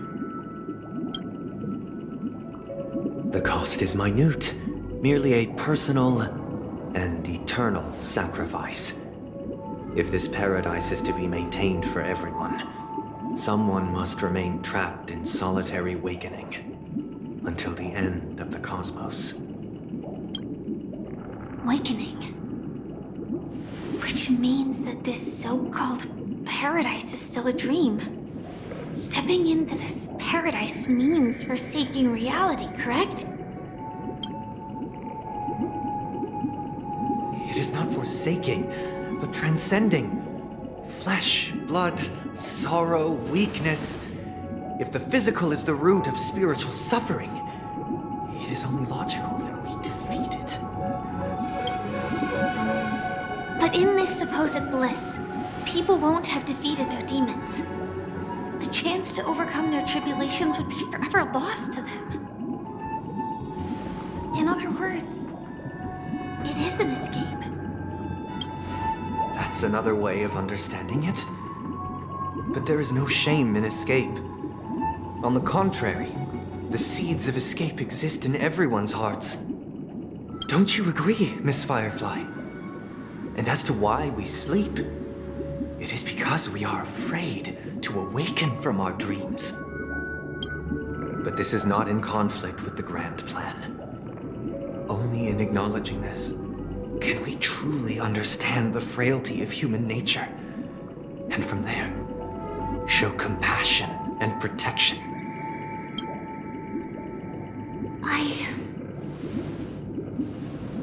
I admit that you are a born leader. Your perspective on humanity brims with pessimism. Yet you express compassion for all, even when your heart pities them. But unlike you, I live for the self. From my perspective, individuals making choices for themselves is their birthright. The want to escape may be innate in the weak. But whether they are weak or not, it is not up to another to decide. Perhaps in your mind, you also view me as weak.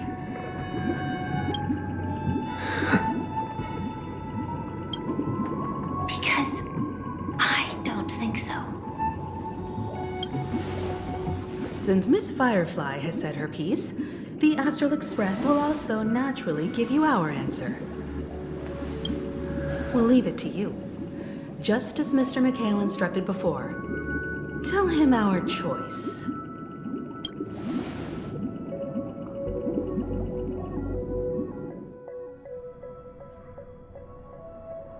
What is this place? Does this place ring any bells, Misha? I don't know, but I feel a sense of déjà vu.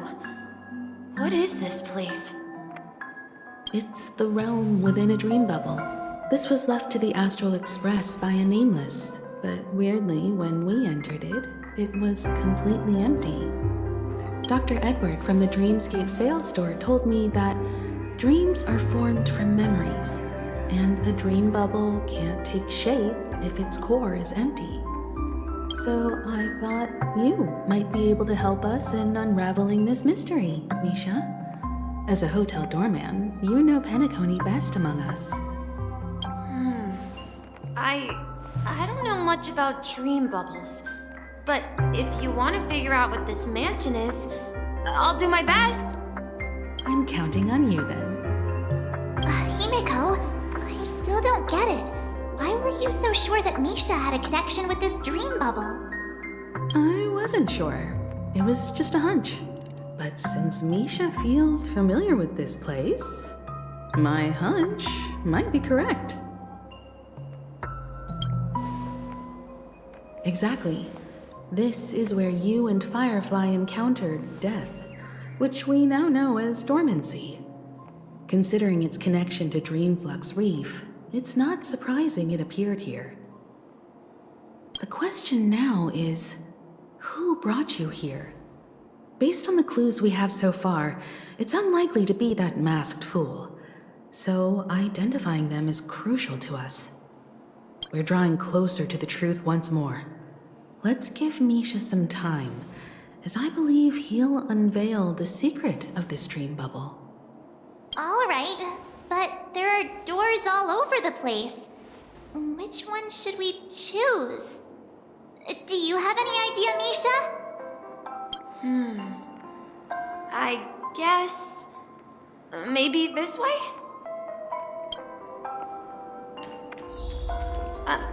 I'm not entirely sure, but... let's give it a try. Stream 4! Wait, you managed to choose the right door on your first try? Weird. This place is quite different from the hotel. But I feel like I've been here before, and even lived here for a while. If I remember correctly, there should be a fireplace down that hallway. Clocky and I used to sit by the fire, listening to the crackling of firewood. And the room on the other side was the toy room. I loved spreading out all the toys from the box on the floor and making up stories for each of them. Hold on. This doesn't make sense. Didn't I grow up in Dreamflux Reef? So, what is this place? This could be a case of amnesia. Don't worry, Misha. It's common for everyone to forget certain aspects of the past. Those memories haven't vanished. They're just lying in the depths of your mind. We can surely get them back. Since this place seems familiar to you, why don't we explore a few more rooms and see if you can recall anything more? Yeah, then let's check out the rooms I just mentioned.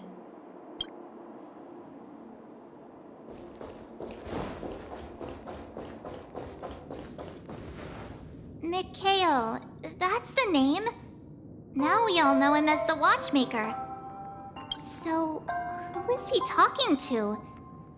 Do you know anything about it, Misha? I'm sorry, I don't know much about the watchmaker. But, Mikhail... Anything special about that name?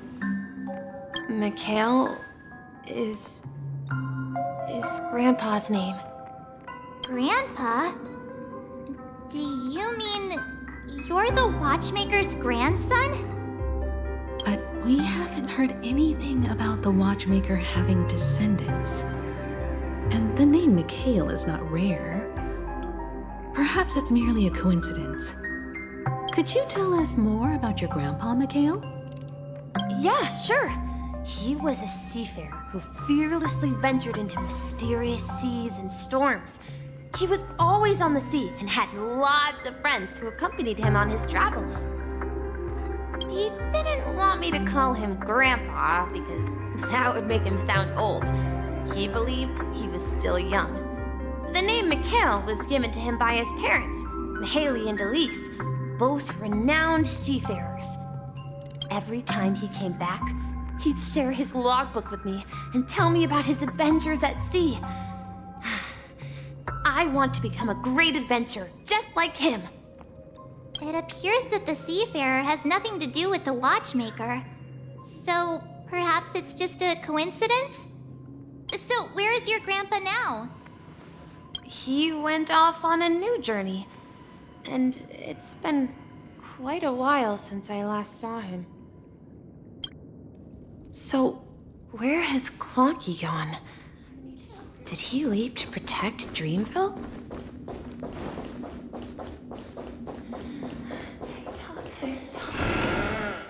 Tick-tock. I heard some noises from the room. Origami bird? That's a friend of mine. You and Origami Bird are friends? Yeah. It's a member of the Compass crew, just like Clocky and Miss Mirror. And there's more than just one Origami Bird. They are a big family with lots of brothers and sisters who look the same. They follow Miss Mirror's orders and handle all sorts of jobs on the ship. They're the best sailors. Sailors? Can Origami Birds be sailors? Could you tell us more about the compass, Misha? The Compass is a ship bound for the New World.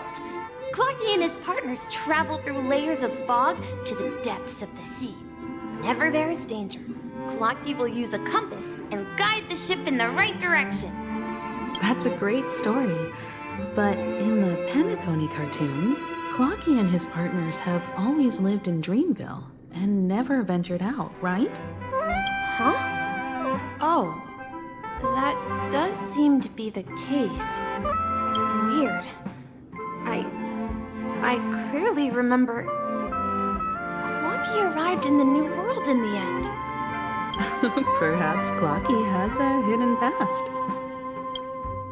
I think I hear the sound of water. You once mentioned there's a magnificent fountain up ahead. Look, there it is! The water resembles a precious jewel embedded in the dreams of all seafarers. Every time I gaze at the shimmering lights beneath the waves, it feels as though I'm back in this place, standing by your side. Have you recalled anything, Misha? Yeah, I saw these sentences in Grandpa's logbook. He used to say that despite the perils of the sea, whenever he stood on the deck in the afternoon, overlooking the sparkling waves, he would think of this fountain in front of his house. He often said that those moments felt like returning to his family's side, and the difficulties at sea didn't seem quite as challenging. You know, I quite understand such sentiments.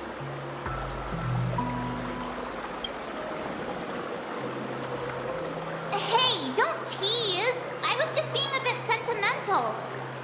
Perhaps every adventurer far from home carries a fountain within their soul. Even though the other side of the sea remains shrouded in the unknown, the fountain in front of his house serves as a compass, leading him back to his cherished ones. Yeah, while Grandpa was at home, we would stand by the fountain and place the compass, a toy boat that I made, into the pool. Back then, I would ask him when I could go on adventures like him, and he would always laugh and say I was still too young. It seems this Mikhail is truly a seafarer and has nothing to do with the watchmaker. Yeah. Based on Misha's recollections, the scenes in the dream bubble appear to be his childhood memories. But this raises more questions. According to Misha, he was clearly born on an oceanic planet and led an ordinary life, with no connection to Penacony at all.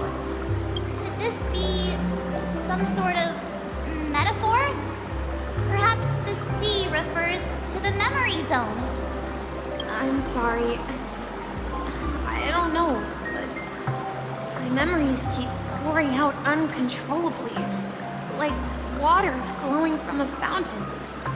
Perhaps I'll remember more things if we go further.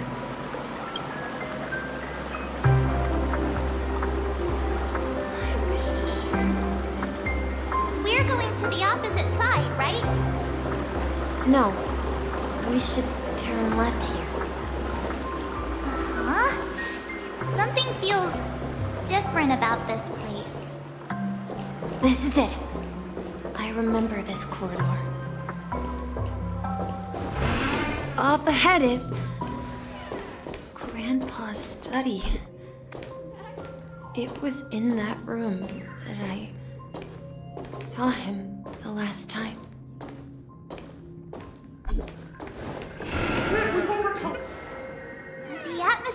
this room feels totally different. Misha! You finally come! Clocky, you're here! Yeah. This is the room where we first met each other. Are those books on the bookshelf logbooks left behind by that seafarer? Yeah. Whenever he came back, he placed a logbook on the bookshelf in his room. They contain records of his expeditions to every corner of the world. He described our world as a fountain. At some point, the sea started to gradually swallow up the land where people lived. To ensure that everyone had land to settle on, he had to continue exploring the sea and search for the source of the rising seawater. On that day, he called me to his study, telling me that he was embarking on another journey. However, I could sense the gravity in his expression. It was the same look I had seen on my father's face before his final voyage. I asked him if I could go with him, but he said that my adventure lay elsewhere and told me to stay home and patiently await a certain sound at the door. What sound? He told me about a vast ocean in the sky. An ocean of stars. He spoke of a train that transports children with a desire to venture far away, traversing the sea of stars without ever stopping. He said that he knew the crew on the train, and that he had asked them to take me along. He said the journey I had always dreamed of would start there. A train? Could it be? It's the Astral Express. I remember now. Grandpa's friends are a group of nameless who came to this world to resolve a disaster caused by a star. Then, he gave his pocket watch to me. It was his cherished treasure, appearing in every one of his adventure tales. He explained that difficult times were ahead, but assured me that the watch would guide me. He said, as long as I kept moving forward, I'd eventually reach my desired destination. And then, it was as if I heard the distant sound of a train whistle, echoing throughout the room. Exactly, Misha! And then we followed that whistle, didn't we? Yeah.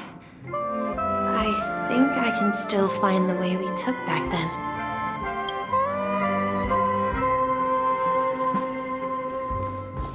This is the dream jigsaw, right?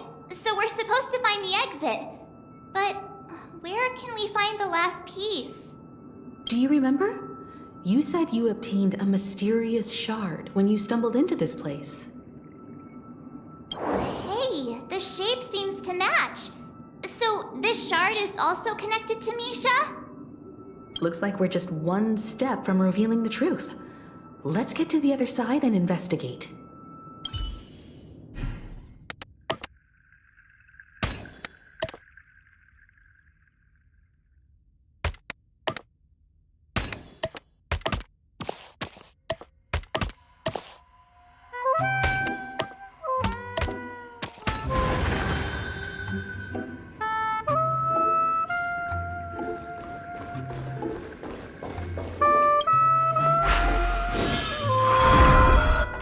This is it.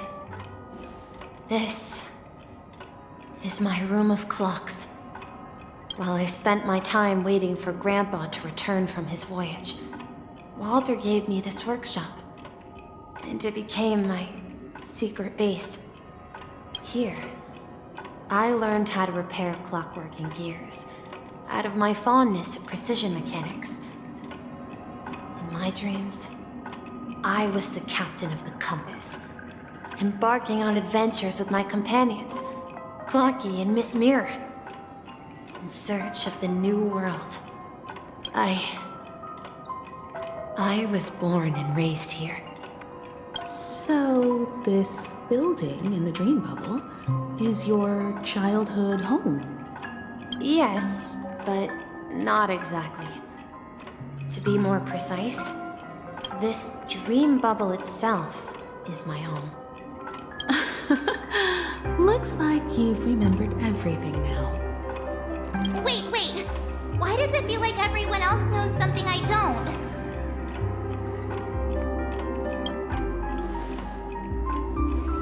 Marge, do you remember when she mentioned the Clocky that only she could see? Yeah, the little guy here, right? But we all saw him in Dreamflux Reef, right? And Mr. Yang even greeted him. Looks like everyone on the Astral Express has a childlike spirit. The answer lies in the Astral Express. Her experience shows that neither Firefly nor Acaron can see this Clocky. And when we were in Dreamflux Reef, you may have noticed that for some reason, nobody outside of the crew had ever talked with Clocky.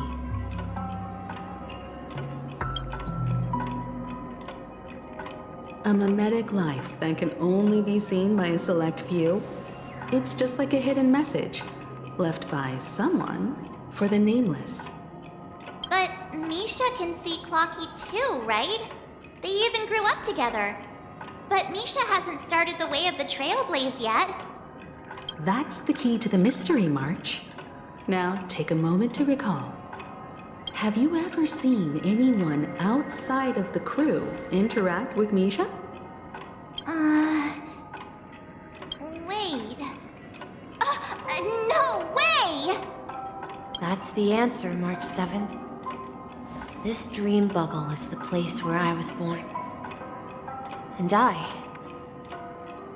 a dweller in this dream. Just like a memory zone meme. I should have stayed here and waited for you. But when reality and memories merged, I unconsciously pushed open that door and left the bubble with Clocky. So it's not that the watchmaker's dream bubble is empty, but rather the stuff inside ran away? And the whistle you heard was the sound of the express arriving at Penacony? That's one way to see it, but I believe there's a longer story behind all this. It's best for Misha himself to explain all the details. How about we start with your name? Now, should we call you Misha, or...? Thank you all for helping me rediscover my true self. Now, please allow me to reintroduce myself. I was born on Lushaka, in the Presmere system, adopted by seafarers Mikhail and Char. They gave me a treasure, a name that carried their hopes. Mikhail Char Legwork, or simply, Misha. If you prefer, you can call me by a more familiar name, the Watchmaker. So, you're the watchmaker himself? Unfortunately, that legendary figure is no more. I'm only a reflection of his life. As for the child who has been with you, he's the innocent protagonist of Misha's childhood dream. A friend of Clocky, a young apprentice, and a future mechanic on the Express. And this also marks the beginning of his journey, devoted to the Trailblaze. At the end of the journey, I left this little flame, which I so cherished, in my deepest dreams, hoping to pass it on to the nameless of future generations. However, he somehow left the dream bubble and forgot all about his task. I apologize for all the confusion this caused. Because he was born with a desire to trailblaze, wasn't he? I don't think Misha has forgotten his role as a guide. He remembered it, and that's why he mistakenly appeared as a hotel doorman in her dream from the very beginning. The one who brought our unconscious friend here must have been Misha. If that's the case, we encountered the Watchmaker's legacy from the beginning, didn't we? Well, I have a sarcastic friend who says I always take big detours and end up back where I started. Perhaps that's what every nameless has to go through. But in the end, you found me. I'm sure you're all wondering what my legacy is. I believe my hound has mentioned the Stellaron and my wealth. If I may apologize, the Stellaron part is real. As for my wealth, however, it's nothing more than a baseless rumor. I left my homeland as a child and embarked on the journey of Trailblaze. I traveled to various planets until finally reaching Asdana, where my friends and I built the original Penacony and fought for its future ever since. I've been moving forward all my life, doing what I could to overcome the obstacles in my path. But ultimately, my journey reached its end, and I left behind no possessions worth entrusting. So, if you ask what's left within this worn-out train engine that can be called a legacy, I suppose it's the things that are still burning in the engine's furnace. Now that you're well aware of the current situation of Penacony, I certainly hope that you'll help me get this world back on track. But I'll leave that decision to you, for the path of Trailblaze is never paved by others. All I have for you is a story and 2 gifts. I want to give you my pocket watch. It has accompanied me throughout my long journey, guiding that naive child forward, and has been blessed with the presence of so many great people up to this day. And my hat, too. The one who navigated for me placed it on my head and planted a fanciful thought in my mind. The trailblazing expedition will never end. Now, it's time for you to make your choice. Once you've made up your mind, open that door and enter the long dream of an old man. I'll be waiting for you at the end of this corridor of time. All right, everyone. Let's make a decision. Although I don't think anyone will have any objections.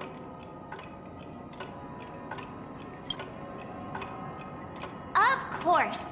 We've come this far. Surely there's no other option than moving forward.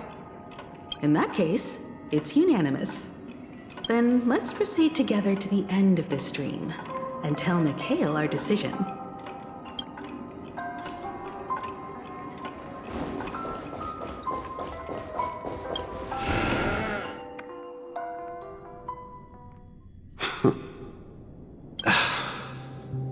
Mikhail, where are you going?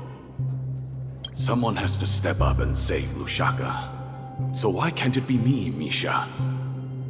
Please don't go. And if you must, please take me with you. Don't leave me alone.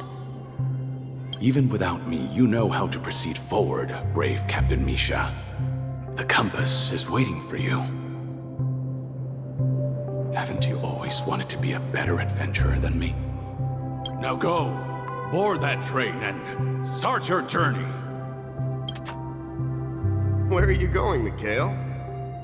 I'm going to clean the floor in the parlor car. I've promised the conductor. Wait, first tell me, did you fix this watch? Yeah? I know what it looked like before. Its chain was broken, the back case torn, and the marks on the dial all worn out. How did you manage to fix it?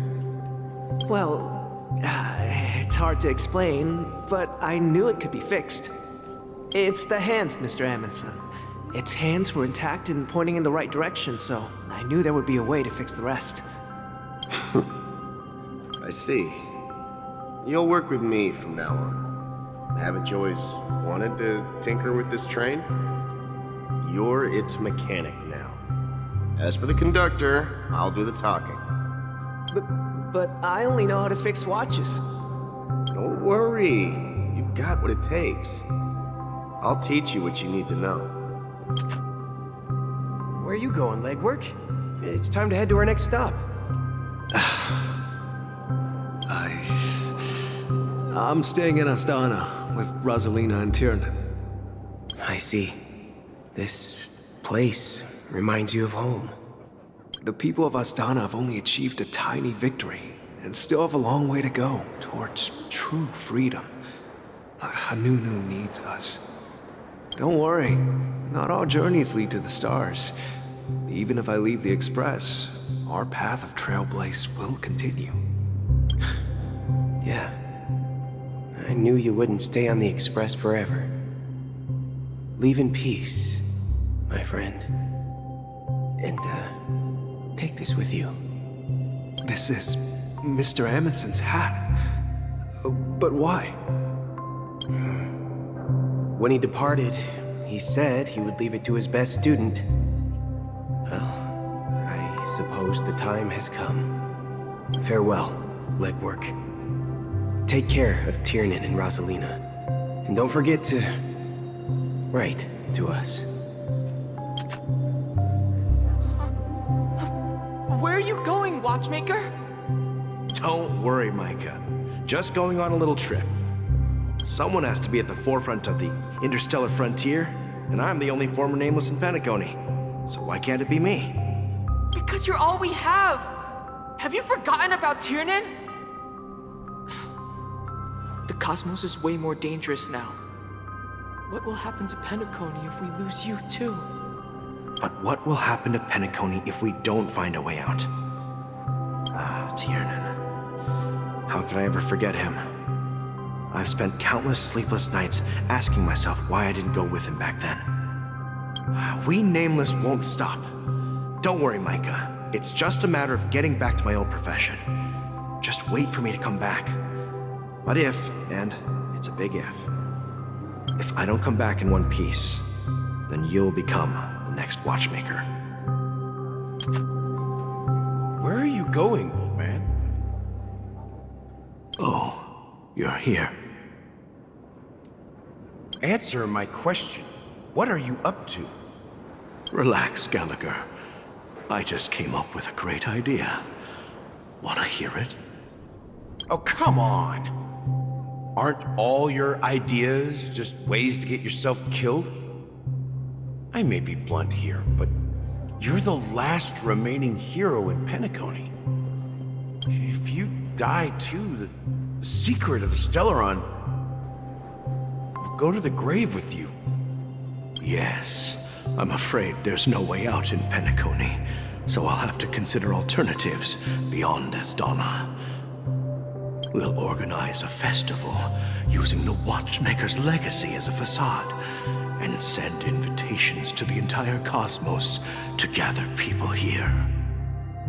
So, a desperate struggle against the family? Desperate? Don't we have you here, my friend? This task is challenging, but what hasn't been challenging for us along the way? Well, whatever you do, remember, make sure to send an invitation to the Astral Express. Misha! Where are you going? Oh, it's you, Clocky. Take me to Flux Reef. Last night, I had a long dream about the day we met. I want to write down that dream. Write it down? Why? Oh, so I won't forget it. Do you remember how you got your name, Clocky? Of course!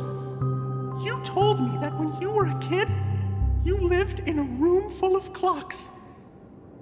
Those wall clocks and pocket watches grew up with you and were your best friends. Yes, but what I didn't mention was there's a funny misunderstanding behind it. I was a kid, and there was always a special pocket watch in my memories. It was with my grandpa, guiding him on his sea voyages and leading the way in his every adventure story. I wanted to have a pocket watch like that too. And that's when you appeared in my dreams. Yeah. Every night, we boarded the compass and set sail together. But you know what? It wasn't until the day my grandpa gave it to me that I realized it wasn't a pocket watch at all. It was a compass. So, your name should have been Compassy. And the watchmaker is just a nameless.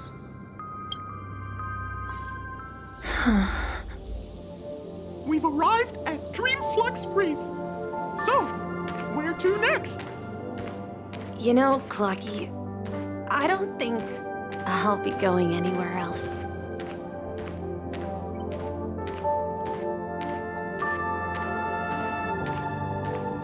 Please, wait a sec!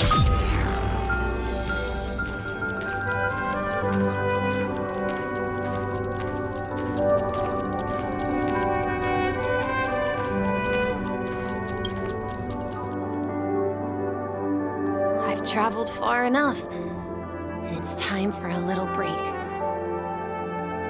Oh. So, we'll set out again when you're rested? No, I'll stay here. And then, this is where it ends. This is where it ends? What do you mean, Misha? You told me that the trailblazing expedition would never end. Yeah, that's what I said. So now, it's up to you to decide your next destination. My next destination? What's that supposed to be? I've been following you. Misha? You're acting weird today. If you're feeling down, we can just do what we usually do. With the clockwork. No, I'm not feeling down. As for clockwork, yeah, it resolves all problems in this dream. So, do you know what clockwork actually is? I'm not quite sure. Well, everyone gets lost at times. They may hesitate and doubt which way to go.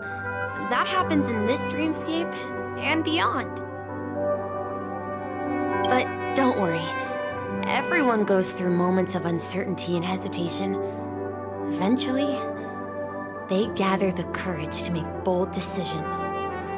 Whether it's calming, joyful, angry, or sad. All they need is a little nudge to take that step toward where they truly belong. I'm leaving that little nudge with you, and I hope you'll share it with others. Such is the essence of clockwork, the will of the trailblaze. Clocky's hands spin around non-stop, indicating confusion, frustration, and weakness. But ultimately, people still need to move forward. Just like your hands, always pointing ahead. This is where my journey ends. From now on, it is your path to walk. Trailblazing means taking paths your predecessors forswore and venturing even further. The Penacony in Mikhail's dreams does not belong to order.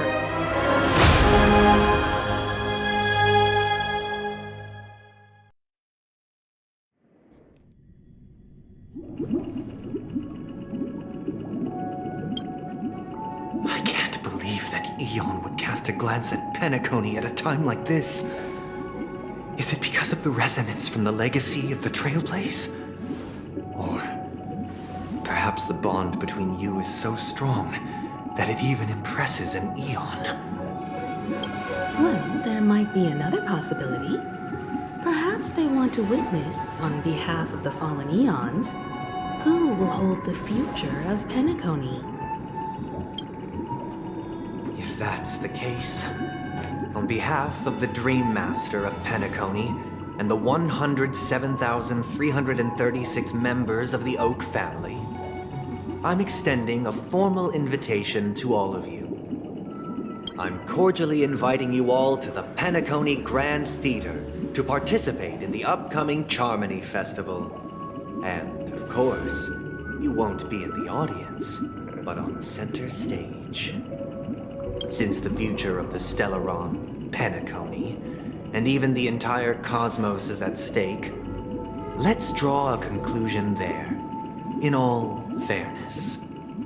If you truly believe in Akavili's path, then show me their courage and determination.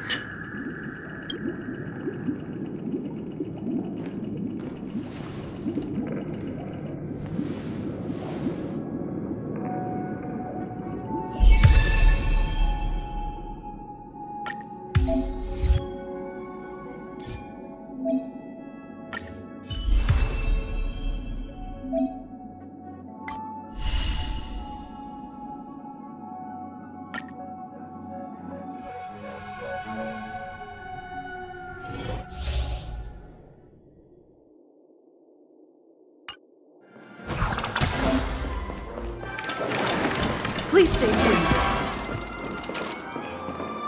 Please stay tuned. We need a strategy. Please stay tuned.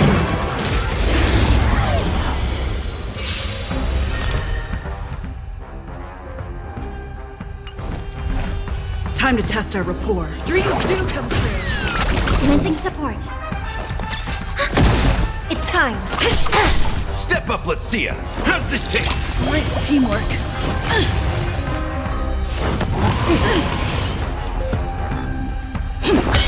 The mood is set. Let the show begin.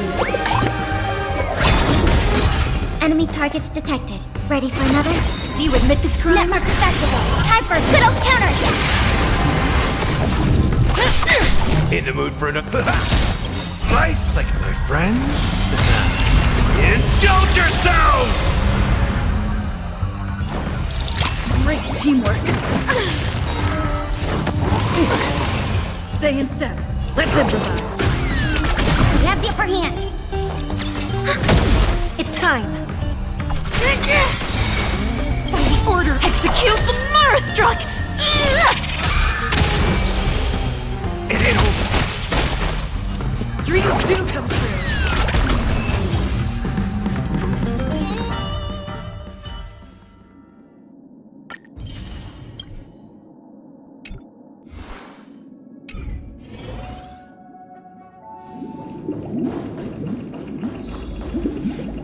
Does that mean he wants to fight us during the Charmony Festival? I'm afraid so.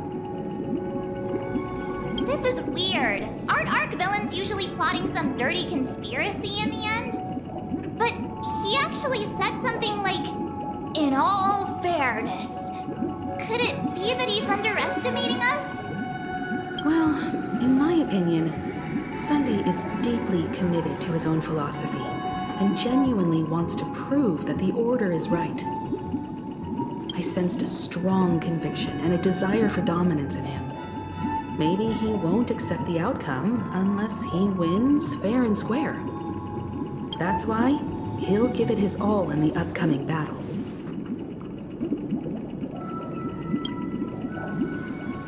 Yeah, you're right. We've even dealt with a Lord Ravager of the Destruction, so a follower of the Order won't be a big deal. Anyway, we can't leave the Stellaron unchecked. This is about trailblazing a bright future for Penacony and fulfilling Mikhail's and his predecessors' long-cherished wishes. Now that we've taken up the mantle, we can't afford to fail them. However, the same applies to the Order. Their plan didn't materialize overnight, and they have the profound collective consciousness of the planet of festivities behind them. A desire to dream, to slumber and escape reality. All those hidden emotions have given birth to the sweet dream of the Order. They've harnessed the will of an entire planet to create an eon. This confrontation is far more complicated than a simple power struggle. To secure Penacony's future, fighting on the stage alone is not enough. What do you mean? Are you not coming with us? I believe Firefly is trying to say that she's heading off to another battle.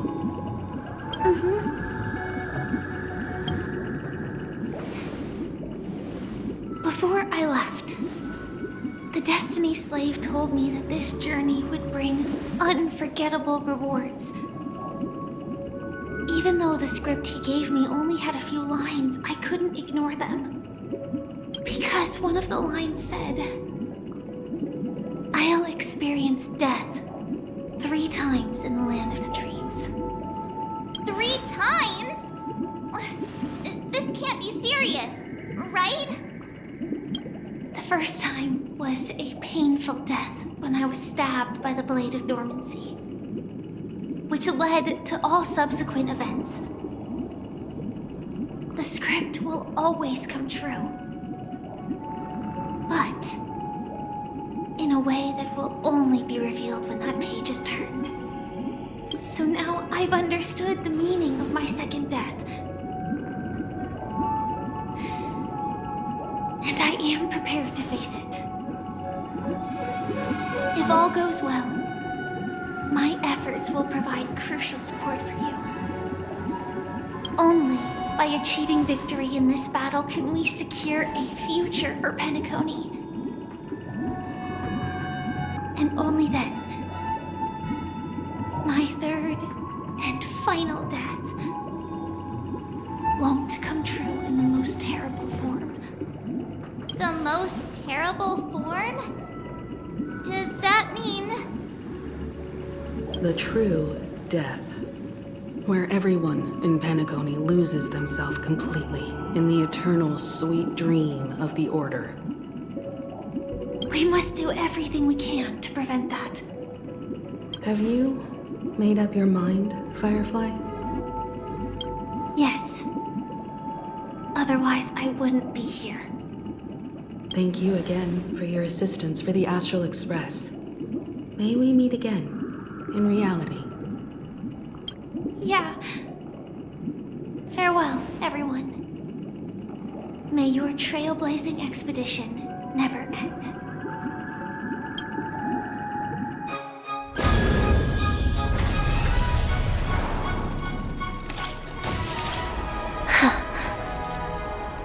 I dreamed of a scorched earth. Everyone, are you ready? A new shoot sprouted from the earth. It bloomed in the morning sun and whispered to me. Like fireflies to a flame, life begets death. May we meet again in reality.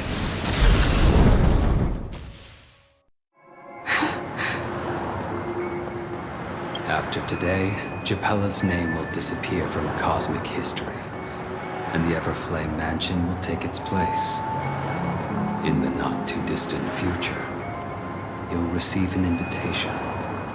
That's your next stop. Land of the Dreams. Penacony. I hope you find whatever you seek there. Be it answers or salvation.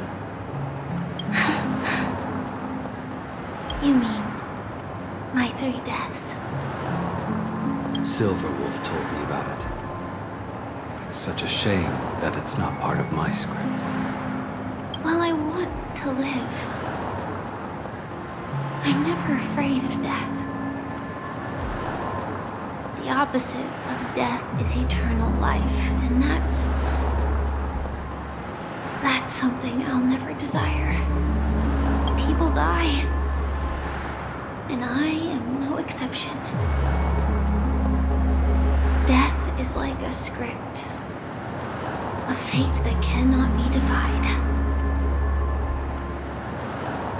But that's exactly why we have to choose where we want to rest forever. Do you exist just to perish? Are you not the same, Blade? The end you desire is not one dictated by others.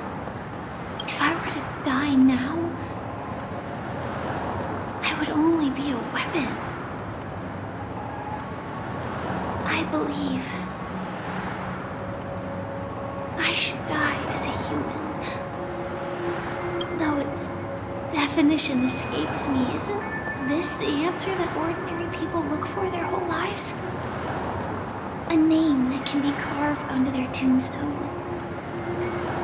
The tombstone that belongs to me once bore the inscription, Glamoth's Iron Cavalry. Then it changed to Stellaron Hunter. But one day, it will bear the name Firefly. And all the brilliance she showed at the end of her life.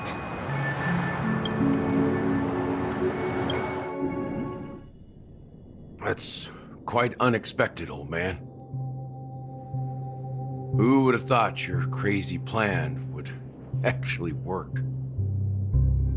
Do all you nameless fools just act on a whim?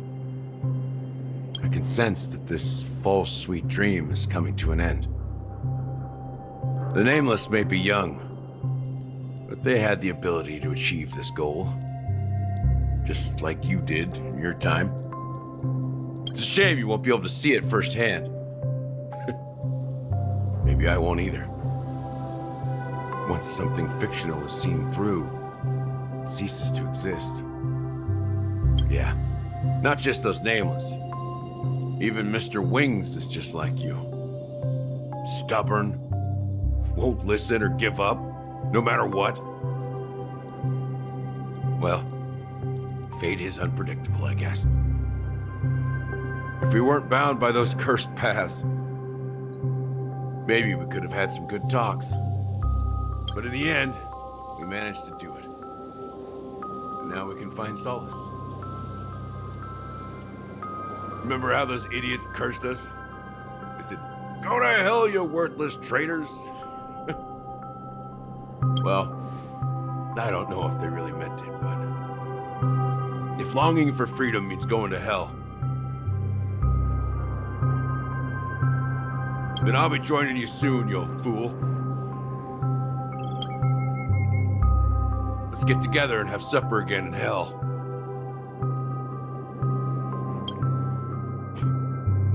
Oh, I almost forgot. There's one more thing. Here's to you. A glass of hello and goodbye, Trailblazer.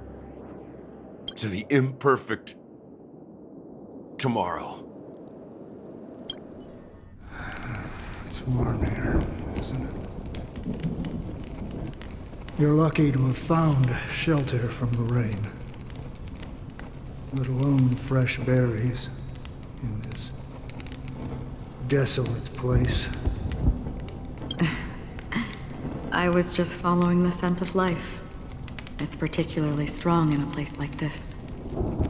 It's a shame these berries don't have much flavor. Seriously? In case you didn't know, this fruit is pretty juicy. And the only downside is that when you chew it, it becomes extremely spicy. Have you lost your sense of taste? I can still taste certain things, like a faint sweetness. Before coming here, I stopped by a place called Orkron. It had barren cliffs and nights lit by bonfires. Burgundy snow would fall from the sky, and when it landed on my tongue, it tasted like raspberries. The flavor wasn't exactly sweet, but it left a lasting impression. When I think back on my past, I realize that what's tying everything together isn't the big events, but rather these small yet unforgettable moments. Don't worry about it. Losing oneself is a reality that every self-annihilator must face. At least I haven't completely lost my senses and memories yet. Well, congratulations on adding another footnote to your journey. By the way, are you always alone? No, I had a companion in Orkron. She's a short, nameless girl who aspired to explore IX. She always said she'd walk a path deeper and farther than Akavilli's. Quite an ambition for such a small girl. So, what happened? She became stagnant water. Well, my condolences. Condolences. I don't need them. The girl left with a smile. She never regretted her choice and most definitely wanted me to say goodbye with a smile. So, that's what I did. That's proof that you're grieving for her. Or perhaps I'm just afraid. Afraid? I rarely sense that emotion from you. What do you fear?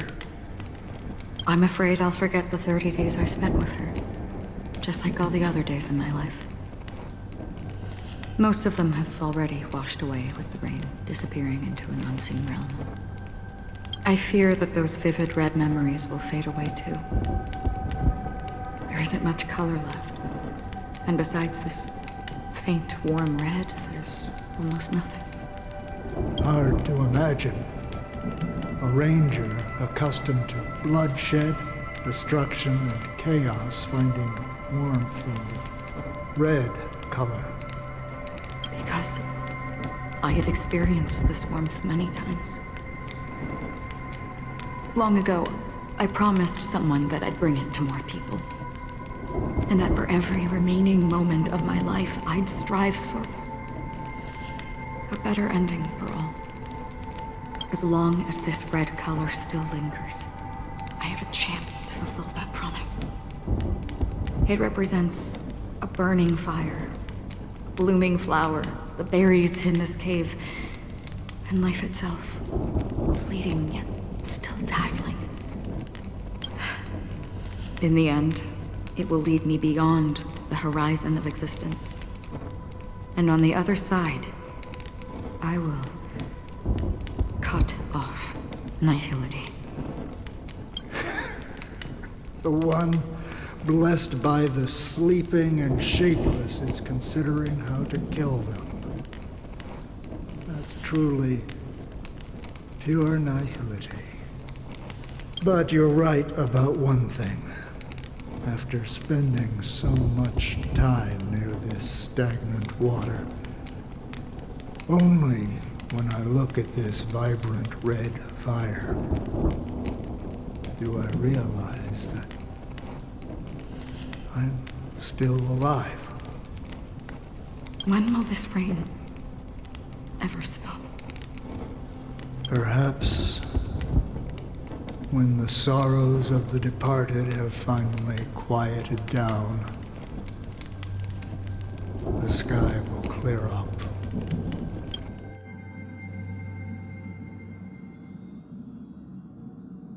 Have you heard of a planet named Biari Scamandros, Don Hung? It's one of the Paradise Kingdoms under the influence of the Harmony.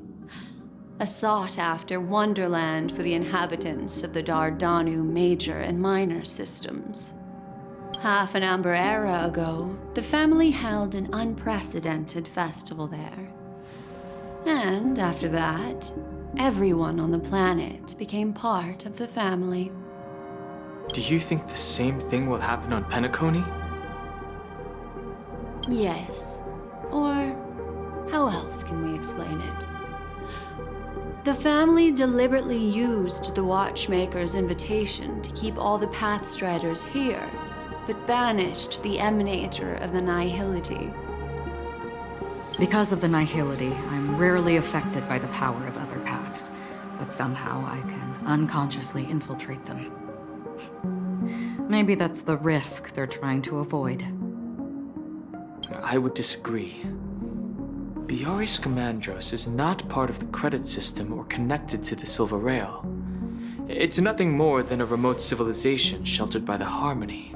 But Penacony is different. If the family messes with Penacony, that would be like declaring war on almost half of the factions in the cosmos. They have no reason to do that. No, they don't. If they truly serve the Harmony, that is. What do you mean? The path in Penacony is impure. The Harmony here has impurities. Do you remember the Ancient Swarm disaster? Tazeront, the propagation, brought endless havoc to the universe, and it eventually evolved into a fierce battle among all eons. 2 paths lost their eons in that war, the propagation and the order. Coincidentally, their downfall is related to a certain eon. Shipe, the Harmony. Legend has it that they participated in the crusade against the Imperator Insectorum, and devoured Anna the Order for unknown reasons. Holy forgaroni. So you're saying that the 2 leaderless paths are working behind the scenes? But I don't see any descendants of the propagation in Penacony. Could it be that the remnants of Beyond the Sky Choir are hiding within the family, trying to resurrect a fallen eon? I can't say for sure, but they're definitely planning something for the Charmony Festival. This is getting way too complicated. Is this why you want us to leave Astana right away? Are you giving up? The Charmony Festival will start soon. There's one thing that I need to confirm no matter what. A warp jump is the best way to do so. Time is running out. I have another plan.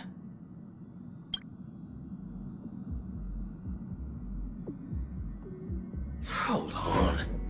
Are you thinking of using the Jade Abacus of Allying Oath?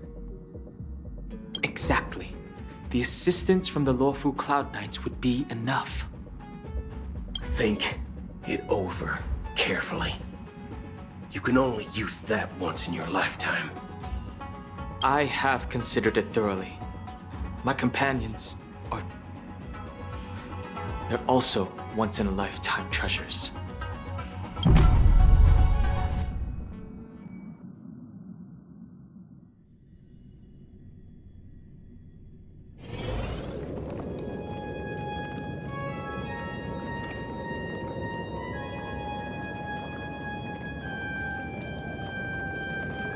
Are you the only one here, my child? The Nameless is quite the diplomat. Our secrets have spread like wildfire within the family. And IPC starships are gathering towards Astana.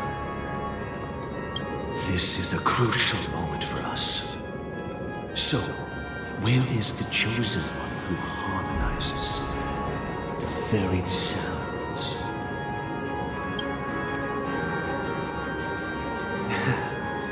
What do you mean, Master? I'm right here in front of you, aren't I?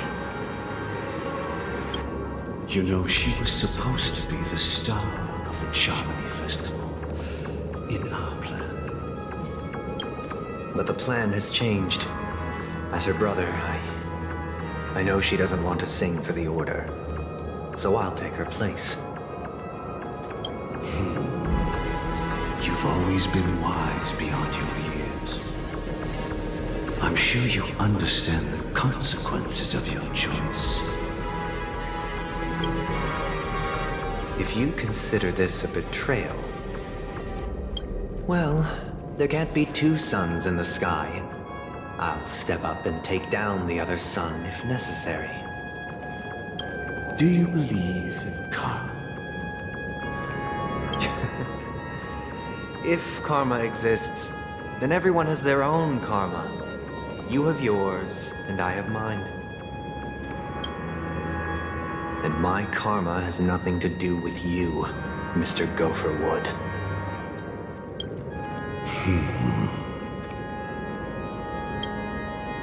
All right.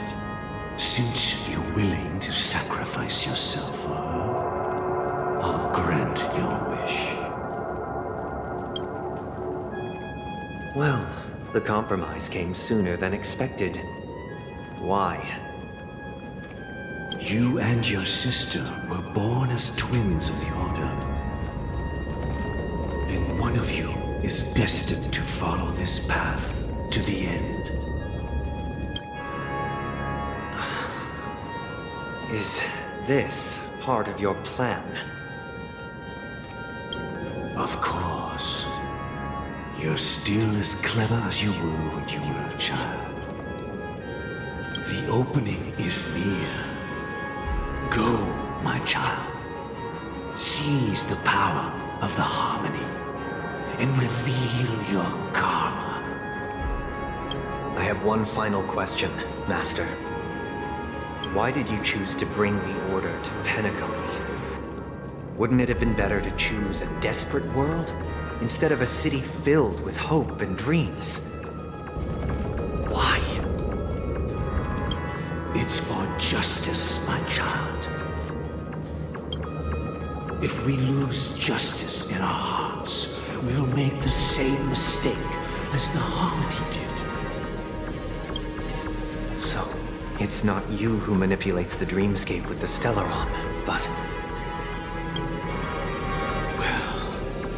That's where our conversation ends.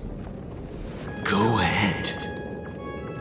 The 107,336 souls of the Oak family have dreamed of this moment too many times.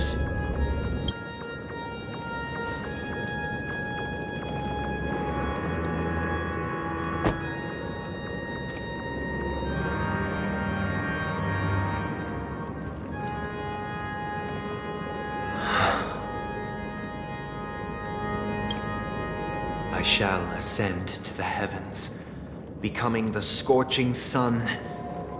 Bathed in my light, my people shall flourish, while all evil shall be eradicated. This is the interior of the Penacony Grand Theater.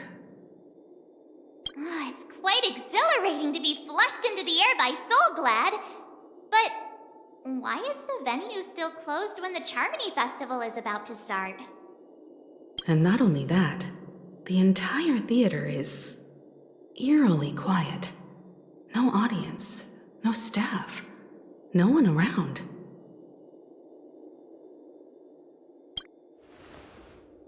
Even if we're late, a grand theater like this shouldn't be completely empty.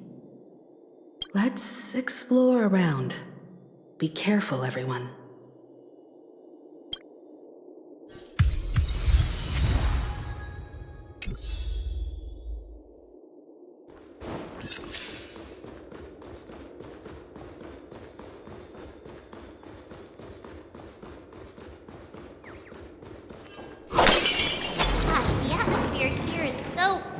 creepy and unsettling.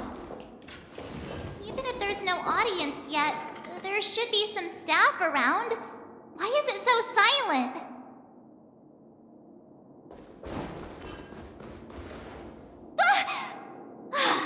Yikes! They scared the life out of me! Why are there so many puppets at the ticket office?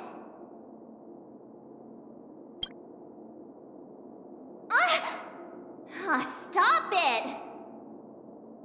Are these puppets part of the stage setup? Even so, it's so eerie that the entire front hall is empty.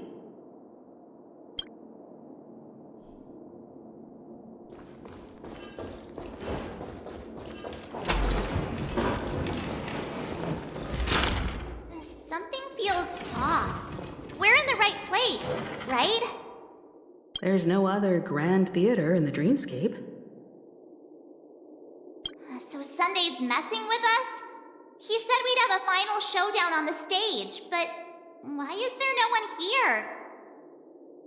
My apologies for the delay, March 7th. You scared me! Where are you now? I'm waiting for you behind the curtain. Following the Asdana tradition, I invite you to enjoy a stage play in 3 acts before the festival begins. History is a mirror reflecting the universe's true essence.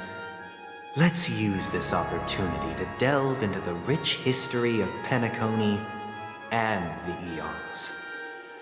Within it, naturally, the future takes shape. Let us commence with the dawning of the world. After the Dusk Wars, darkness veiled the sky, and chaos consumed the earth. Anna the Order emerged, destined to restore all existence. That marked the first day. They gathered nebulae and forged them into pigs, thus creating a grand lyre with black and white keys. Strike the white keys, and the sun rose. Strike the black keys, and the moon rose. And so, the cycle of day and night arose. That marked the second day.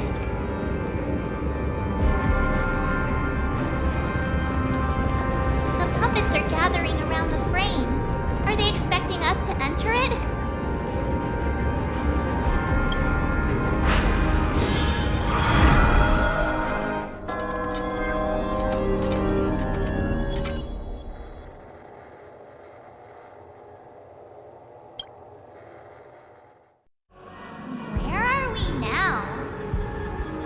The atmosphere here looks similar to Sunday's inner world. Perhaps this so-called stage play is created with his abilities. This act is named Ode to Prisoner. Given the atmosphere here, I believe it's about Penacony's past. I thought things were finally looking up as I managed to dodge prison during my recent trailblazing expeditions. But now it looks like I'll be back behind bars again. I genuinely wish to avoid a violent clash with my esteemed guests from afar. Therefore, I've arranged 3 acts before the situation becomes irreparable. Where shall we start our narrative? Well, let's start with the time when Penacony was still a frontier prison.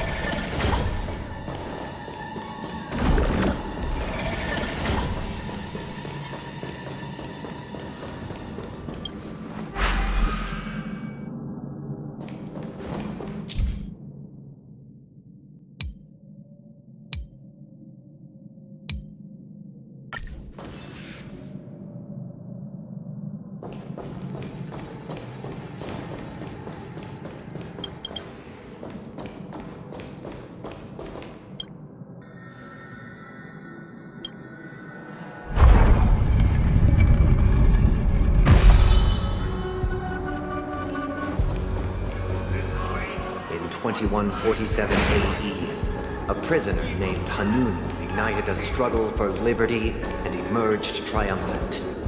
IPC referred to it as the War of the Frontier, while the Asdanians dubbed it the War of Independence.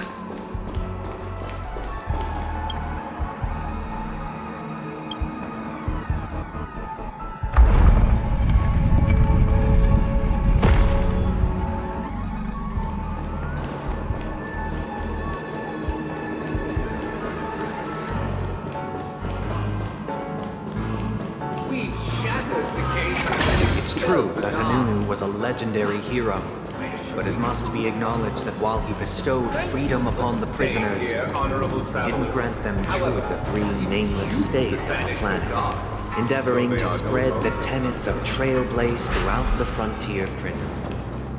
Alas, their efforts proved futile.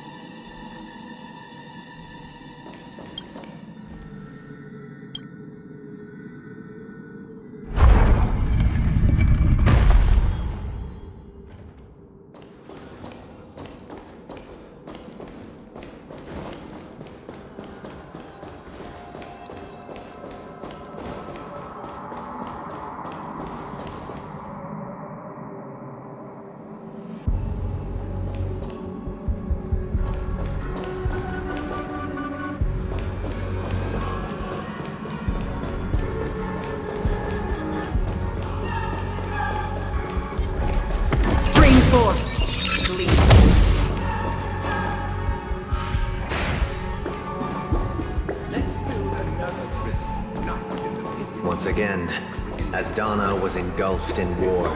This time, the enemies originating from within. The prisoners remained prisoners for the rest of their...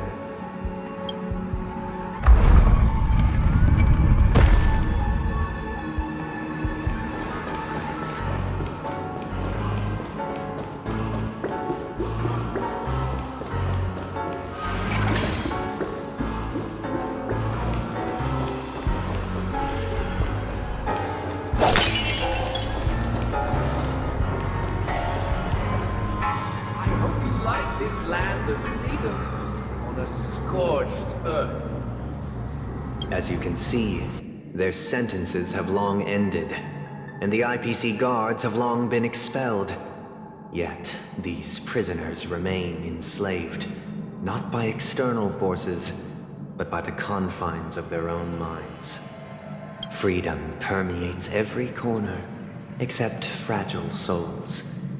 It gives solace only to those who believe in its existence. Prisoners, this is my order. Learn the essence of freedom and teach your fellow prisoners to fight for their lives. Hey! Why do we have to fight while enjoying the show? For I desire not only your enjoyment, but also your assistance. I weep for the party. It is your fault.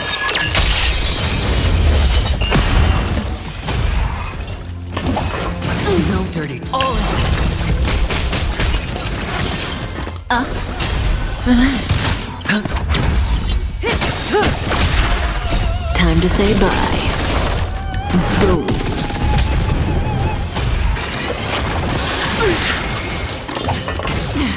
Watch your head. No one can restrain you anymore. You are free. Thus concludes the first act. Amidst a raging war, the frontier prison headed toward becoming land of the exiles. This must be how Penacony was constructed. With the aid of outsiders, the prisoners were finally liberated and established the land of the exiles. However, it appears that Sunday aims to convey the spiritual plight of the prisoners more than the physical aspects of imprisonment. This show is a bit too literary for my taste. But the battle part is quite easy to understand. Anyway, we've arrived at the exit. Let's go!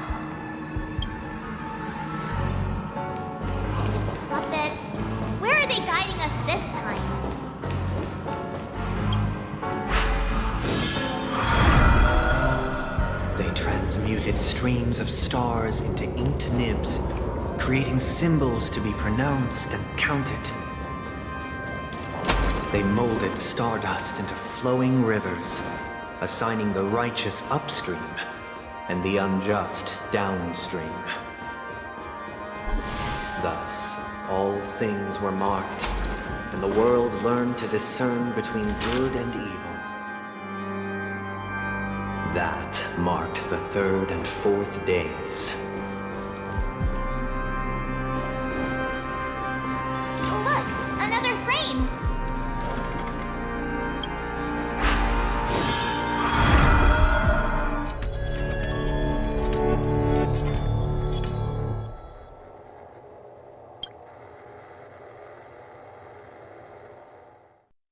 Ode to Fool. This must be the second act.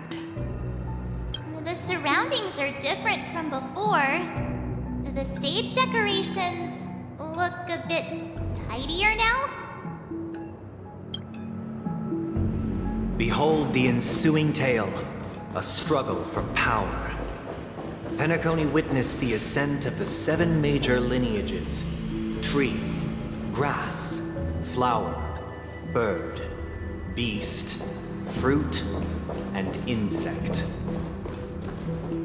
Peace never truly graced Land of the Exiles. The history in this era is rich and intricate, so please allow me to present it in allegorical form.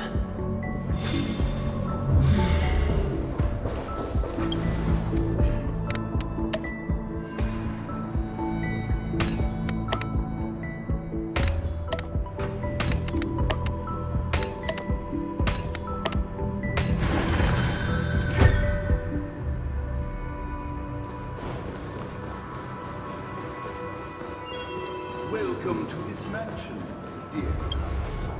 Land of the Exiles was in disarray, besieged by both internal and external perils. Though the 7 major lineages appeared united on the surface, each harbored their own ambitions, leading to ceaseless conflict. Accountant, we are the pillars of this man. The Black Plum family was the first to fall.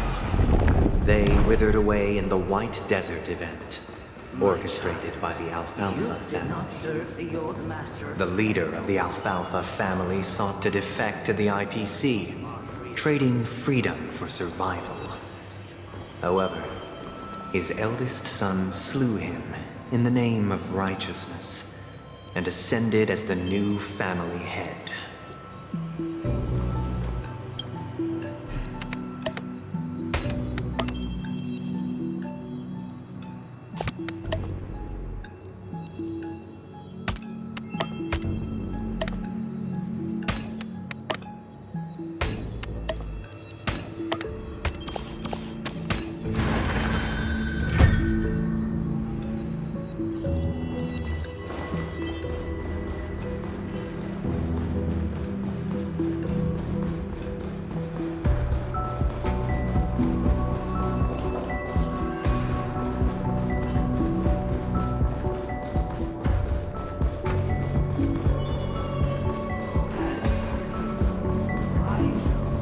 Only when Gopher Wood led the family to Land of the Exiles and earned recognition.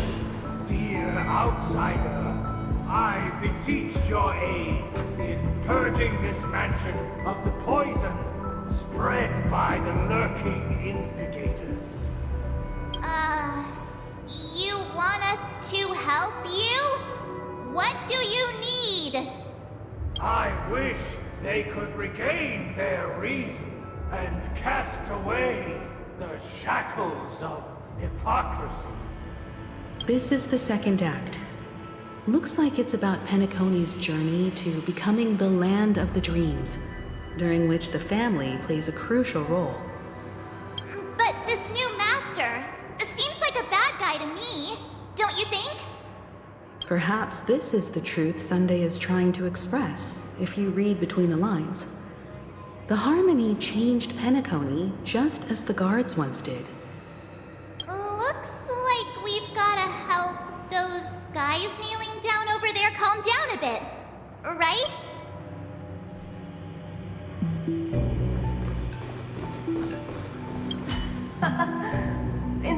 of my master, I am free. But without their guidance, for whom shall I sing?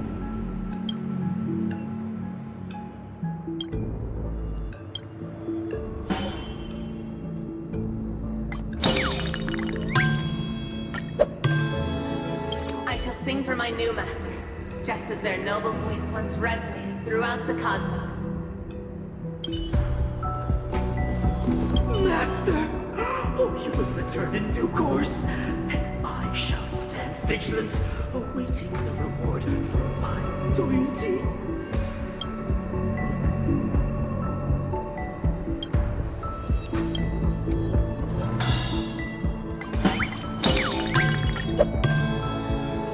Master, now that you have gone, I shall wait no longer for my reward. I shall seize what is rightfully mine. Once, I stood as the most loyal guard among all the servants. Now, with my master banished, it's my right to assume control of his dominion.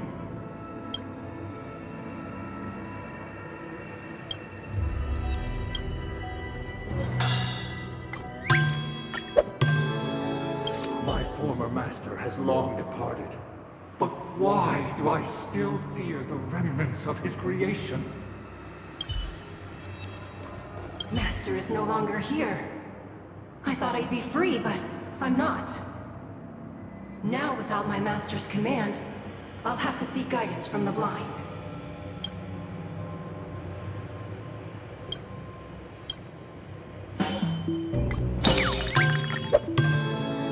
Master is no longer here. I must seek a new master and serve them faithfully. Either I shall be my own master, or I shall return to my former master. I shall not submit to a new master under any circumstances.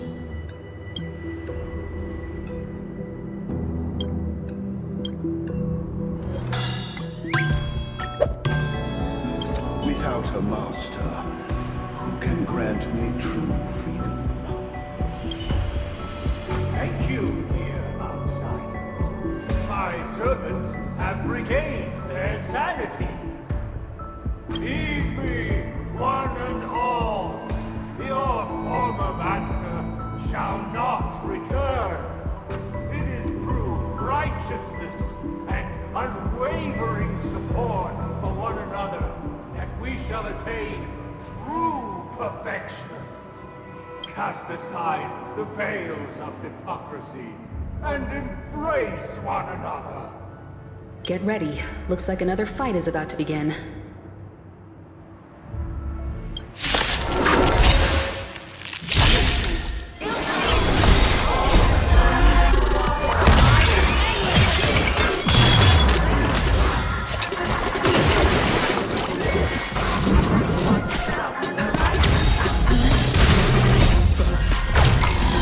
Or maybe I'll take it all! I weep for the departed. Its gate shall fall. Destined for oblivion. Stand still.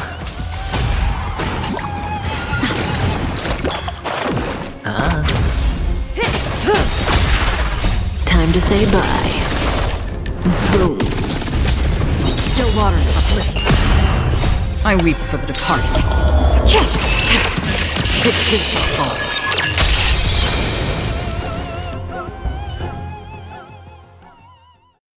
Alas, they remain but slaves till the very end, with the illusion of freedom. Thus concludes the second act. Amidst an illusory harmony, Land of the Exiles charted its course toward becoming the planet of festivities. This is how Penacony fell under the family's control. Since the arrival of the Harmony, the Land of the Exiles has undergone dramatic changes, not all of which have proven beneficial. This guy really loves dramatic scenes. Bet he comes from a whole lineage of stage performers.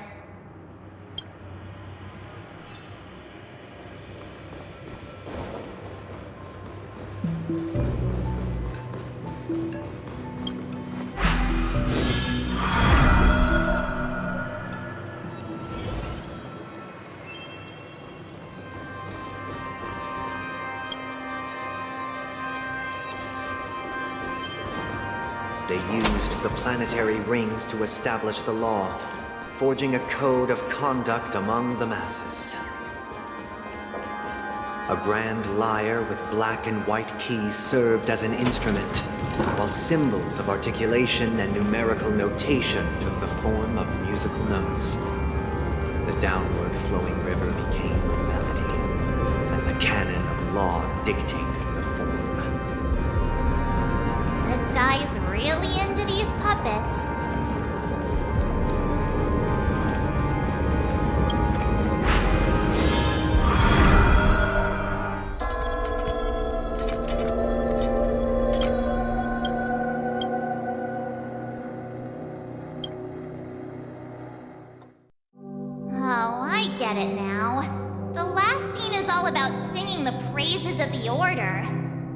And the atmosphere here is completely different from the previous two scenes.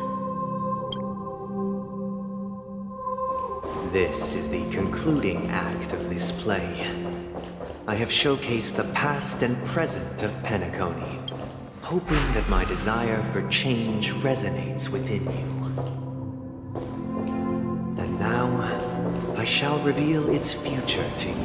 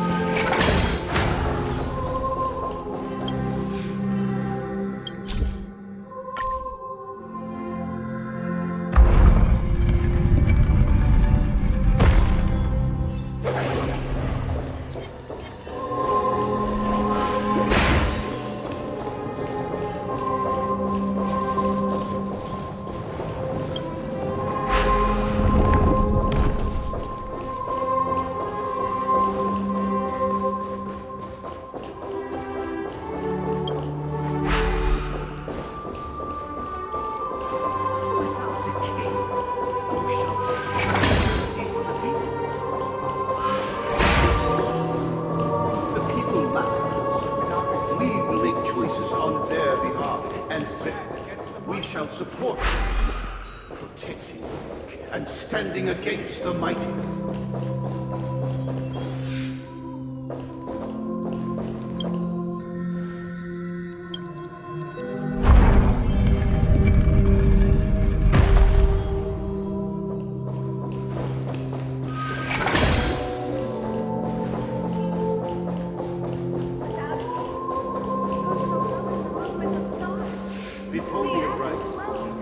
Everything followed its natural course, and so it shall continue, even after the king's departure.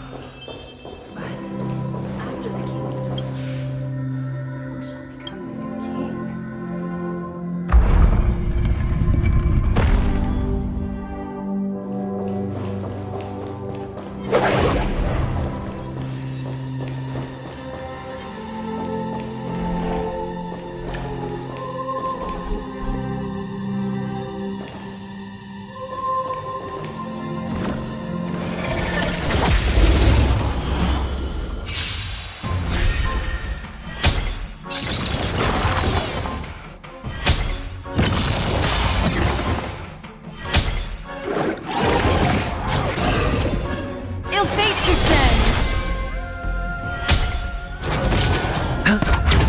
Stand still.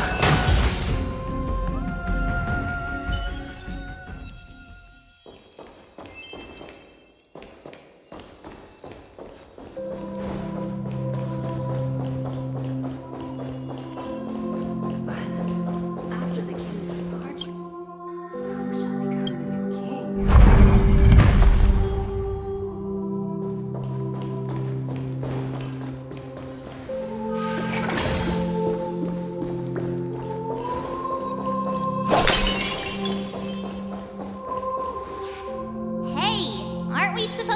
Kick off a short story and have a fight here just like we did in the previous acts? Why aren't any of these puppets saying anything? Perhaps we'll need to complete the story ourselves, just like we did before. So, do you think their mind needs tinkering or something?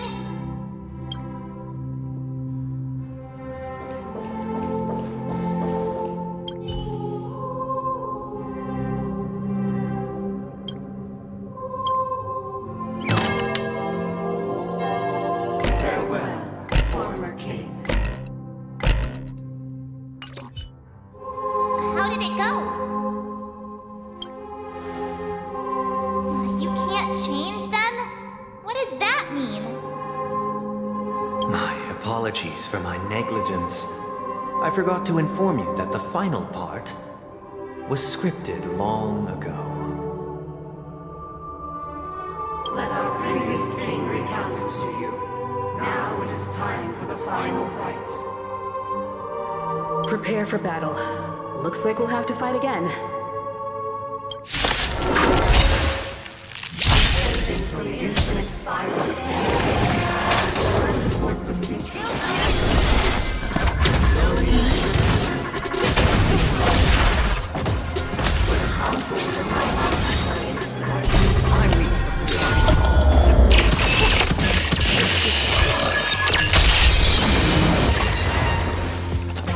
Still waters uplift. Stand still. Beneath the water lies an endless abyss! Time to say bye. Boom. Bust. Or maybe I'll take it all!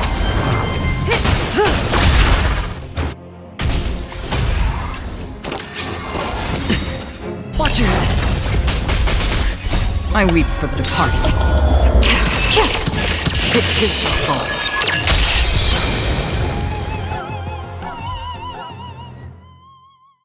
In the hushed expanse of a nocturnal reverie, I leave faint traces behind. No need to remember me, or to recall the essence of dreams.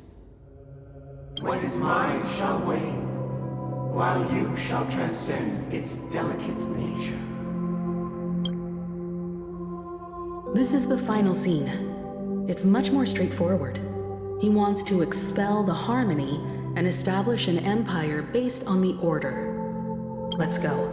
Once this stage play concludes, it'll be time for the main event, the Charmony Festival.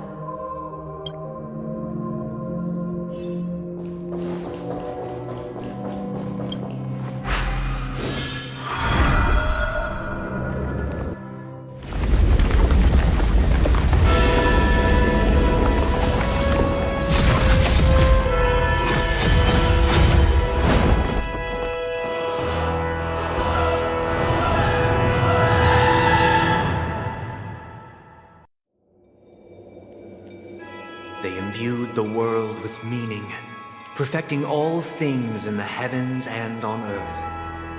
Then, they rested from the labors of creation.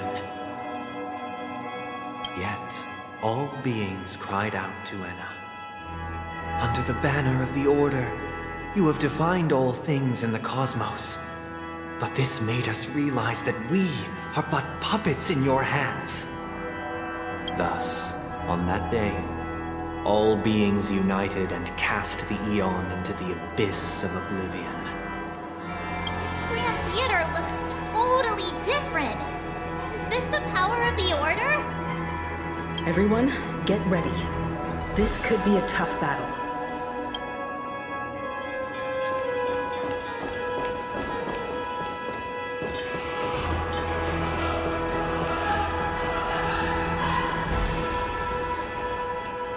That marked the 7th day. Cheers and chants reverberated. Praise the Great One!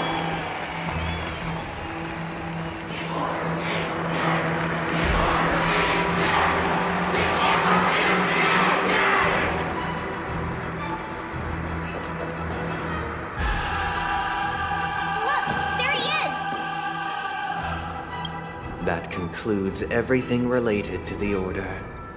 What are your reflections on this, my dear guests? Nevertheless, this is but a trivial blip in the annals of galactic history. What truly matters is the course this river shall take in the days to come. You've arrived at the perfect moment. The Charmony Festival is about to commence, and it would be a shame if you were absent for the Harmony's prologue. Allow me to extend my warmest welcome once more. Welcome to Penacony Theater, the very core of the sweet dream, the abode of the Stellaron, the grand stage of the Charmony Festival, and the very place where the future of Penacony shall be determined through conflict.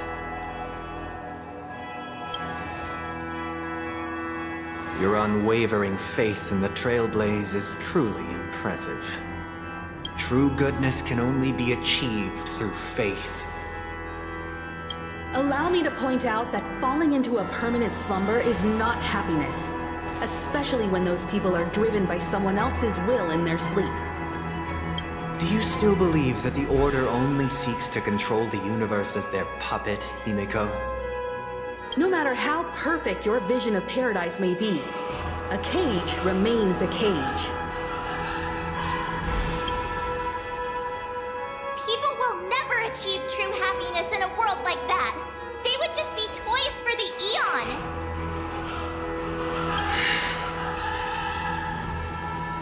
It seems you have misunderstood my intentions. Allow me to clarify. My desire is not to resurrect a fallen Eon, or become one myself. My sole objective is to create a paradise free from Eons, where the Order ensures the dignity and happiness of all humanity. A paradise exclusive to us human beings. That's not the case. If people are to live with dignity, there must be nothing and no one above them. In your so-called paradise, you would be the one reigning supreme. Looks like we won't be able to convince each other. Now that our conflict has been destined, let's unveil our paths and reveal to the universe the true path. However, before the prelude to the future begins, please take a moment to ponder the questions I've posed. Is darkness equal to daylight? Are sinners equal to the righteous? If you are born weak, which god should you turn to for solace?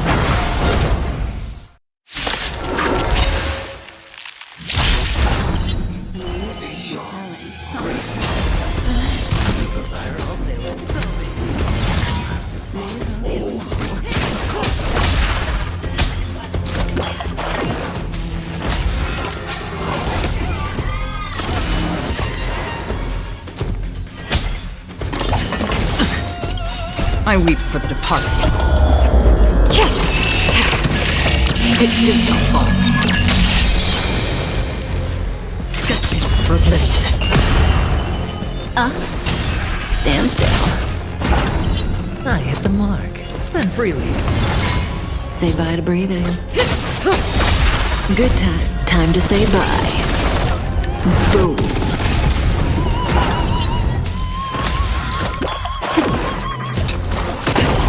That's half the work. Relax. I weep for the departed. It too shall fall. Hedge your bets. It's on me. The dice have been bust. Or maybe I'll take it all.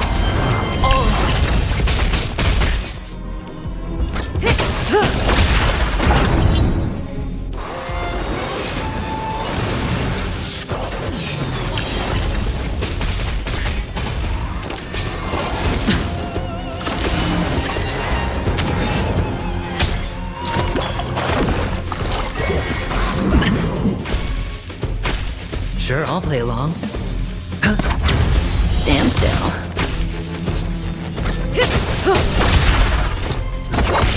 Relax. Again.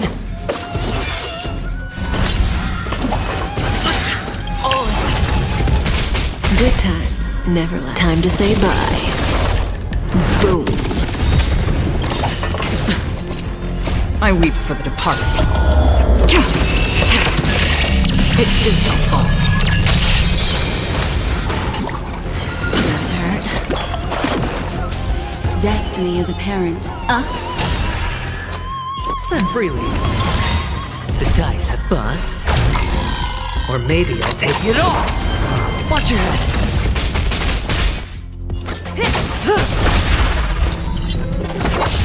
Stand still. Mind your manners. What do you want to know? Head your Memories beneath the water lies an endless abyss! It's on me. May as well kill them all.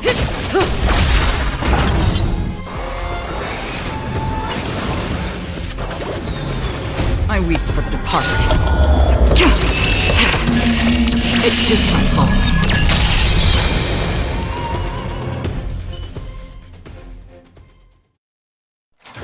I already know your decision. I now permit you to gaze into the sun. On these 107,336 stones, the almighty and powerful strings of harmony are at my disposal. The supreme tuner, harmonious choir, Dominicus!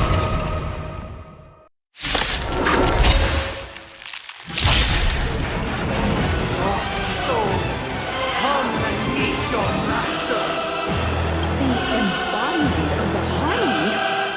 So the true purpose of the Charmony Festival is to usurp it? Stand still. Going all in. Tabs on me. Say bye to breathing. Good times. Time to say bye. Boom. I weep for the departed. It is my fault.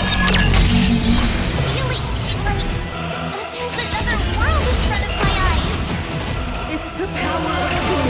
Why is it accepted?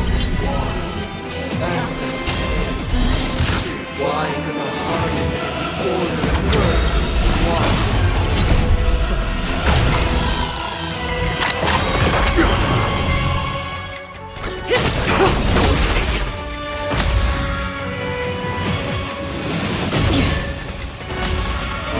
Neither side could tolerate discord.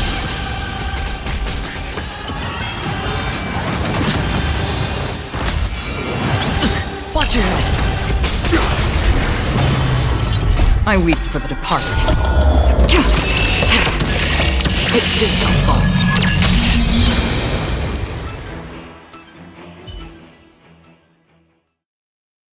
The time has come.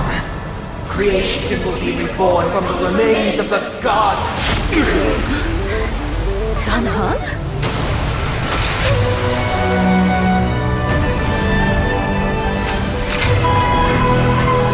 Radiant spirits, heed my word. Show no mercy!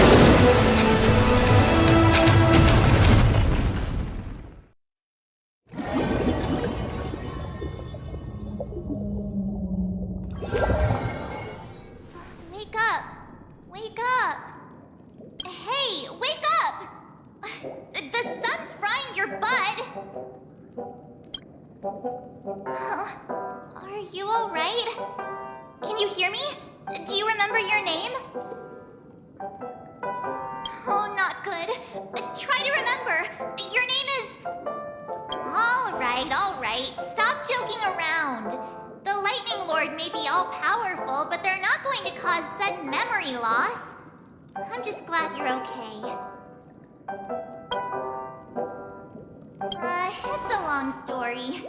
Simply put, Dan Heng used the Jade Abacus of Allying Oath when we were in the middle of a fierce battle, and summoned the General to help us just in time. And then we returned to reality. Look, this is your room. Everyone else has also returned from the dreamscape. Himeko and the rest are at the lobby discussing matters with the General. And now that you're awake, we should tell the crew that you're all right. Come with me. Not going to come chat with me, sleepyhead. That voice. Is that Black Swan? Hey, where are you going?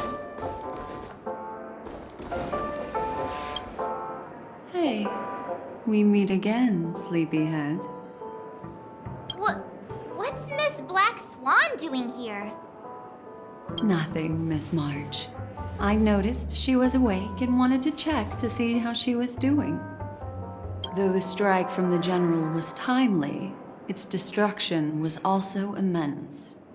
When emanators collide, ordinary people inevitably suffer. But, luckily for them, the dreamscape is my home turf. Thankfully, I managed to get everyone out before the harmonious choir collapsed. Oh, so that's what happened! Thank you, Miss Black Swan! Don't mention it. After all, I wouldn't want to see such precious memories vanish. You're heading to see your friends, aren't you? Would it bother you if I walked with you for a short while? Of course not. But you're not planning on doing something like last time, are you? Why would you think that? I've never harbored any ill intentions. Well, not when you are around, anyway. Himeko and Mr. Yang are probably still busy. Let's go look for Dan Heng first.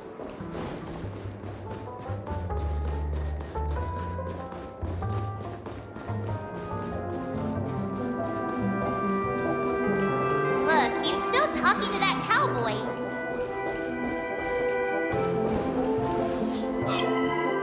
You're awake. How do you feel? Well, fork me. You must be that Stellaron they were talking about. Don't worry. She's been up and about for a while now. But hey, Dan Heng, why don't you introduce this cowboy to her first? Allow me to introduce him to you. This is BOOTHILL, a galaxy ranger.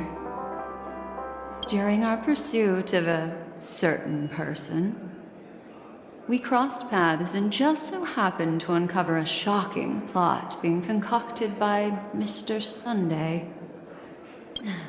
Which is why we sought you out, to help the Astral Express save the world together. No need for thanks. The Galaxy Ranger's principle is correct every injustice one sees. That's how you lot in the Cienjo put it, right, Dan Heng? More or less. Wait, hold on a sec. This is the first time I'm hearing about this certain person. Who are you chasing? And why would that lead you to the Express? Good question. It's, what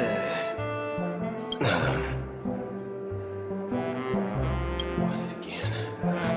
Dan Heng, do you remember? No, that ain't it. I just can't seem to recall. Weird. My neurochip hasn't registered any malfunctions. I can't seem to remember either. What's going on? Heck, forget about it. If it slipped all our minds, reckon that person was just a minor scoundrel. Unimportant. Ain't gonna stop us from piecing together the story anyhow. Yes, when the dust settles, I'll just think of a way to recall it in the memory zone. Everyone, let's hurry up and look for Miss Himiko, shall we? She's now a minor star on Penacony, and the entire hotel's concerned about her well-being. You're right. Let's head to the lobby then. You guys go. I'm an outsider, after all. I'd rather not disrupt the long-awaited reunion.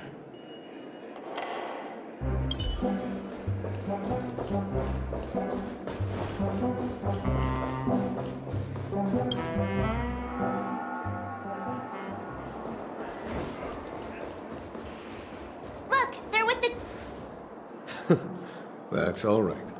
In these times of conflict, for the sake of utmost safety, it is only right that the Alliance steps forward to mediate on behalf of the Astral Express. We must not allow you to take unnecessary risks. Furthermore, despite the IPC's eagerness for success, it prioritizes peace above all. And the family, trapped though it may be, professes a desire for harmony. The Alliance has always won people over with reason. I firmly believe both parties can indeed put aside their differences and come to a peaceful agreement. The General possesses a deep understanding of the greater good. With the Cienjo Alliance mediating, peace for Penacony is within reach. You flatter me. But ultimately, it's been all down to the Express. Without your efforts, this sweet dream paradise would have been claimed by the last remnants of order before there was even a shot at peace. Well, would you look at that? Here comes the big hero.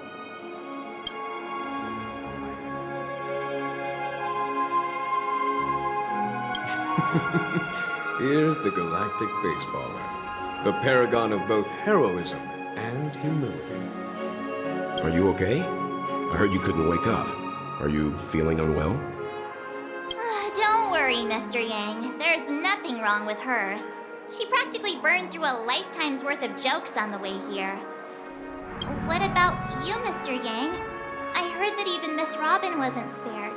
And that guy locked you both up. It's a long story. But at least Mr. Sunday took it easy on us. He used an ability called tuning to connect our consciousnesses with his. In other words, he imprisoned us within his consciousness. Thanks to General Jing Yuan's destruction of the Harmonious Choir, we were able to escape. He used that tuning on us too. Does that mean that we were almost imprisoned as well? I can confidently say now, he was truly after a fair fight with us. Had he wanted, he could have easily taken us down, without so much as lifting a finger. Speaking of the Oak family head, where is he now? It's complicated, but in a nutshell, he's now the former Oak family head. The IPC has named him the key figure in the family's Penacony split, citing a threat to cosmic peace. He must represent the family and answer for the unrest caused. His trial is set to take place at Pier Point. The family quickly labeled him and the remnants of the Order as enemies, declaring the turmoil an internal rebellion. This move effectively barred the IPC from intervening in family affairs on both moral and rational grounds. Everyone really has their own agenda, after all. Then, what's going to happen to Miss Robin? She and Sunday won't be able to deny their involvement in the Charmony Festival. They're siblings, after all. Why the sigh, General? I can only say that this incident is an unexpected mess for the girl. The Alliance will try to persuade the family to consider this matter carefully during mediation. It's time, everyone. The IPC's key members and I have agreed to consult one another before the upcoming negotiation. Do any of you wish to sit in? Given the General's invitation and the matter's significance to the universe, the crew will naturally accept. However, if the IPC has any reservations... Why, of course you will. They've mentioned that your team is a trusted ally of the IPC in Penacony, so there's no reason not to welcome you. Besides, if there can be reliable observers from the Astral Express present, discussions will go more smoothly. So, what do you all think? Well then, we shall oblige. I'm kind of allergic to those types of situations. I think I'll just head back to my room and start packing. Not to worry. Himiko and I will take care of things. I'm afraid I'll also have to return to the Express first. The conductor is worried about us. It's best I go and explain the situation. Thank you. What about you, hmm? Will you join Welt and me? Or have you got other plans?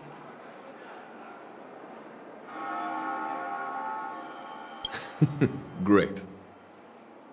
Although I'm not too sure of the reason, the representatives from the IPC have insisted on her presence.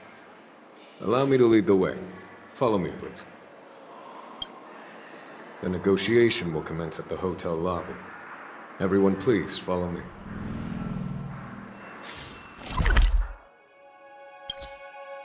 Mr. Aventurine and Miss Topaz are here too. Oh, and who is that over there? The Intelligentsia Guild's Dr. Ratio. This assembly is quite something. Stream 4. It's been a while, my Astral Express friends. I would also extend my sincere thanks to you, General of the Lawfu. The presence of everyone here assures that the talks will likely reach a conclusion that satisfies all sides. Oh. Looks like everyone has come with expectations. Care to share? Of course. Topaz, if you please. Sure, leave it to me. In summary, it's good news. After much deliberation from the Strategic Investment Department's Council, the absolute majority of members have agreed to the following resolutions. In light of long-term considerations for interastral peace, and by authority of Pierpoint HQ, the Strategic Investment Department, on behalf of the Interastral Peace Corporation, will permanently relinquish its claim on Penacony sovereignty and offer unconditional support of the family's rebuilding efforts on Penacony. Now that's something.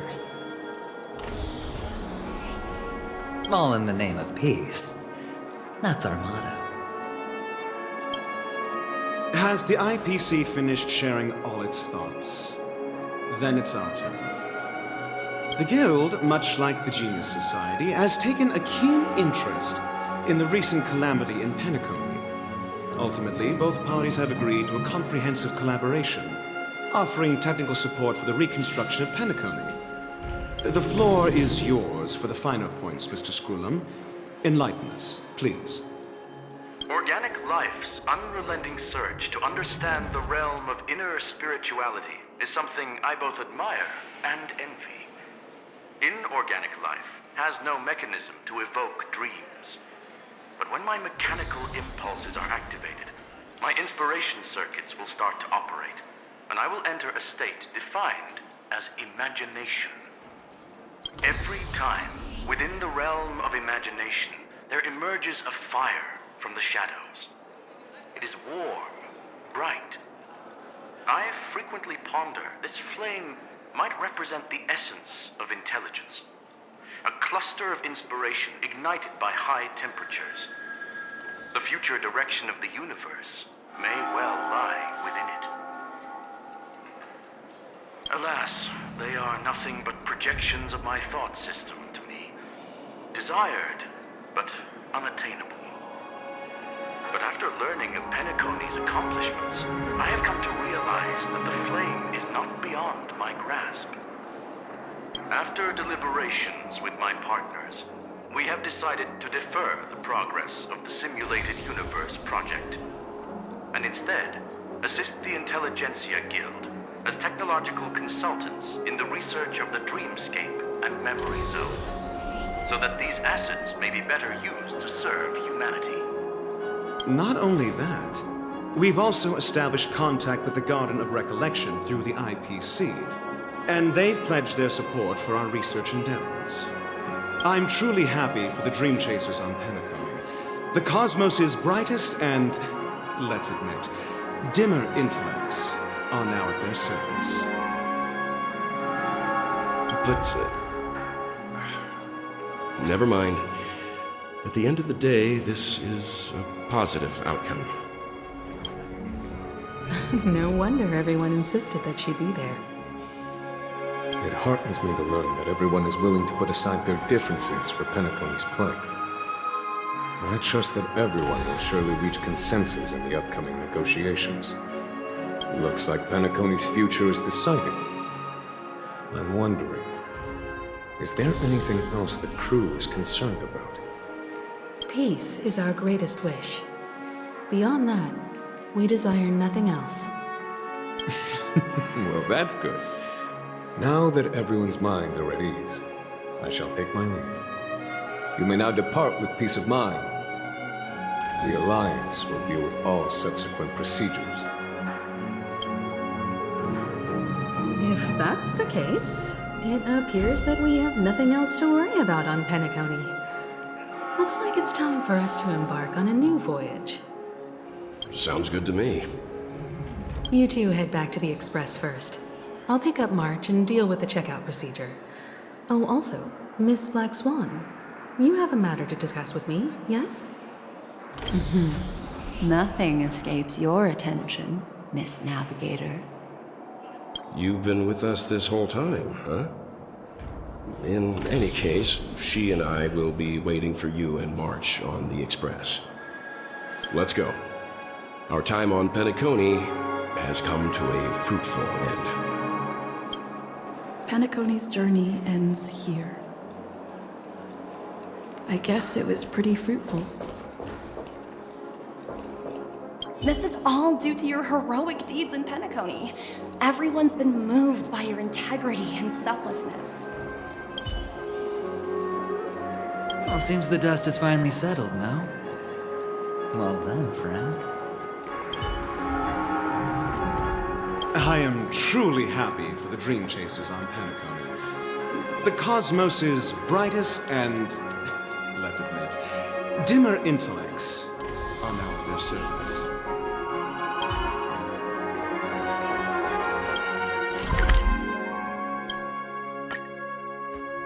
The navigation meeting is about to start. We're all waiting for you. When did the Express become so lively?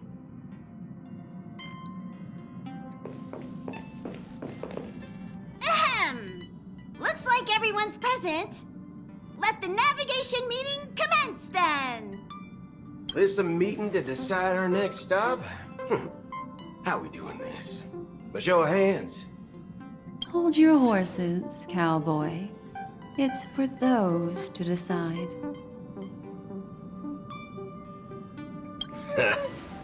I'm just catching a lift. Don't sweat it. Allow me to explain. Mr. BOOTHILL and Miss Black Swan submitted a request to temporarily travel with the Express for their own personal reasons. As you all may know, the Astral Express never declines any passenger whose heart yearns for the distant stars. Therefore, they will be traveling with us for a while until they reach their destinations. Whoa, the Express is going to be much livelier now. But, Miss Black Swan, you better not use your memo keeper abilities to pull any pranks.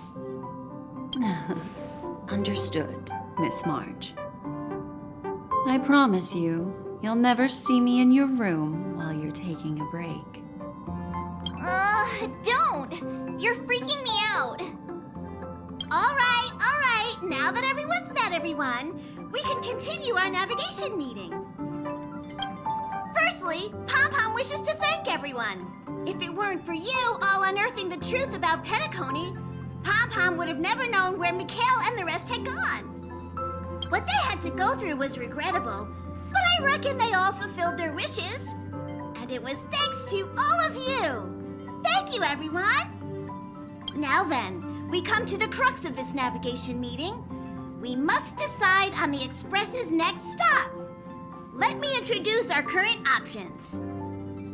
The first choice is from Himiko, the oceanic planet of Lushaka, a planet composed entirely of water. Many aquatic races reside there. Of course, it's also the home planet of the venerable, nameless Mikhail. The second choice is the agate world Melustanen, suggested by Welt. It's famed as one of the initial sites of the Stellaron disaster, and the place where the beauty Idrilla ascended. Today, it's celebrated as a planet of undying allure. The third choice is Edostar, a planet nestled within a vast ion storm region, currently under assault by the Antimatter Legion. However, the distress signals from there have recently ceased, prompting the IPC's wish for us to check in on the situation. The last choice, courtesy of Black Swan, is the glass belt Petravia, a massive belt of asteroids that was turned to glass by the Lord Ravager Zephyro. These days, it's apparently known to house one of the branches of the Morning Actors Troupe. Ooh, so many options. I'm seeing stars already. Next up, everyone will select the destination that they wish to visit, and then we'll put it to a vote. Little Misha and old Mikhail's homeland. Having been through so much in Penacony, as an aspiring nameless, I believe a visit to his homeworld is a must. Count me in. Still, I imagine that planet must have changed entirely after the Stellaron disaster. I've heard that its land masses no longer exist and the native population has completely changed. I'm not against Miss Himiko's choice, but Edostar sounds like it's in danger. As nameless, should we not extend a helping hand? March is right.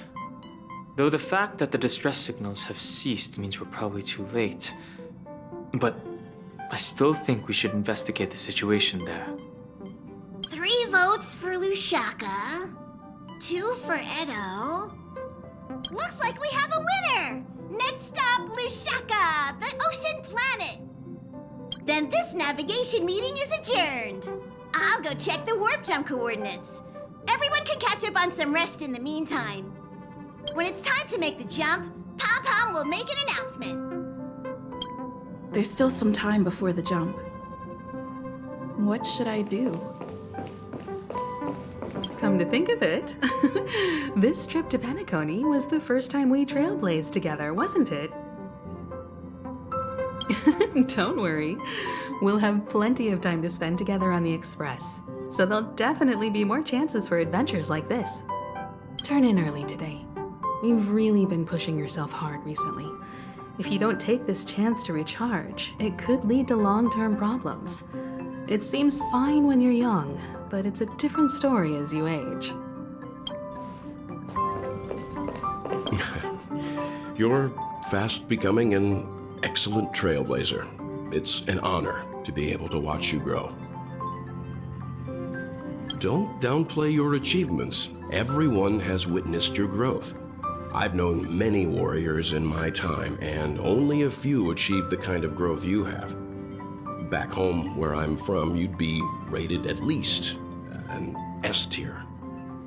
It's not been easy for you these past few days. You've earned some downtime. I'm looking forward to seeing how you'll perform on our next journey.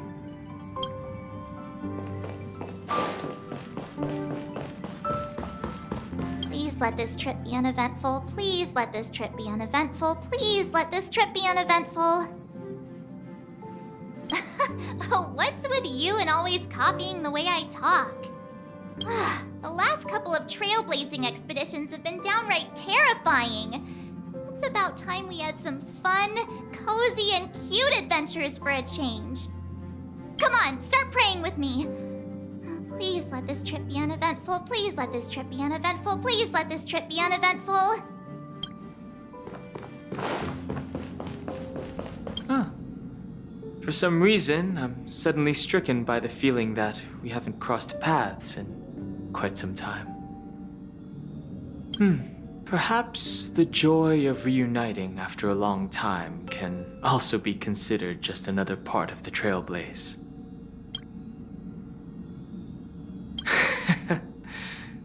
Got it. This Astral Express sure is comfy. But I got one tiny problem with it. How come there ain't no potent drinks on this ride? I can live without malt juice. At least stock something else. Like that white gem. Common as dirt and not too pricey. You can't use that 12 years of age rule against a mighty ranger like me. Ha!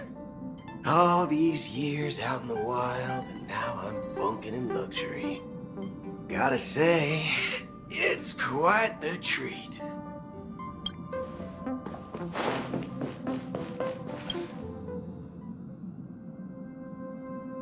Oh, you're here.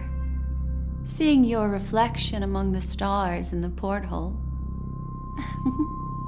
really does seem somewhat surreal.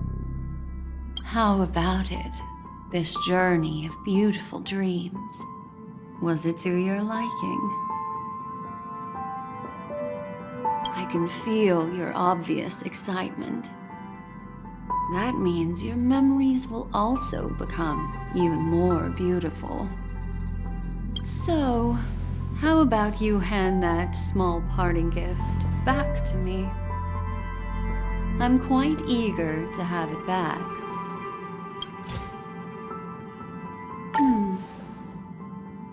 Oh? Never mind.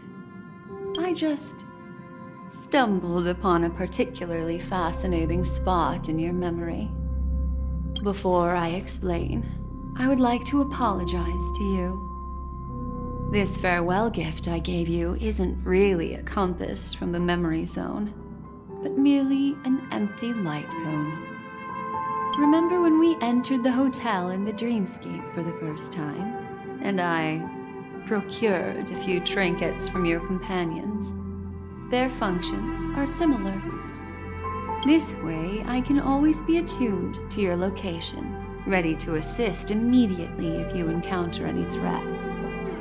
But this is not its most intrinsic function. Light cones are slices of light used to encapsulate solidified phenomena. This empty light cone is the same. It can etch your memories in their most vivid form, and then allow me to admire and manipulate them, turning them into unique mementos. All the world is born from the power of mind and soul, and that power is memory. To prevent ourselves from being forgotten by the world, we must make the world remember us, or use our memories to recreate it. Life, seemingly vast, offers but a scant collection of impactful memories. Some joyful, some sorrowful, some light, some heavy. But you are different. Memory is a reflection of the future. Within that reflection, I see your unparalleled worth. You have the power to craft memories that can captivate the world. Your memory can illuminate the universe's future path. And that memory will be as scintillating as the star clusters you see in this porthole. Precisely. But do you know the deeper meaning behind it? The reason is simple. In this grandiose and ostentatious dream of the families, only you personally experienced the entire course. Patience, my friend. I will reveal the answer to you, but that time is not now. Turn around and take a look at your friends. Every one of them is reveling at the arrival of their next destination, all filled with hopes and expectations of their own present and future. Revealing everything at this moment would be a bit of a buzzkill, wouldn't it? I'm looking for an opportune time, a time when you're totally at ease. Perhaps when the night grows hazy and you're about to drift off would be the most opportune. How about one fine night? I will prepare the candles, aromatics, and even a cushy couch to create a cozy dreamland for you. And then I will tell you the answer in the form of a little bedtime story to lull you to sleep. Hi! Hello! Attention all passengers!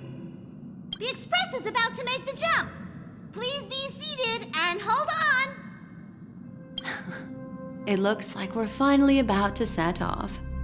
There are countless gleaming memories out there waiting for us. Why don't we just leave it at that for now? Ah, that's right. As a small token of compensation for playing that little trick on you with the empty light cone, I will gift you with some words. They hold great significance to me.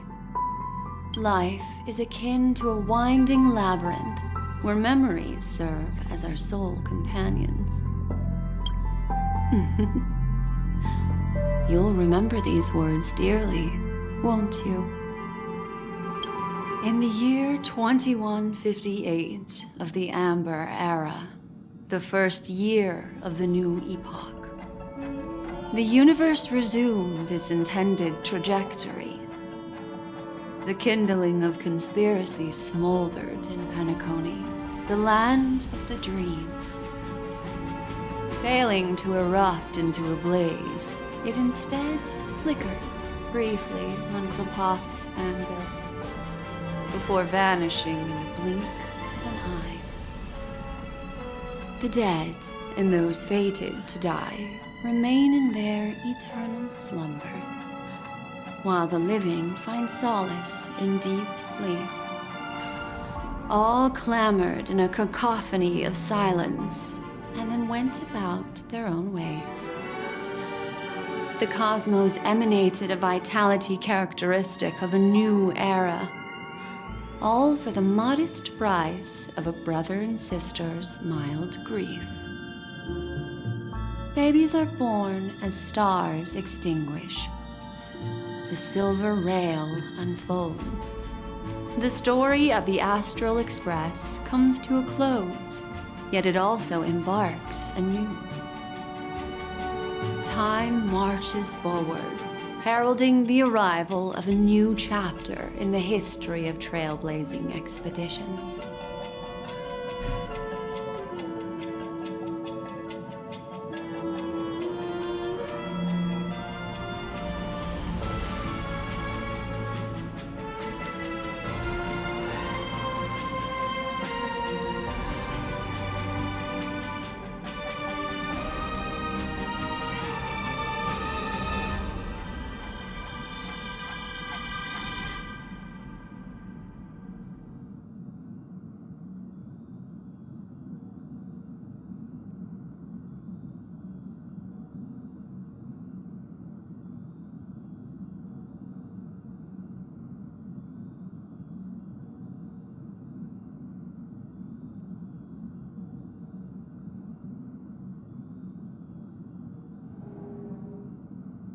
Countless shooting stars streak the sky tonight. If you can pick the right one, it will carry your wish to thousands of distant worlds. You're feeling very relaxed now, aren't you? So, then, it's time to tell you a little bedtime story. Well, let's start with a conclusion. The crew was defeated in the battle against Sunday. Everyone in Penacony failed, and no one survived. But don't panic. The truth, as horrifying as it may be, is not yet irreversible. There's still a glimmer of hope, and that's why I'm here. Next, I'll use this empty light cone that carries all your memories to relive everything that happened before. And when this story reaches its end, I'm sure someone as clever as you will notice that. There's a major flaw in the story you have experienced. Yet, within that flaw lies a glimmer of hope. Are you ready for it? Do you remember everything? When the clock turned back, the Express started a warp jump, sending you to a strange dream. You were bewildered back then, and then a galaxy ranger named Acaron showed you a way out. When you arrived at the Reverie Hotel, you met the doorman Misha and had a confrontation with Aventurine, an IPC representative. Thankfully, Acaron appeared again and helped you. After that, you saved Firefly and explored Penacony together. During the tour, you ran into Sparkle disguised as Sampo and accidentally entered a child's dream. There, I rescued both of you from death, but Firefly didn't return to reality. She realized the truth and tried to involve you in her plan, but that resulted in an accidental death. Even more unsettling, you soon encountered another murder. The 2 cases of death prompted you to investigate the truth behind the sweet dream. Despite your efforts to gather information about the 2 victims, you didn't make much progress. But you did learn about the watchmaker from Gallagher. Meanwhile, Aventurine was secretly carrying out his scheme, in which you were one of the pawns. In the midst of a fierce battle, Acaron revealed her true identity as an emanator of the nihility and unsheathed her sword. That strike foiled Aventurine's plan and opened a passage between the sweet dream and the original memory zone. Upon your arrival at Flux Reef, you learned the truth that death was actually dormancy, as well as the truth about the dreamscape, the Stellaron, and the bellboy, Misha. You split up with Sunday and Robin, looking for a way to seal the Stellaron. However, it turned out that Sunday and the Dream Master had their own hidden agenda. And you had to engage in an ultimate duel on the stage of the Charmony Festival. Finally, the story reached its conclusion. You emerged victorious, with the Trailblaze triumphing over the Order, and Penacony embracing a bright and peaceful future. This marks the end of the thrilling journey in Penacony. I'm sure you've already noticed something unusual, haven't you? The major flaw, which contradicts all the known information, hides in this story.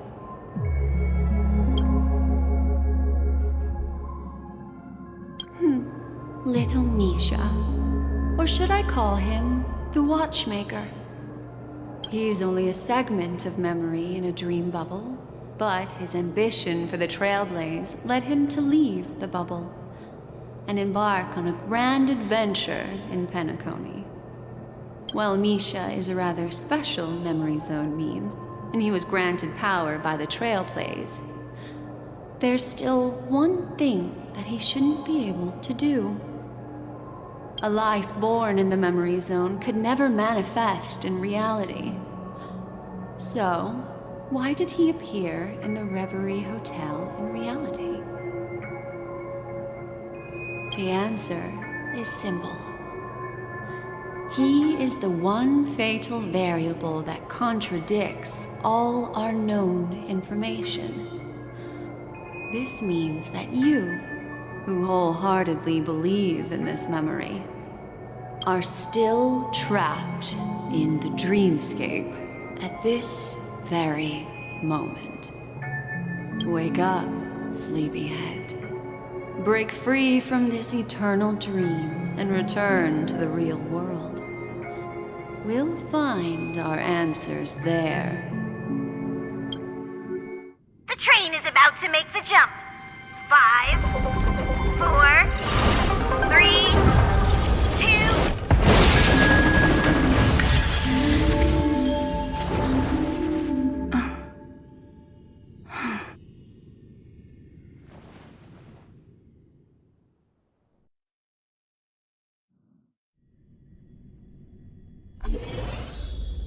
This way, darling.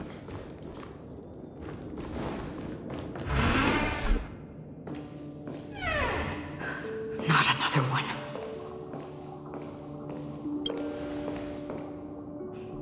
Thank you so much, Black Swan. Fine, a sigh of relief.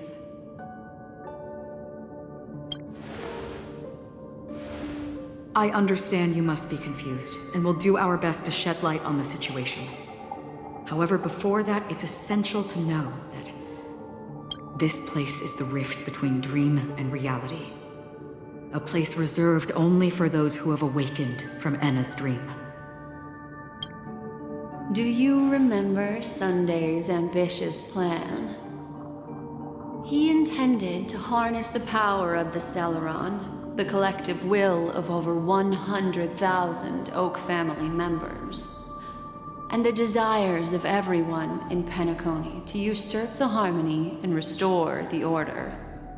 Unfortunately, it didn't stop there. From the early days of our journey into Asdana, we were already affected by the Stellaron. That strange dreamscape where we met.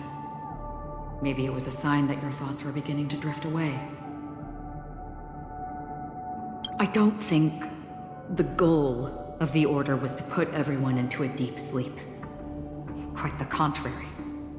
They used the Stellaron to catalyze the leakage of Asdana's memoria into the material world, allowing the dreamscape to blend with reality. And that included a lot of memoria from the Beyond the Sky Choir. As time came and went, the dreams eventually became indistinguishable from reality, and reality became an illusion. People think they are awake, but their spirits have long since stepped into the Temple of Order. This is what makes Enna's dream so powerful. In this paradise governed by the Order, everyone indulges in their delightful dreams and lives happily ever after. I believe what you experienced in the sweet dream, except for that flaw, was real. Only in this way could you reach the destination, lifting the crisis in Penacony and embarking on your next trailblazing expedition. If it wasn't for Acaron's plan, we might have been trapped in this dream forever. Fortunately, while the path of the Order governs all things, it can't affect the Nihility. I came to realize this when the Dream Master tried to expel me at any cost. This is also why you felt a sense of peculiarity when traveling with her. Well, I'm not as fortunate as she is. Even if I'm a memo keeper, I was still influenced by the power of the Order and fell into hallucinations. However, thanks to your memories, now we still have a chance to turn the tide. For mortals, even if they possess the great power of a path, they can't create a flawless world like gods do. That's why there was a flaw in your dream. In other words, once you have realized the world is not real, you'll have a chance to break free from the dream. The flaw in your dream lies within Misha, who could have never appeared in reality. When I turned the pages of your memories, I realized that I was in an illusion too. Now Sunday has usurped the power of the harmonious choir through the Charmony Festival. Asdana has thus fallen into Enna's dream, transforming everyone equally into the notes of the Aeon. Failure doesn't mean weakness. Only the strong can gather the will to resist the Order and try to break free. We still have a chance, though. To make it happen, please, Black Swan, guide us to those with a strong will. All right, please come with me. These people are... They're the ones who accept Enna's dream and indulge in their happy illusions. We have no means to wake them up now. Not even your clockwork will do the trick. However, there are still other things we can do. Let's keep going.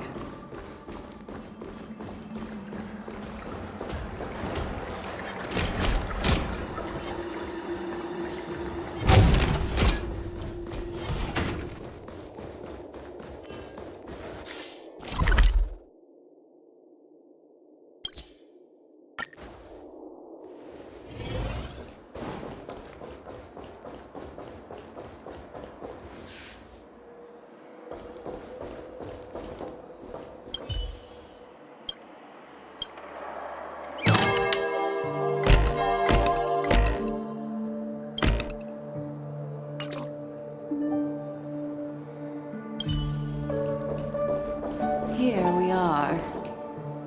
It's... Robin?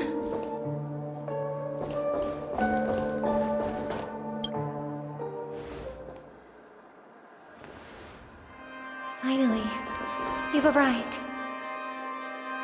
Let me introduce you to Robin. She woke up from Anna's dream by her own will, and it's this tough lady who led us here with her song. I woke up for the same reason as all of you. In the dream, I experienced something that could never occur in reality. Are we going to lock it up in a cage? I want to see it fly freely in the sky. Without us, this bird would be too fragile to survive on its own. Do you want it to die? No, but... Then let's take care of it together until it can return to the sky. Huh? Birds have wings because they're meant to fly. Even if they may crash on the ground one day, they shouldn't be trapped in a cage. Birds belong to the sky, so we should help them return there, right? The illusion was so impossibly blissful that I realized it was just a dream. And this is our final hope. Anna's dream is founded upon the harmonious choir, namely everyone's shared wishes. It will only materialize once the aspirations of all beings in Penacony merge as one. At present, it has become impervious due to people's desire to remain slumbering within the dream. And in order to destroy it, we must make everyone in Penacony want to wake up. Now comes the tricky part. How do we do it?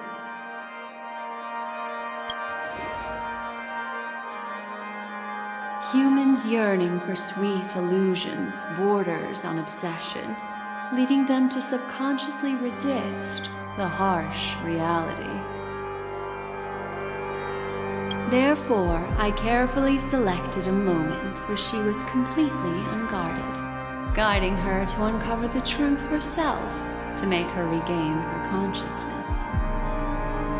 However, to wake up everyone in Penacony and get them to share the same determination, that would be nearly impossible. Indeed.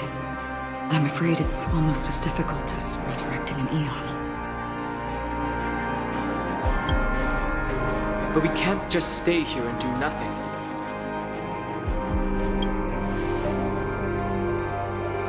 This is a critical moment for the whole universe. Who cares about some dumb number? Thanks to Black Swan. You're welcome. And thanks to the memo keepers in Penacony, too. I believe your partners have also awakened from their dreams. This is the first step of our plan. With the assistance from the Garden of Recollection, those who possess a strong will, like you, will gradually awaken from the dream. These free wills are the discord that will sway Anna's dream. However, awakening a mere handful of individuals is insignificant compared to the vast number of people immersed in the dream. We must find other ways to awaken the free will of millions of people within a short period of time. If breaking through from the inside proves challenging, we can seek assistance from the outside. We've long been aware of a potential solution. Asdana is a galaxy known for its abundant memoria and the remarkable phenomenon known as synesthesia dreamscape. When people first enter this place, they often find themselves and others sharing a collective dream. At this very moment, there is only one dream encompassing the entire Asdana system. So, you mean, if we can attract a large number of outsiders to this system, their free will would intertwine with this dream and shake it to its core? However, those outsiders might also succumb to the dream and become the foundation of the Order instead. The real challenge is, how can we gather a huge number of people as determined as you within a short period of time? Looks like the Jade Abacus of Allying Oath will be the only solution. No need for that. Keep your once-in-a-lifetime treasure. We don't need to bother the Cienjo Alliance for such a tiny request. You want thousands of people with unwavering free will? That's easy. Just leave it to us Galaxy Rangers. You can gather Galaxy Rangers? Outsiders may see Galaxy Rangers as elusive and disconnected individuals, and actually, they're right. And that's why we have a tacit understanding among us. Do you know what it is, Acaron? It's the relic I returned to you. Exactly. Its owner must have told you that it's meaningless to anyone other than a Galaxy Ranger, and that it can only fulfill its purpose when returned to its rightful owner. Because it's a burial artifact, worthy only of a hero who has served the Galaxy Rangers with honor. When its light illuminates the universe, it means the fall of a hero. And in the direction it falls, countless meteors will streak across the sky. Those meteors are Galaxy Rangers, coming from all corners of the cosmos, driven by a shared purpose, without questioning the cause or counting the cost, because we abide by a common principle. The shooting stars of the hunt only descend on the longest night, and with them comes the dawn. We've stayed silent for far too long. Now, it's time to remind all the cowards, oppressors, and villains of the universe of our presence. I'll be the one to ignite the first spark. Once the dreamscape is swayed, I'll complete the second step.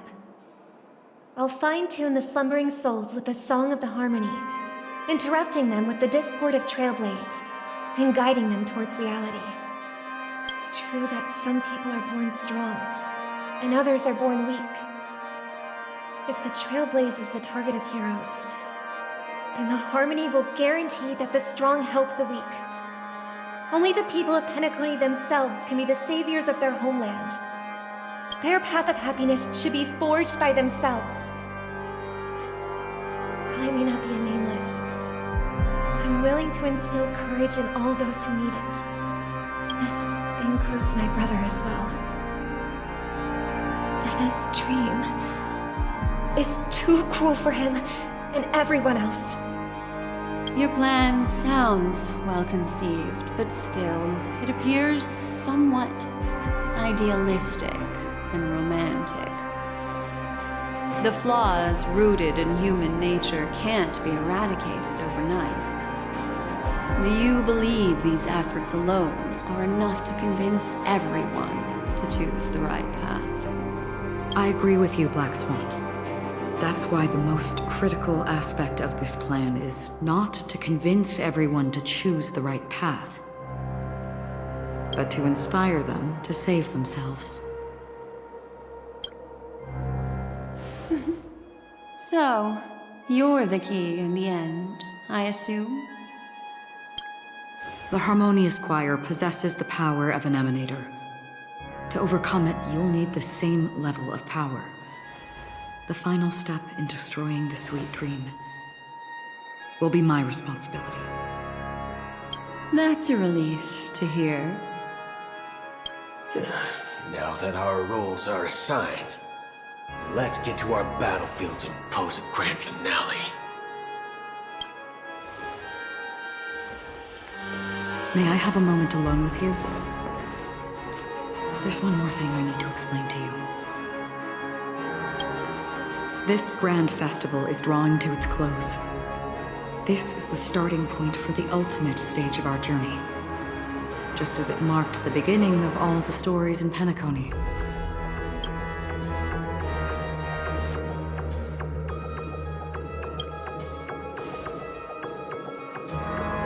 I have faith in you. However, before we depart, there is one more thing I must tell you. There's something you should know. We were able to locate you within this boundless dream and find the key to breaking free from the dream. All because of one person's unwavering dedication. Firefly. She awakened from the dream ahead of others, discovered the Express amidst the stars, and brought us valuable information about the remnants of the Order. She may have been aided by the script, and it came at a cost. As you know, Firefly is a stowaway who entered the dreamscape in a different way from ours. Without the dream pool in the hotel or assistance from the family, she can only awaken from this dream in one way. A real death. We mustn't fail her determination. I'm not implying that we must win this fight no matter what, but our resolve should match that of that courageous lady. Are you ready?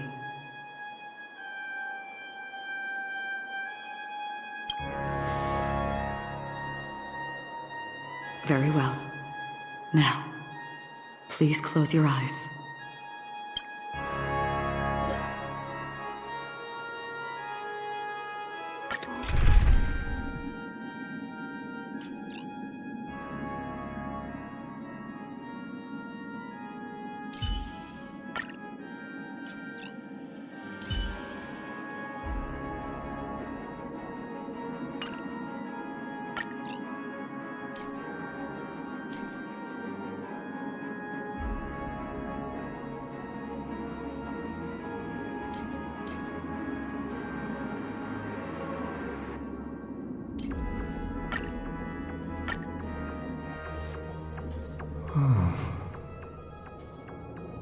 How long has this rain been on, though? If I remember correctly, it has lasted for decades, or even centuries. The unwavering determination of the Hunt followers persists even in death. But thankfully, we've guided those lost souls to their lives beyond. They were heroes in their time. And they won't be reduced to puppets of the nihility in their death. You see, the shadows on the sea have vanished. Do you remember? He once said that the sky would clear when the regrets of the departed had faded away. But it's still raining. I know. So, why is all this? Why did this rain choose me? Because someone's regrets haven't been fulfilled, perhaps. Mortals who walk the paths are like sailors on a vast ocean, leaving behind a trail that creates countless ripples of possibilities. These ripples last longer than the fleeting lifetimes of heats. And for some, their presence leaves such a strong mark that it's reflected in the waves. Sim-thirsters, the obsessions of the past riders. They emerge from the depths of IX, seeing themselves as masters of their own destiny, unknowingly repeating the actions of their past lives.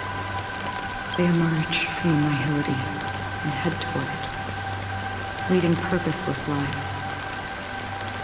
However, these hollow phantoms, they have journeyed with me for such a long time.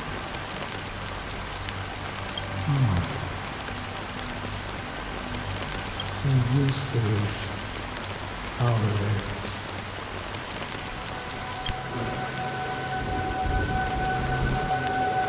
I'm not ready yet. Yes. Are you watching nihility, as Acaron the Watcher. I'm guarding the path to the abyss of the nihility, guiding every soul reluctant to become one with it. Back to this side. But if this is what the departed ones expected, should you try to change it? I don't know. But someone once told me that when the inevitable moment came, he hoped that someone would stand at his grave and place a bouquet of flowers. Even if it doesn't make sense at all? Some tasks have to be done, even if they are pointless. I have experienced that much already. Please extend your hand and then close your eyes. I'll carry your wish with me and fulfill it. Only then will I be able to put an end to the final regret by the Dead Sea. Like, see them again? Yes, that is certain. Because it was you who told me about the Express, your 2 former companions. The expedition cut short by the storm, your narrow escape from death, and your encounter with the Galaxy Rangers, and Penacony, the hometown to which you could never return. Yeah. For countless times, I felt rejected by the family and had to pass it by. But I knew that my companion was still there. Okay. Are you still there? Take my hand and come with me. We will leave this place. You'll embark on a long, long journey, shrouded in darkness. But fear not, as a touch of red will be awaiting you at the end of the path. That's the color of existence. Follow it, and it'll guide you and illuminate the way. By doing so, you'll eventually reunite in the warmth of the sunlight. Thank you. May death be the end of your boundless dream, guiding you back to the waking world. Welcome to the horizon of existence. This place is one of the thousands of manifestations belonging to the sleeping and shapeless. And it's also an exit out of the nihility for the awake ones. Let's bid our final farewells here.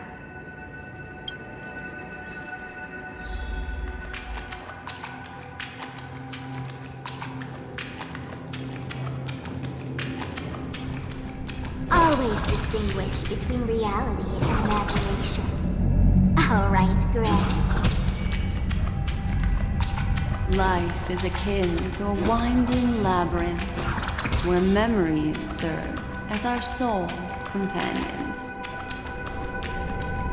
May your schemes be forever concealed. Anna's dream was too cruel for him and everyone else.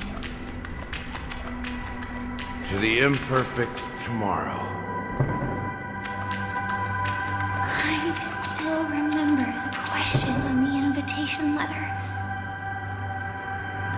Why does life slumber?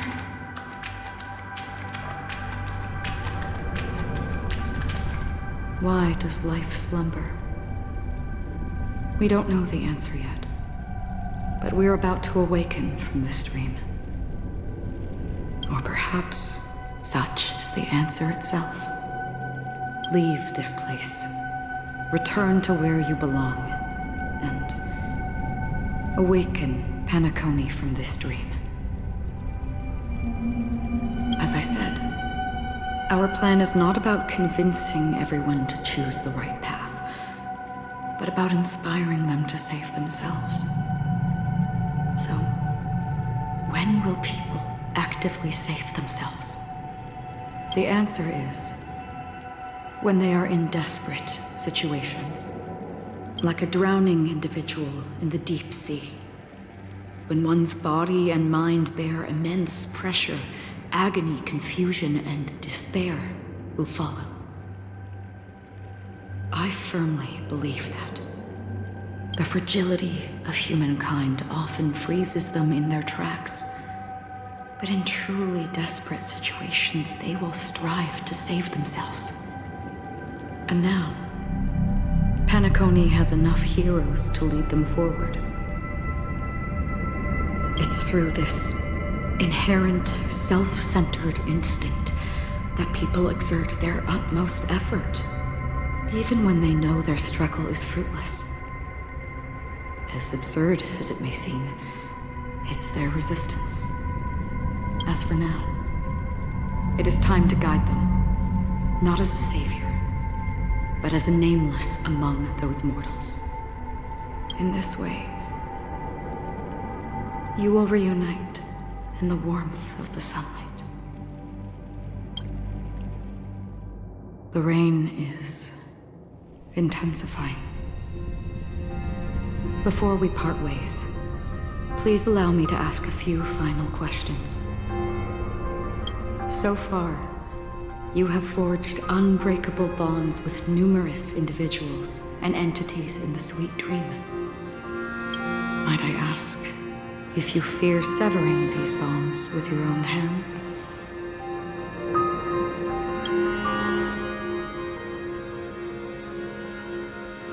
If there is a vast, lifelike dreamland that is virtually indistinguishable from reality, a realm without death, where everyone can attain the happiness and fulfillment they deserve, living blissfully ever after, I would ask, would you wish to stay?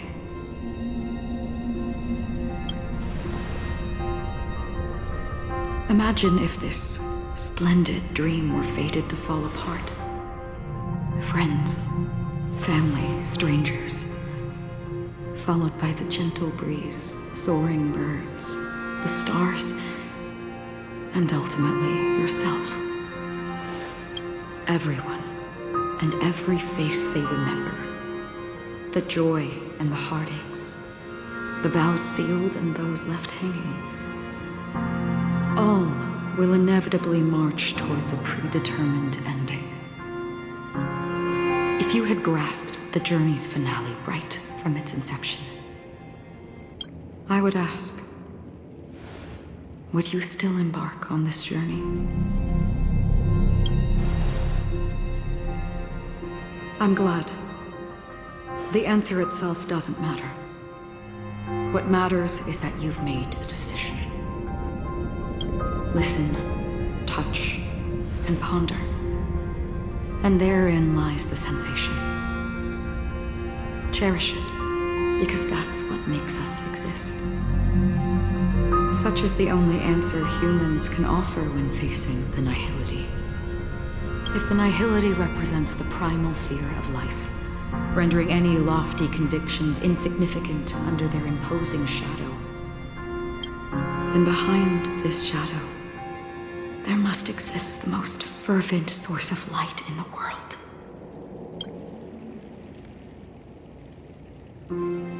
Just as every life that edges closer to death fervently approaches the end of the nihility, we must pursue that primordial light. Exist in the nihility. Did you watch over others to depart it? Such a task is absurd and meaningless. Nevertheless, someone had to do it. As for the meaning you mentioned, even if it's a meaningless task, I've come this far, haven't I? Even if the future may not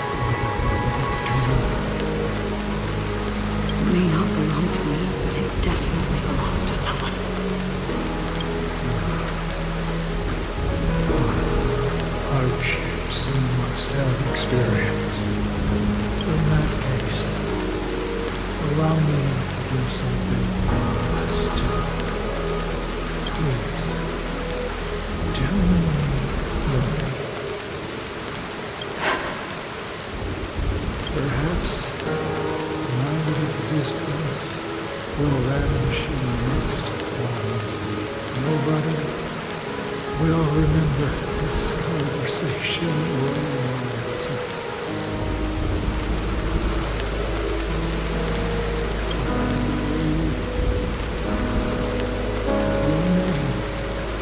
Your name should be remembered. And this universe will remember it as well. For me, some things are difficult to recall, yet there are others that I find challenging to forget. Such is memory, a creation of the past that blossoms into significance in the distant future. I remember that marks the start of my journey, the origin of the vibrant red hue in my life, and the most fervent element amidst every tempest. That's my name. Raiden Ozunori.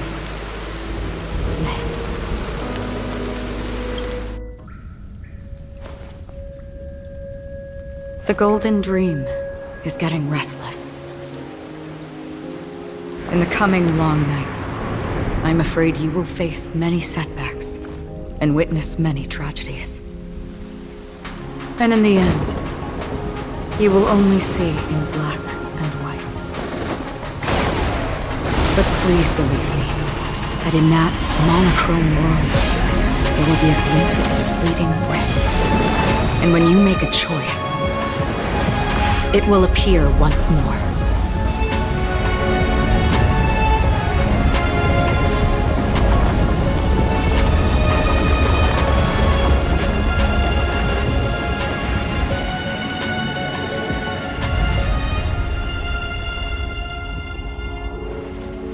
What you must do is ponder its significance, then return to the waking world.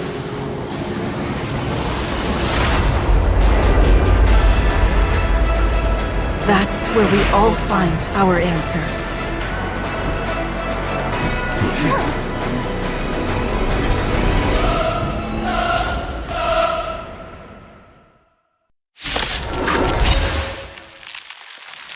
You've broken free from the dream of order.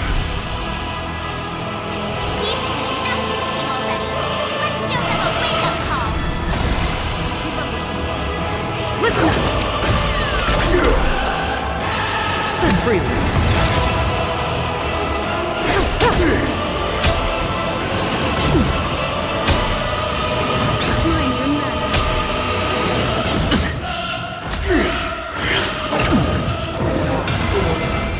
How can the weak be righteous? Stand still. Memories of beneath the water lies an endless abyss. Good times. Time to say bye. Boom. Wake up! Oh. It's on me. The dice bust. Or maybe I'll take it all.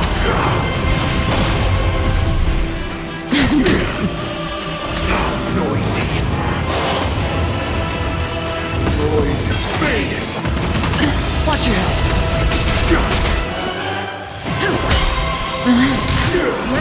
Let the show begin. Destiny isn't chosen. Spend freely.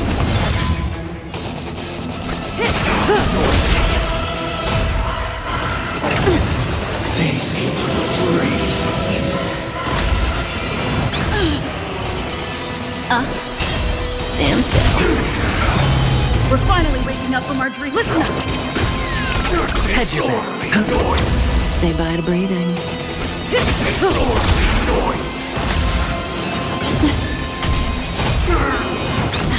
Good times. Never. Time to say bye. Boom. What do you want to know? Relax. I'll take the lead. Wake up!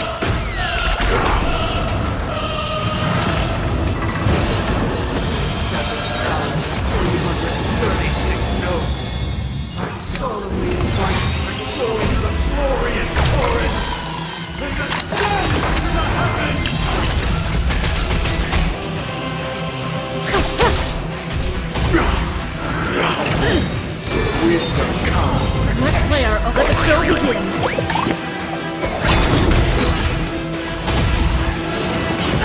Destiny isn't chosen.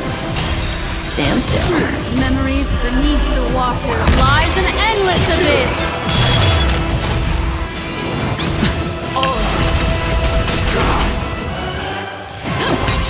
Hedge your bets. Spend freely.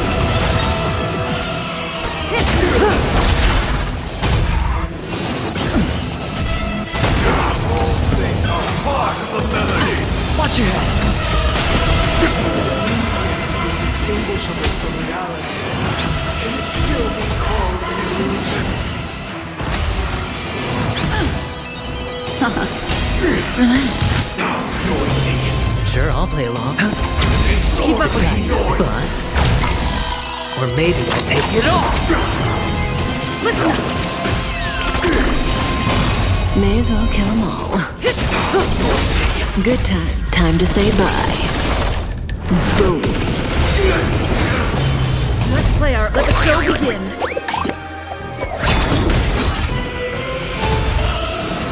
No dirt.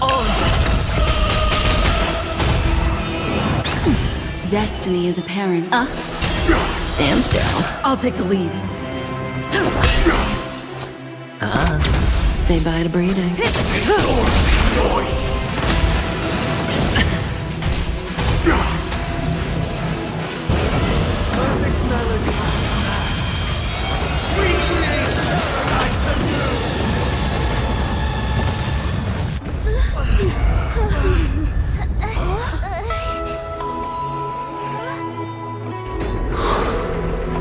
Music.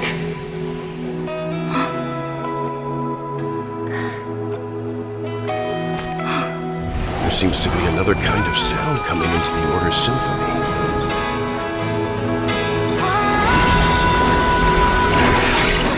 Penacony's first and last disharmony.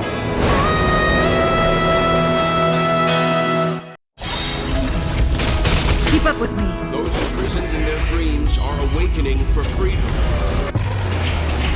Disorderly noise. Robin, is that you singing? You have heard their cries. This is not the paradise they hoped for. Even so, they don't know where they should be heading. That's why I had to become the lone star in the sky to guide them. Even if that star must hang in a perpetual night of solitude. The dice have been cast. Bust. Or maybe I'll take it all. Let's play our. Let the show begin. Memories beneath the water lies an endless abyss. Good times. Time to say bye. Boom. How could we have embarked on different paths? Now, our final talk has concluded. All the work of creation has been completed. The inevitable day has arrived. The embryo of philosophy will reshape for us all of reality.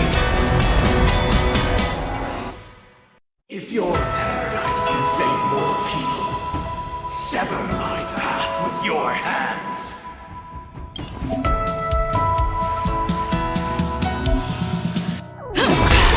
Stand still. Insolent.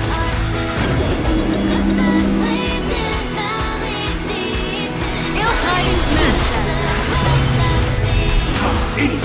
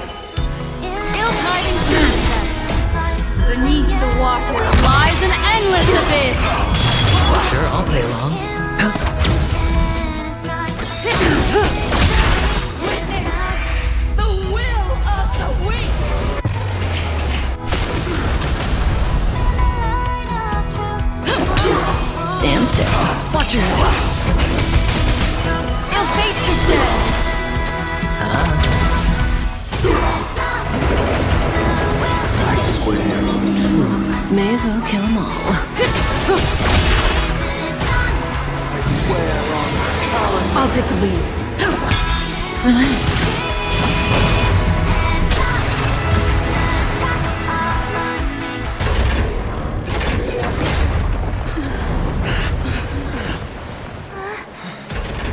So,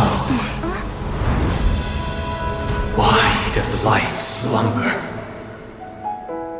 Because someday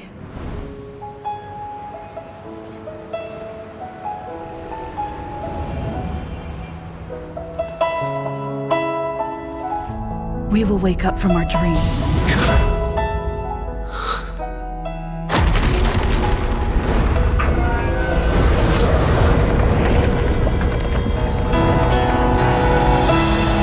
The night is still too short.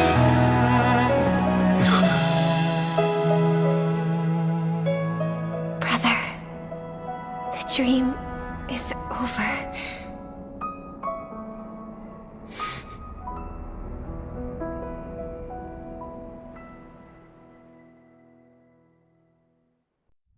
In the first year of the AE 2158, a fiery conspiracy erupted in the land of the dreams, but soon faded in chaos and destruction.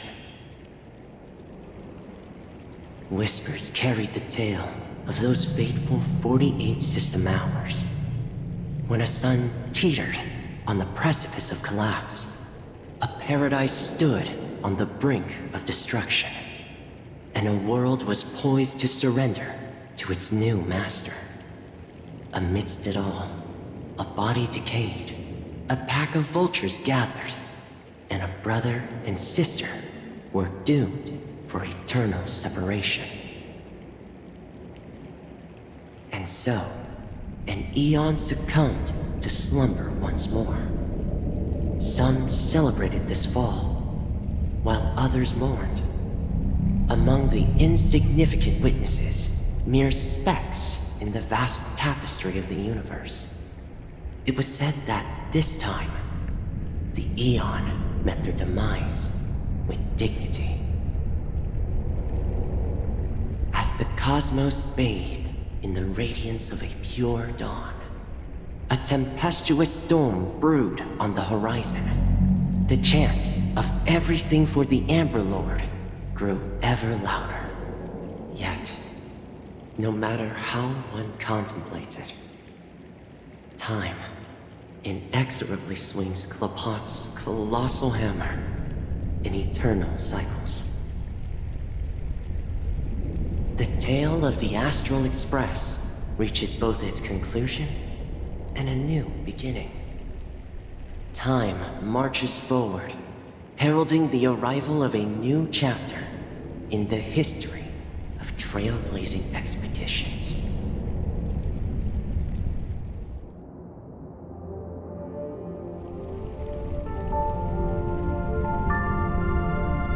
Brother, do you think the stars will fade away? Where did that come all of a sudden? Because the constellation that looks like a bird, the torrent eagles, looks a bit dim lately. It's the Torment Eagles. Don't worry, it's still there. It's located in the inner ring of Penacony and can only be seen when spring and summer overlap. As for the question you asked, I think stars do die, just like people. But do you know, sister? No star actually belongs to the present. The light we see from them is from a long time ago. Even after the stars perish, their light will travel millions of light years, spanning countless years, to illuminate the night sky of another world. In our paradise, I believe there will be a star like that, shining with the same light. Its radiance will last forever, and its name will be happiness. No, not just one star. We should have 2 stars. Or maybe even more. Yeah, you're right. It's a deal. It's a deal then. This is our promise, and nothing will sway our ideals. Yeah, you bet.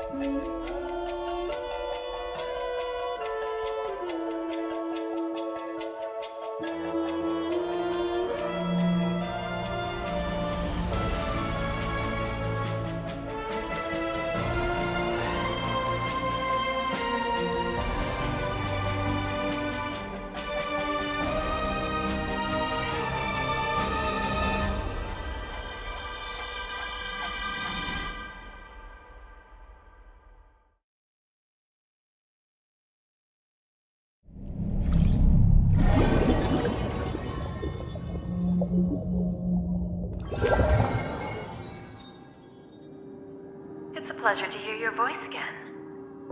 Congratulations. You've become the biggest winner of this festival. Are you calling just to poke fun at me? No. I'm just impressed. Not only did you venture alone into Penacony and discover the truth of Dreamflux Reef, but you also managed to escape with the help of that Knight of Beauty. Remember the recording you received from your Trailblaze friend? It's now the most valuable chip in this game. However, this came at a high cost. Losing a cornerstone is a hefty price to pay. Diamond just called a meeting to discuss what to do with you. Just as I expected.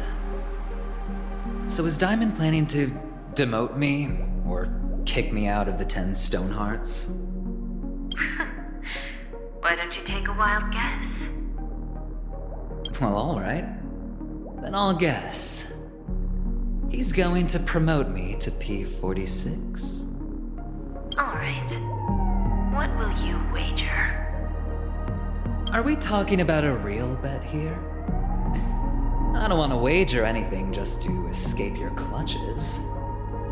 But if it's just a friendly bet, I'll put on the line what I did when we first met.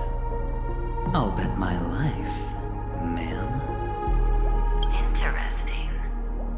But since it's Diamond's call, no one can predict the outcome. I'm on my way to Penacony. Once everyone is settled, we'll return to Pier Point for the final showdown. Sounds like I'll be out of the action for a while. Finally, a chance to kick back and relax. Yeah. Leave everything to me and Topaz, child. Thanks to you, as soon as the Jade Stone was delivered to the family's compound, we finished up our preparations. The seeds we planted have taken root. Soon, it'll be time to reap the rewards. Huh?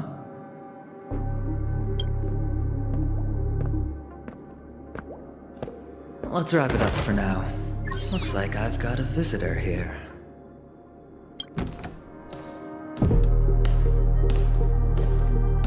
Oh, so many surprises today. Didn't expect a Galaxy Ranger and wanted criminal to show up here. One who managed to take out 2 IPC members under the noses of our fleet. Do you understand what that means? Screw wubba boo, I just put him to sleep. Don't try to intimidate me with that nonsense. Besides, I've taken down more IPC lackeys than the residual value you squeezed. And I don't mind adding a few more zeros to my wanted poster. I have a question for you. Be honest, or I don't mind putting a bullet into your head. Tell me, where is Oswaldo Snyder?